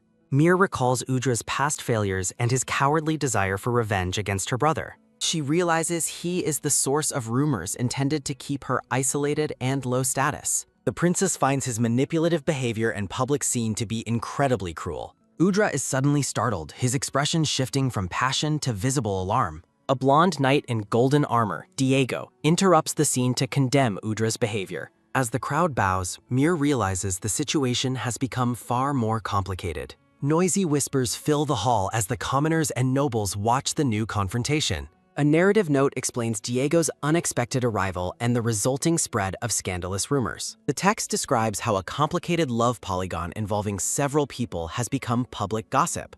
Rumors about tea parties and a potential royal engagement begin to circulate through the kingdom. Diego's interference in matters concerning Mir is noted as a source of ongoing conflict. Mir worries that the escalating scandals will eventually damage the reputation of the royal heir. Diego remains resolute, deciding that he must take charge and arrange the situation properly. A final narrative burst indicates that the knight still has his own personal issues to resolve.